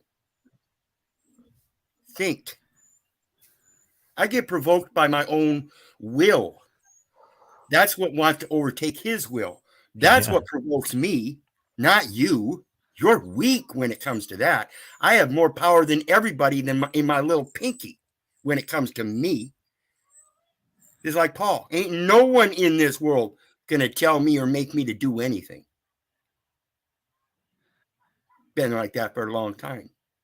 You reach across my tray and grab a biscuit like you think you're my boss and you can just do so? You walk up to me with a shovel in your hand, threatening to knock me out? What makes you think just because you got a gun on your side or that you pose you have some kind of authority that you can make me do something? Ain't nobody, even my own moms and dads, all of them, ain't never been able to make me do anything. People really need to start waking up and think about what they're really doing. Is it your decision or someone else's? Because if you're blaming it on someone else, you're the fault. It's your fault, and you don't realize it. You're the one that does everything. Just because you placate somebody else, provoke you, that's bullshit. What happened is you took over your own will and decided to do what you wanted to do out of fear. I yield. But yes, conversations are good to have if they go back and forth. I yield. Yeah, amen. I am curious what Mr. OTW News would like to get into. What is your real name, sir? Do I know you said it before. Patrick. Patrick. Right on. In Greek, it's Patrokle, and in French, it's Patrick. You know. Okay. In etymology, it's Patrick. Yeah. The trick of the paw. There you go. Yeah, what are you thinking, sir? It's first day of the week. Got 4 more shows yet to come. Yes, Looking sir. forward to it. Oh yeah, I am too. Actually, I've been having a great time. This Grand Rising show number 14. It's been a great start off for the week. And I actually was thinking, then I was wondering if the public was enjoying the show actually, and I was hoping that everything was running smoothly, and you gentlemen here are deep in the conversation. Wizard is on fire. I mean, this is actually really good, good stuff, good information. Like I like to mention the new intro, and I was wondering. Here's a question to answer your question. What did you think of the intro there, Benton? I like the intro. Yes, sir.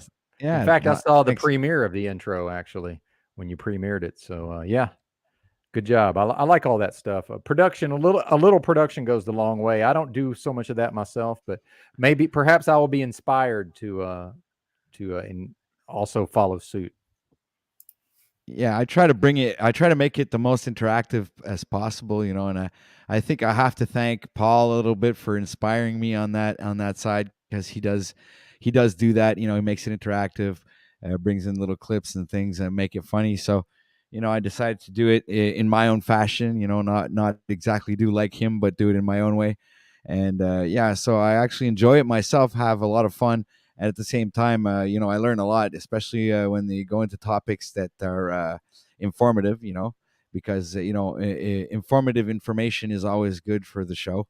And that's my new slogan, by the way. Yeah, OTW is the place to get the informative information. What do you think? Yeah, branding. You got to have a little bit of branding, right? Yeah, you need some branding.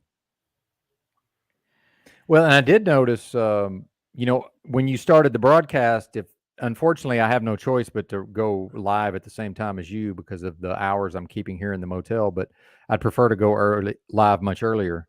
However, I noticed initially, if I was live, then your broadcast wouldn't go beyond a certain number. But today it was more or less equal. And then actually you were pulling ahead. So I said, man, I better shut mine down and go over there.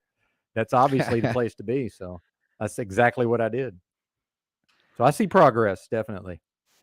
Yeah, well, I'm going to try and keep it's just going to get bigger and bigger, I think. Yeah, me too. I'm going to try and keep it consistent, because I think that's what the people like. As long as I'm here every single day at the right time and the same length of time, like I'm going to be planning on shutting it down in about 37 minutes. So it gives the people a kind of a framework where they can actually trust in the fact that the channel is here and that they can depend on it, whether they're going at work or waking up in the morning, or it's just kind of place like to come back like an internet home or something. You know what I'm saying? Like this is like the the morning show, guys. This is the real morning show. It's the Grand Rising show, everybody. So even if you go to any other morning show, you'll never be as well served as when you come over here to OTW News, because this is the #1 Grand Rising show on YouTube, and I expect it to go a lot further. So it's just as long as everybody watching right now hits that like button, shares this out to everybody, subs if they're not sub, And go ahead and do the same with all the guys that are on panel. I mean, Wizard's got an awesome channel. Go check him out. We got Mr. Benton with us this morning. Go check him out. It's got an awesome channel. Mods, make sure to go link those channels in chat while you guys have nothing to do and are my faithful servants. Thank you very much. So, and we also have Mr. Rob Cleveland, who also has. Don't worry about my channel. I'm not a he, broadcaster, and I ain't trying to be a broadcaster. So don't worry about my channel. But he is an awesome guest and gives his very valued perspective on things. So he's always a valued member on the panels. And so thank you very much for being here, Rob. And thank you, everybody. Thank you. You gentlemen. Thank you, sirs, for being here. Thank you, everybody in the chat. Thank you, everybody that's watching. Thank you, thank you, thank you, and thank you. I yield. So my connection starts going to crap every day right about this time, and Friday I'm leaving this area and going elsewhere, so hopefully that will clear up. So I might make this my final words. And back to your point about the morning show and this and that, with respect to that, me and Drew, Chalk Body Outline, have been talking for a long time about eventually we would like to see just more or less 24-hour live streams where we all kind of roughly know when to end our show to sort of go into the next show. And in fact, you may be aware that YouTube has a feature where when you end your broadcast, you can it'll just shoot your viewers directly into another live stream. Drew's been able to do it a couple of times. I haven't quite figured out how to do it. So, I would like to see some version of when I'm more doing my thing, I would like to do 2 to 3 hours and just end right as you're starting, if that makes sense. Yes, it does. And it's one of the reasons why I chose like this time frame, because it's Paul gets a lot of viewers, and it's not that I want Paul's viewers or anything, but I figured a lot of people direct their attention to Paul when he's live. So I figured maybe if I do the morning show, but I've been doing the morning show for a long time. I just wasn't consistent at it. I started the I think a few months ago I started the Grand Rising show, but now I've just actually been consistent at it and doing it every day of the week. So yeah. And do you think is it more or less the same start time? It was 6 a.m. my time is when you started today. Is that pretty close, or are you leaving room to adjust it? No, that's 6 a.m. my time actually. Oh, well. Great. And that's normally, unless you have a reason, I'm assuming that's about the time. Or is that hard? Exactly. Unless if I wake up late or I'm really occupied in the morning, I have to take care of something real quick before I go to the store and get milk. I don't know. It all depends, but usually I'm supposed to be on at 6 a.m. till 2 p.m. every single day of the week. Yeah, right on. And eventually, especially if I go back to truck driving, I can probably hit that 2 to 6 a.m. pretty much every day. So I think eventually, like I'm saying, almost 24 hours a day that people would know that, hey, there's a broadcast that's for them, something that they would be, interested in. And with that, I'm going to bid you folks adieu. Thanks for having me, brother. I appreciate it. Good to see. I see Wizard and Pineal are involved in text chatting. So I'll trust that they hear me say bye to them, and shout out to the chat as always. And I'll see y'all probably tomorrow, most likely. Peace, brother Ben. Thank you, Benton. Peace, man. Indeed. Yeah, Provo's down there trying to give me hack about my background. He says it's not clean. It gets clean plenty. Just because it doesn't fit your form of feng shui, obsessive compulsive, doesn't matter. You're not living here. Any business, and all you comments are nothing but fabrications, invention, fiction anyway. So keep on. It still doesn't matter. Unless it matters to somebody else that doesn't live here. And that would only be a matter of somebody else wanting to control my life again, right, Provo? What's this? What?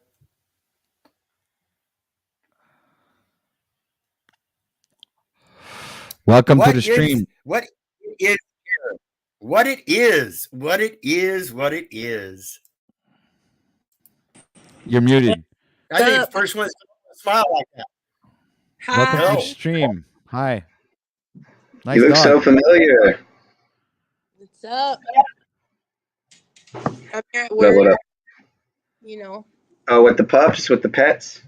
Yes. Yes. Oh my God. Do they care that? Do they watch- care if you're on a stream? Would you get in trouble if you're no? I'm on lunch right now. Oh, okay. In good Well, these are company, my huh? friends, Thanks. Wizard and Patrick. This is my friend Savannah. My friend's ex. Man, you know what? Why do you, Sean? Why? Yeah, this is just your friend. Fuck all the David, rest. thank you. Yeah, This is my friend. you don't need to She wants elaborate to and get tell the history, whole she'll get story, man. history, yeah. I know. Jesus, I know. Pineal, you don't know how to read women, man. You got. Well, we're gonna have to show you, dude. Before she was, well, no, I guess she was always my friend from the get-go. So yeah, it doesn't need. But this certain friend I've tried to bring on to Paul's channel. I've tried to bring on to my channel. Not very. I mean, I haven't really tried that hard. I've told them a couple times about it and that they should come on, and they haven't. So, but from what I comprehend, they're doing pretty well right now. They got themselves sober, so I'm glad to hear that if that's true. Yeah. You know. And I really care about this person. And in case they are listening, I think they know this. It doesn't even need to be said, but just as a reminder. They're not. Their phone is getting fixed, and they haven't even gone to pick it up yet. So. Oh, okay. Okay. Well. But however you feel, you should write it. You should definitely write it, and like tuck it away for a later date. You know what I'm saying? Keep going back. Now you sound like Manel, who's also in my chat. I told you this the other day. Like just every day, like if you have something that you feel like, you know, they wish they knew, like you wish they knew how you felt or whatever, just go back to the letter and just keep writing down how you feel. And then eventually when the time is right, you can give it to them. Yeah, it's called journaling. Surprisingly enough. Yo, weird wizard. It was so quick to snap. What is that? Everybody up. See it. What is that? I got this book and I never write in it. Pineal, when you show something on screen, you got to take off your background, man. Nobody sees what you're showing. No, if you shake it a little bit, you can. It's just a journal, man. That's him and his grandma. Yee, me and the OG. But yeah, no, I got that as a gift, and I haven't written in it in weeks. But I was doing pretty good for the first couple months of the year, and then the last like 3 weeks, I don't think I've written anything in it. But yeah.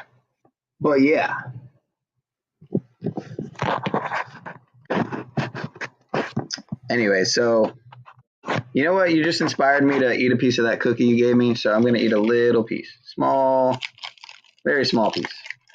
You're muted. Now can you hear me? Yeah, you're good. You eat the whole cookie. You probably had like maybe 2 when you took a bite out of it. That one cookie is only 10 milligrams. You need to eat the whole thing. I'm a medicinal man. Oh my god, hold on, wait. Are you microdosing on a fucking edible? I'm microdosing on an edible.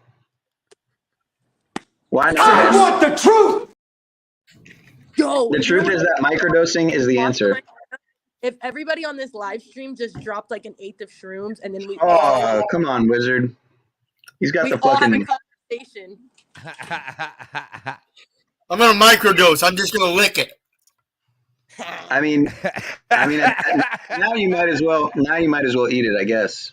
Hey, let me ask you a question. Has anybody ever done, like, except for Pineal, Sean, because I know he hasn't tried it, I don't think, but has anybody done RSO oil, like the Rick Simpson oil? Yeah, top right. Okay, so I haven't. Okay, so let me ask you a question.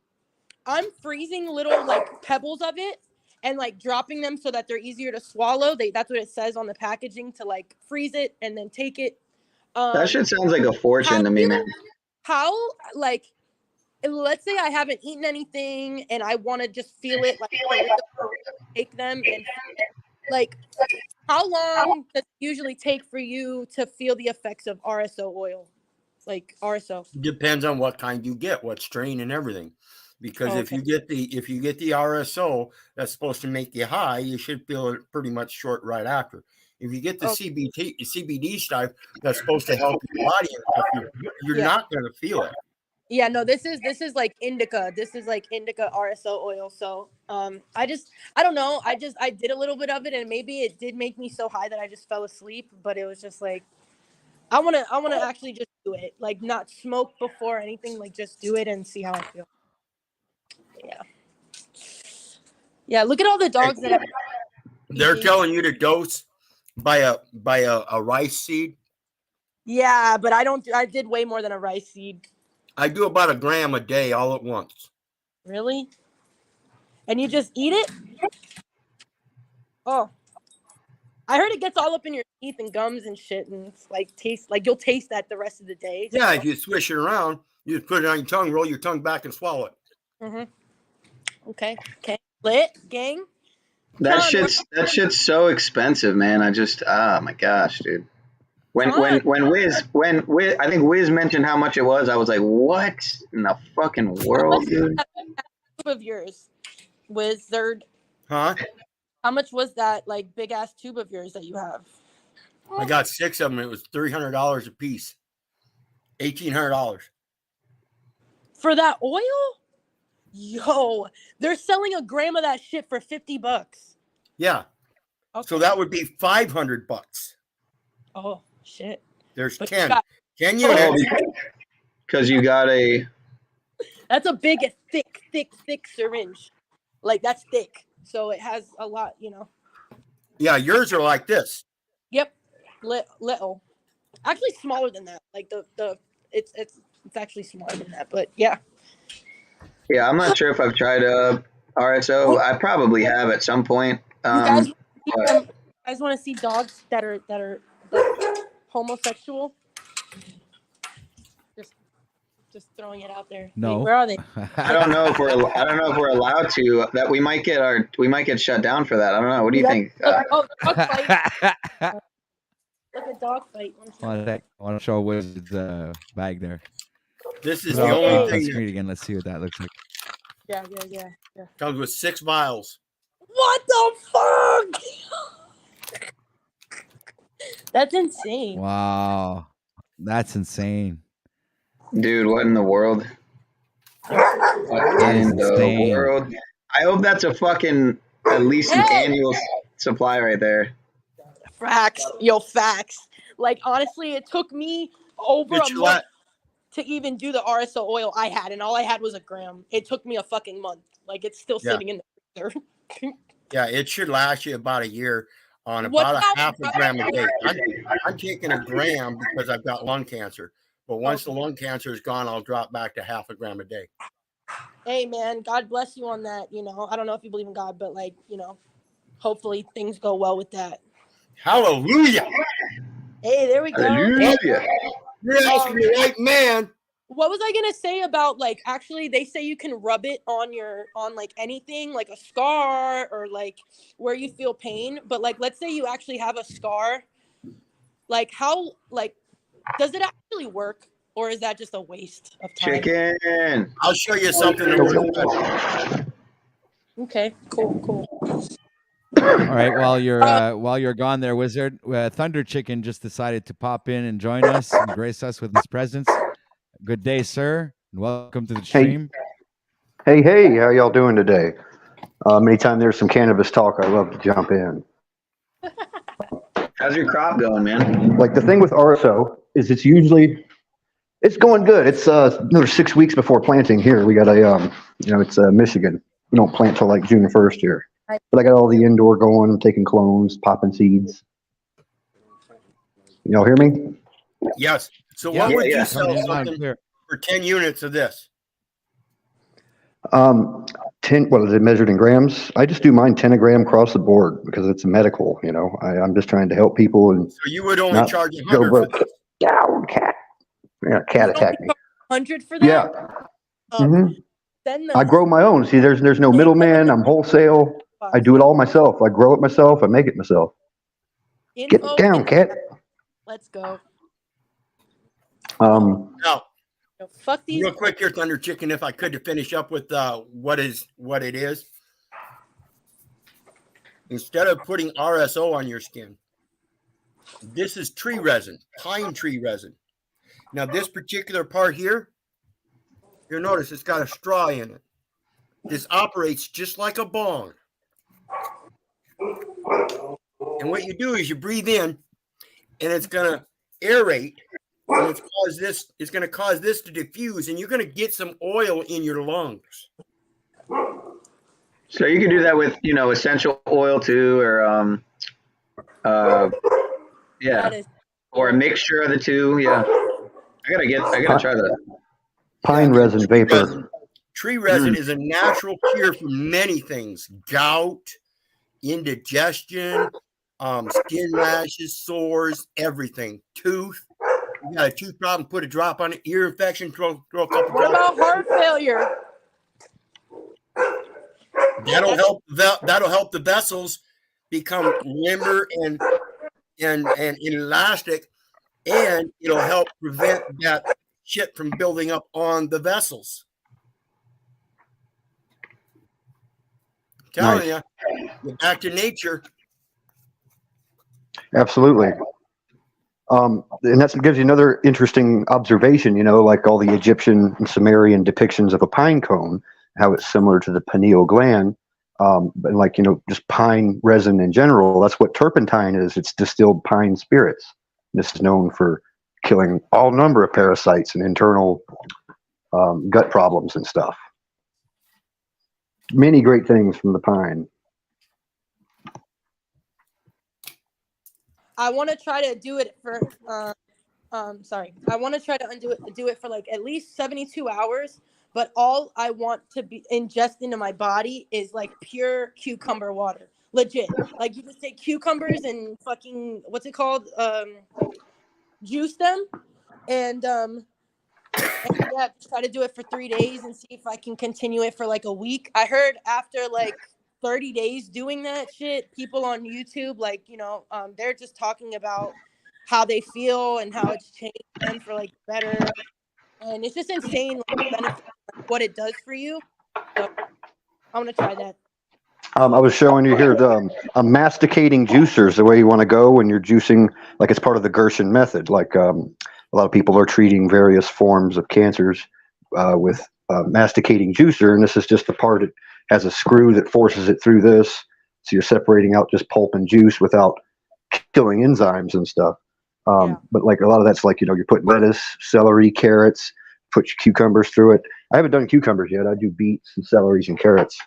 Yeah, the beets are really good. Yeah, that's just the best way to bypassing the fiber of the plant, which slows down the digestion system, and just getting the living essence of the plant, fresh, organic, juiced. If I can find a way to get up the same flavor as this V8 through the masticator, I'm going to do it. This stuff tastes so good. Have you? How much added sugar? How much sugar per cup? There's a chemist or something like that, and he teaches you how to make like organic Red Bull. Like he takes all the ingredients that are in Red Bull and like shows you how to make Red Bull. And it's like it tastes exactly like Red Bull, but without all the nasty shit that they actually put in there. Fun fact: most energy drinks contain taurine, especially Red Bull, and taurine comes from bull semen. Buffalo bulls, yes, sir. Mm-hmm. Yeah, but see, they think they actually take the jizz of the fucking bull and like put it in Red Bull, and that's no. No, they dehydrate it first. They're putting shit in everything. Taurine and the other helps stuff. eyesight too. It helps eyesight. It helps what? Interesting facts. Helps eyesight. Oh. Yes, taurine will help your eyesight. So, let's ask everybody, what's their favorite energy drink? If you do drink energy drinks. Rishi and chaga. Okay. I've got some chaga. Okay. Both powdered, normal chaga ground up, and the capsule form. Oh, I'm a monster drinker. Has anybody tried that mud water stuff? I haven't tried it yet, but I've heard good things. You've heard good things of mud water? Okay. From what I understand about it, it's a few different mushrooms. I think like lion's mane, cordyceps, turkey tail. It's But basically all the natural. fulvic acids, are what make it bioavailable to the system and why it's so effective. Okay. And that's why I did a video on my cancer here not too long ago, and I explained I did an uptake in the folic acids because of that. You know, black pepper is actually good for that too. Like, that's why they put black pepper in like a lot of animal like supplements, because it actually allows their body to absorb it like 60%. Yep. Pretty lit. Yes, all things dosage is important in everything. Too much black pepper will foul up the liver. Yeah. Well, I got like 5 more minutes. So I got to clock back in. But Sean, bro, if you want RSO, yep, bro. I would be interested in trying it. It's just the fucking price, you know. I've always been someone who, as far as like smoke, right? Like I just want some good tree that ideally is chemical free. I shouldn't say chemical free, pesticide, herbicide free, unless it's herb oil, pesticide. You know, thyme oil, oregano oil, that's pesticide. So as far as I'm concerned, that suffices. That does just fine for an herbicide, pesticide, fungicide. This is. Go ahead. No, I was going to say, like, I've been working in the cannabis industry in Michigan for about 10 years now, and I know like a lot of the ways they cut corners. Like, there's FDA approved pesticides and fungicides. You know, it's all backdoor shady deals, in my opinion. But like, there's plenty of other organic substitutes. Like what I use in my IPM, integrated pest management, is garlic and onion powder. Soak it in water overnight, and that's an irritant for bugs. And I'll use Bronner's peppermint soap sometimes in the vegetative state. If you get mildew, 25% milk. The enzymes in milk kills mildew and mold on contact, and wash it off in the rain. Yeah, there's many ways, and that's the way the dispensary weeds, the way the testing works. It's cherry picked. So like if you got a whole plant, like you're gonna have more potency at the top of the plant than the bottom. So they'll pick the best part of the plant and send that out for testing, and then it's legit for whatever the crop is. So you could go to the dispensary and test 10 different things, and I guarantee you're gonna get 10 different results. So why do they sell in dispensaries, especially like the ones in Florida? Like I'll just put a name out there. True Leave or whatever. Like they're like the main people. Why do they? What is it that they're grinding up and selling to you that they can charge you $25 for 7 grams of something? Like that must be a bunch of like different. Well, you figure if they're including the trimmings and even stems and shit, then and that's probably the case. So, and it's not the same quality. Although I've seen how like it'll be the same strain and the budding will be double the price, and that does make me question like double the price. Yeah. It's like, huh. That's exactly what Thunder Chicken was saying, was like what they're doing is they're taking the best part of the plant, like the best buds, all of that. They're taking it, they're sending it out for testing. Bam, it comes back 24%. Is anyone there? Yeah. He's just moving on. Yeah. Oh, and it's like it'll come back like 24%. So now they're like, oh, okay, well, this is gonna be $50, for an eighth. And then they say, here's the same strain, but it's the very bottom of the plant, all the fucking trimmings, all that shit. We'll shove it into a 7-gram thing. We've grinded it up for your convenience, and then now it's only $25. Like, you got to be fucking kidding me. It's questionable at the least, but yeah, super questionable. And I noticed that when I was smoking it, like versus smoking like the real bud, I was fucked. Like it was burning my throat. It was not tasting the same. It tasted so weird. Like I saw a lot of the stems and broken up stems. Nasty. Yeah, I wouldn't be surprised if they're who knows, mixing the fucking Delta 8, Delta 10, all that kind of shit into it, and oh my God, what these dogs are doing. Look at this. Maximizing profit. Yeah, ew. These dogs are just 69ing. We're gonna get dog porn bombed. We're gonna get pet porn bombed. No, you're not. No, that was funny. But yeah, for sure. But yeah, like just if you see me calling, okay, I'm talking to you, Sean. If you see me calling, you know what I'm saying? I told you that. I told you the cell broke. Yeah, but the other phone's fine. The landline works. So if I call the landline, just answer it. You know my number, obviously. You know who it is. Just answer it, okay? Yeah, I got you. I tried calling and seeing if your mom was there yesterday, and just to see like if you went to go visit, see your grandma, and no one answered. So I was like, fuck it. But did you see her yesterday? Yeah. Everything's good. Everything's all right. Everything's going well, and yeah. Good. All right. Well, look, I gotta jump off of here. I gotta clock back in. It was good talking to y'all. Good conversation. And peace and love. Come up another time. Yeah, I'll come back later. All right. Peace. Bye. Peace. All right. Bye.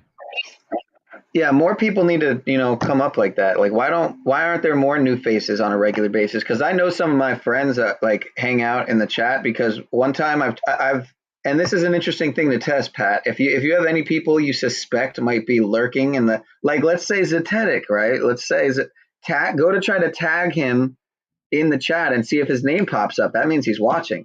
So I'm gonna try that right now. Let's see, like, just for starters, I want to see if Zetetic's watching your stream right now. Let's see here. He's going to pop out just because he said that. Yeah, he's not showing up now. How about, let me think, who else? Let's see if Paul's watching. No, Paul's not. Hey, can you get headphones ever, Pineal? Me? I got them right now. Is that something you plan to? Well, what's going on? Because we always hear feedback whenever you unmute, like you don't have headphones. Is it the clicking sound or is it the feedback sound? No, like we can hear our voices on your end if you're not muted. Well, now it's not happening, but this was happening earlier. Never mind. Okay, my bad. Yeah, I need better headphones. No, I'm just giving you some shit. There's no actual true problem. You're just giving me shit because I was giving you shit earlier, saying that you were whatever. Yeah, we both need better headphones, I guess. I got a pair off Amazon once, and they just fucking broke immediately. They were supposed to be so good, like the best pair you can get for $20, and anyway, I gotta try to see if I could return them and then swap them out or whatever. Yeah, I never really do any online anything as far as Amazon or anything. I don't have any payment medium, Cash App, or any of that shit. But yeah, anyway, kind of off topic. But yeah, when are you gonna get some of your friends on here? Oh, I got the feedback now. God damn it. Yeah, it's fine. It's fine. You're pretty good about muting up when you're done speaking. We normally don't catch too much of it, so you're good. When am I gonna bring some of my friends on? Is that what you said? Yeah, your lady friend or or just regular friends, dude, homies, whatever. Oh yeah. My girlfriend's gonna come on at some point with me, or like on her computer. We're both gonna come on sometime. I don't know whose stream, but Matt from Laced Up, he has a YouTube channel. He does like gaming stuff and some live streams. He came over this morning actually. I met him through here. So it's not like someone I know in real life necessarily, but yeah, there's been some, like today there was some new faces for sure, man. And I definitely another new face. Bring on people from real life when the time comes. We have Mr. Mitchell Steven here for the ending segment of the show. So welcome, Mitchell. Michael, sorry. How you doing? Cheers from Barcelona. Oh, hey, wow. I have awesome, a friend man. that lives there. His name's Jeffrey. What's his name? Hold on a sec. Man, I forget his name. 007, is that who you're talking about? No. I appreciate the new sub, man. And yeah, that's cool. I'm actually, my last name is Basque. So it originates from the Basque region of Spain. And yeah. Oh, that's cool. How'd you find the... I lived in Bilbao in 1971 when I was 13 years old. I think I was 13, somewhere in there. Yeah, Karowicz. That's the name. I was looking for Karowicz, Jeffrey Karowicz. They used the Basque language to communicate between the in World War II because it's very hard to decipher, you know.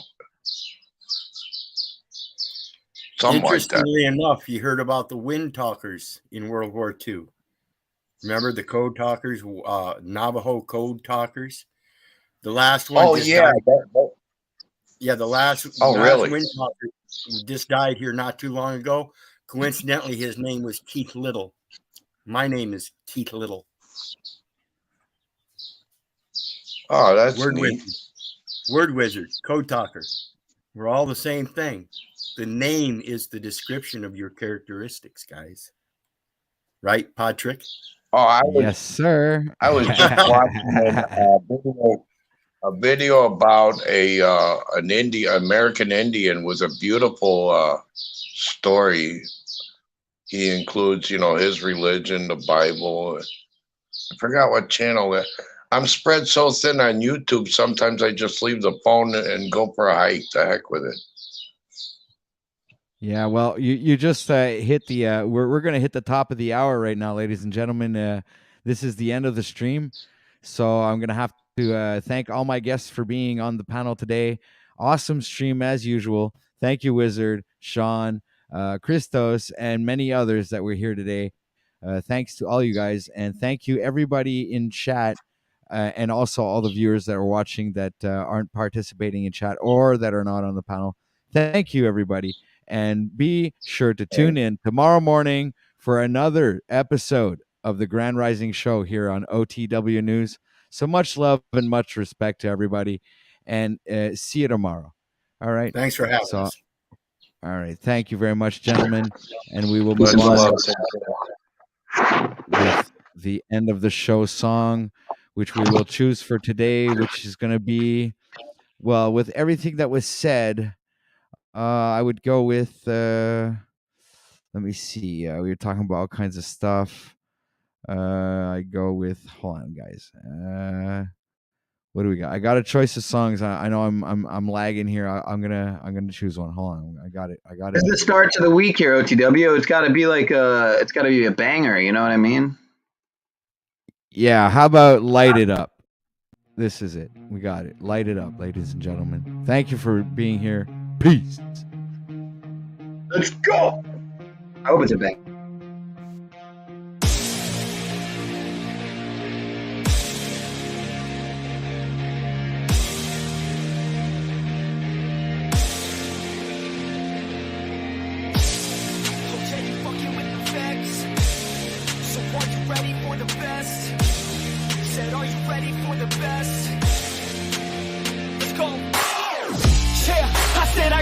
I'm in it. I'm hella filthy, so I got this, I'm winning. I'm not a quitter, so I'm not fucking quitting. Just try to stop me and you'll drop dead missing. I'm on my way to the top now, listen. I ain't never gonna stop too driven. I ain't never getting lost, got vision. I'ma make this shit hot, ignition. Yeah, yo, give me facts, not fiction. Then you know I fucking listen, cause I'm on a fucking mission. Man, you got to be driven, cause this world is unforgiving. You're the only one that's winning, or the only one that's quitting. So get up and stay committed, don't be asking for permission. Hit the gas after ignition and start acting like you're winning. Make your own damn decisions, don't let others make you victims. Have a thought and have a vision, don't get caught up in the millions. Yeah, I'ma make this shit hot. Oh, I'ma light this shit up. Yeah, I'ma make this shit hot. Oh, I'ma light this shit up.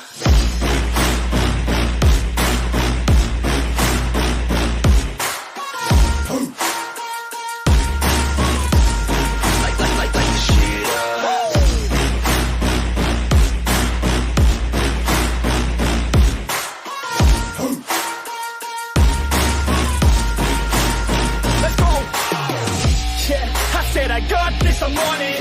Give me 5 years and I got what I wanted. I'ma go ahead and finish all that I started. People are disgusting. Get it all uncharted. I can make this place go off like a rocket. I can give a fuck if you hate it or you love it. I don't do this shit cause I think that you're running. I just do this shit cause I know that I want it. I could give a fuck if I die today.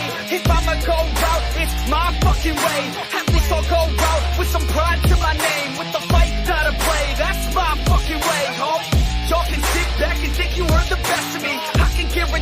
that you haven't seen the rest of me. I can guarantee that this shit's gonna be my destiny, and I will never sleep till I make it, then I'll rest in peace. Yeah, I'ma make this shit hot.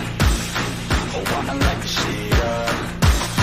Yeah, I'ma make this shit hot. Oh, I'ma light this shit up.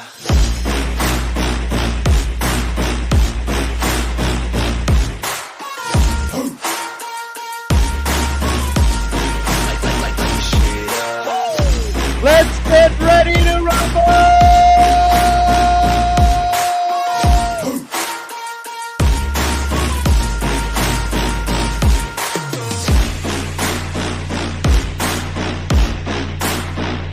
You fucking with the best. You fucking with the facts. Yeah. I don't even know what else to say. Let that 808 right out though. Yeah.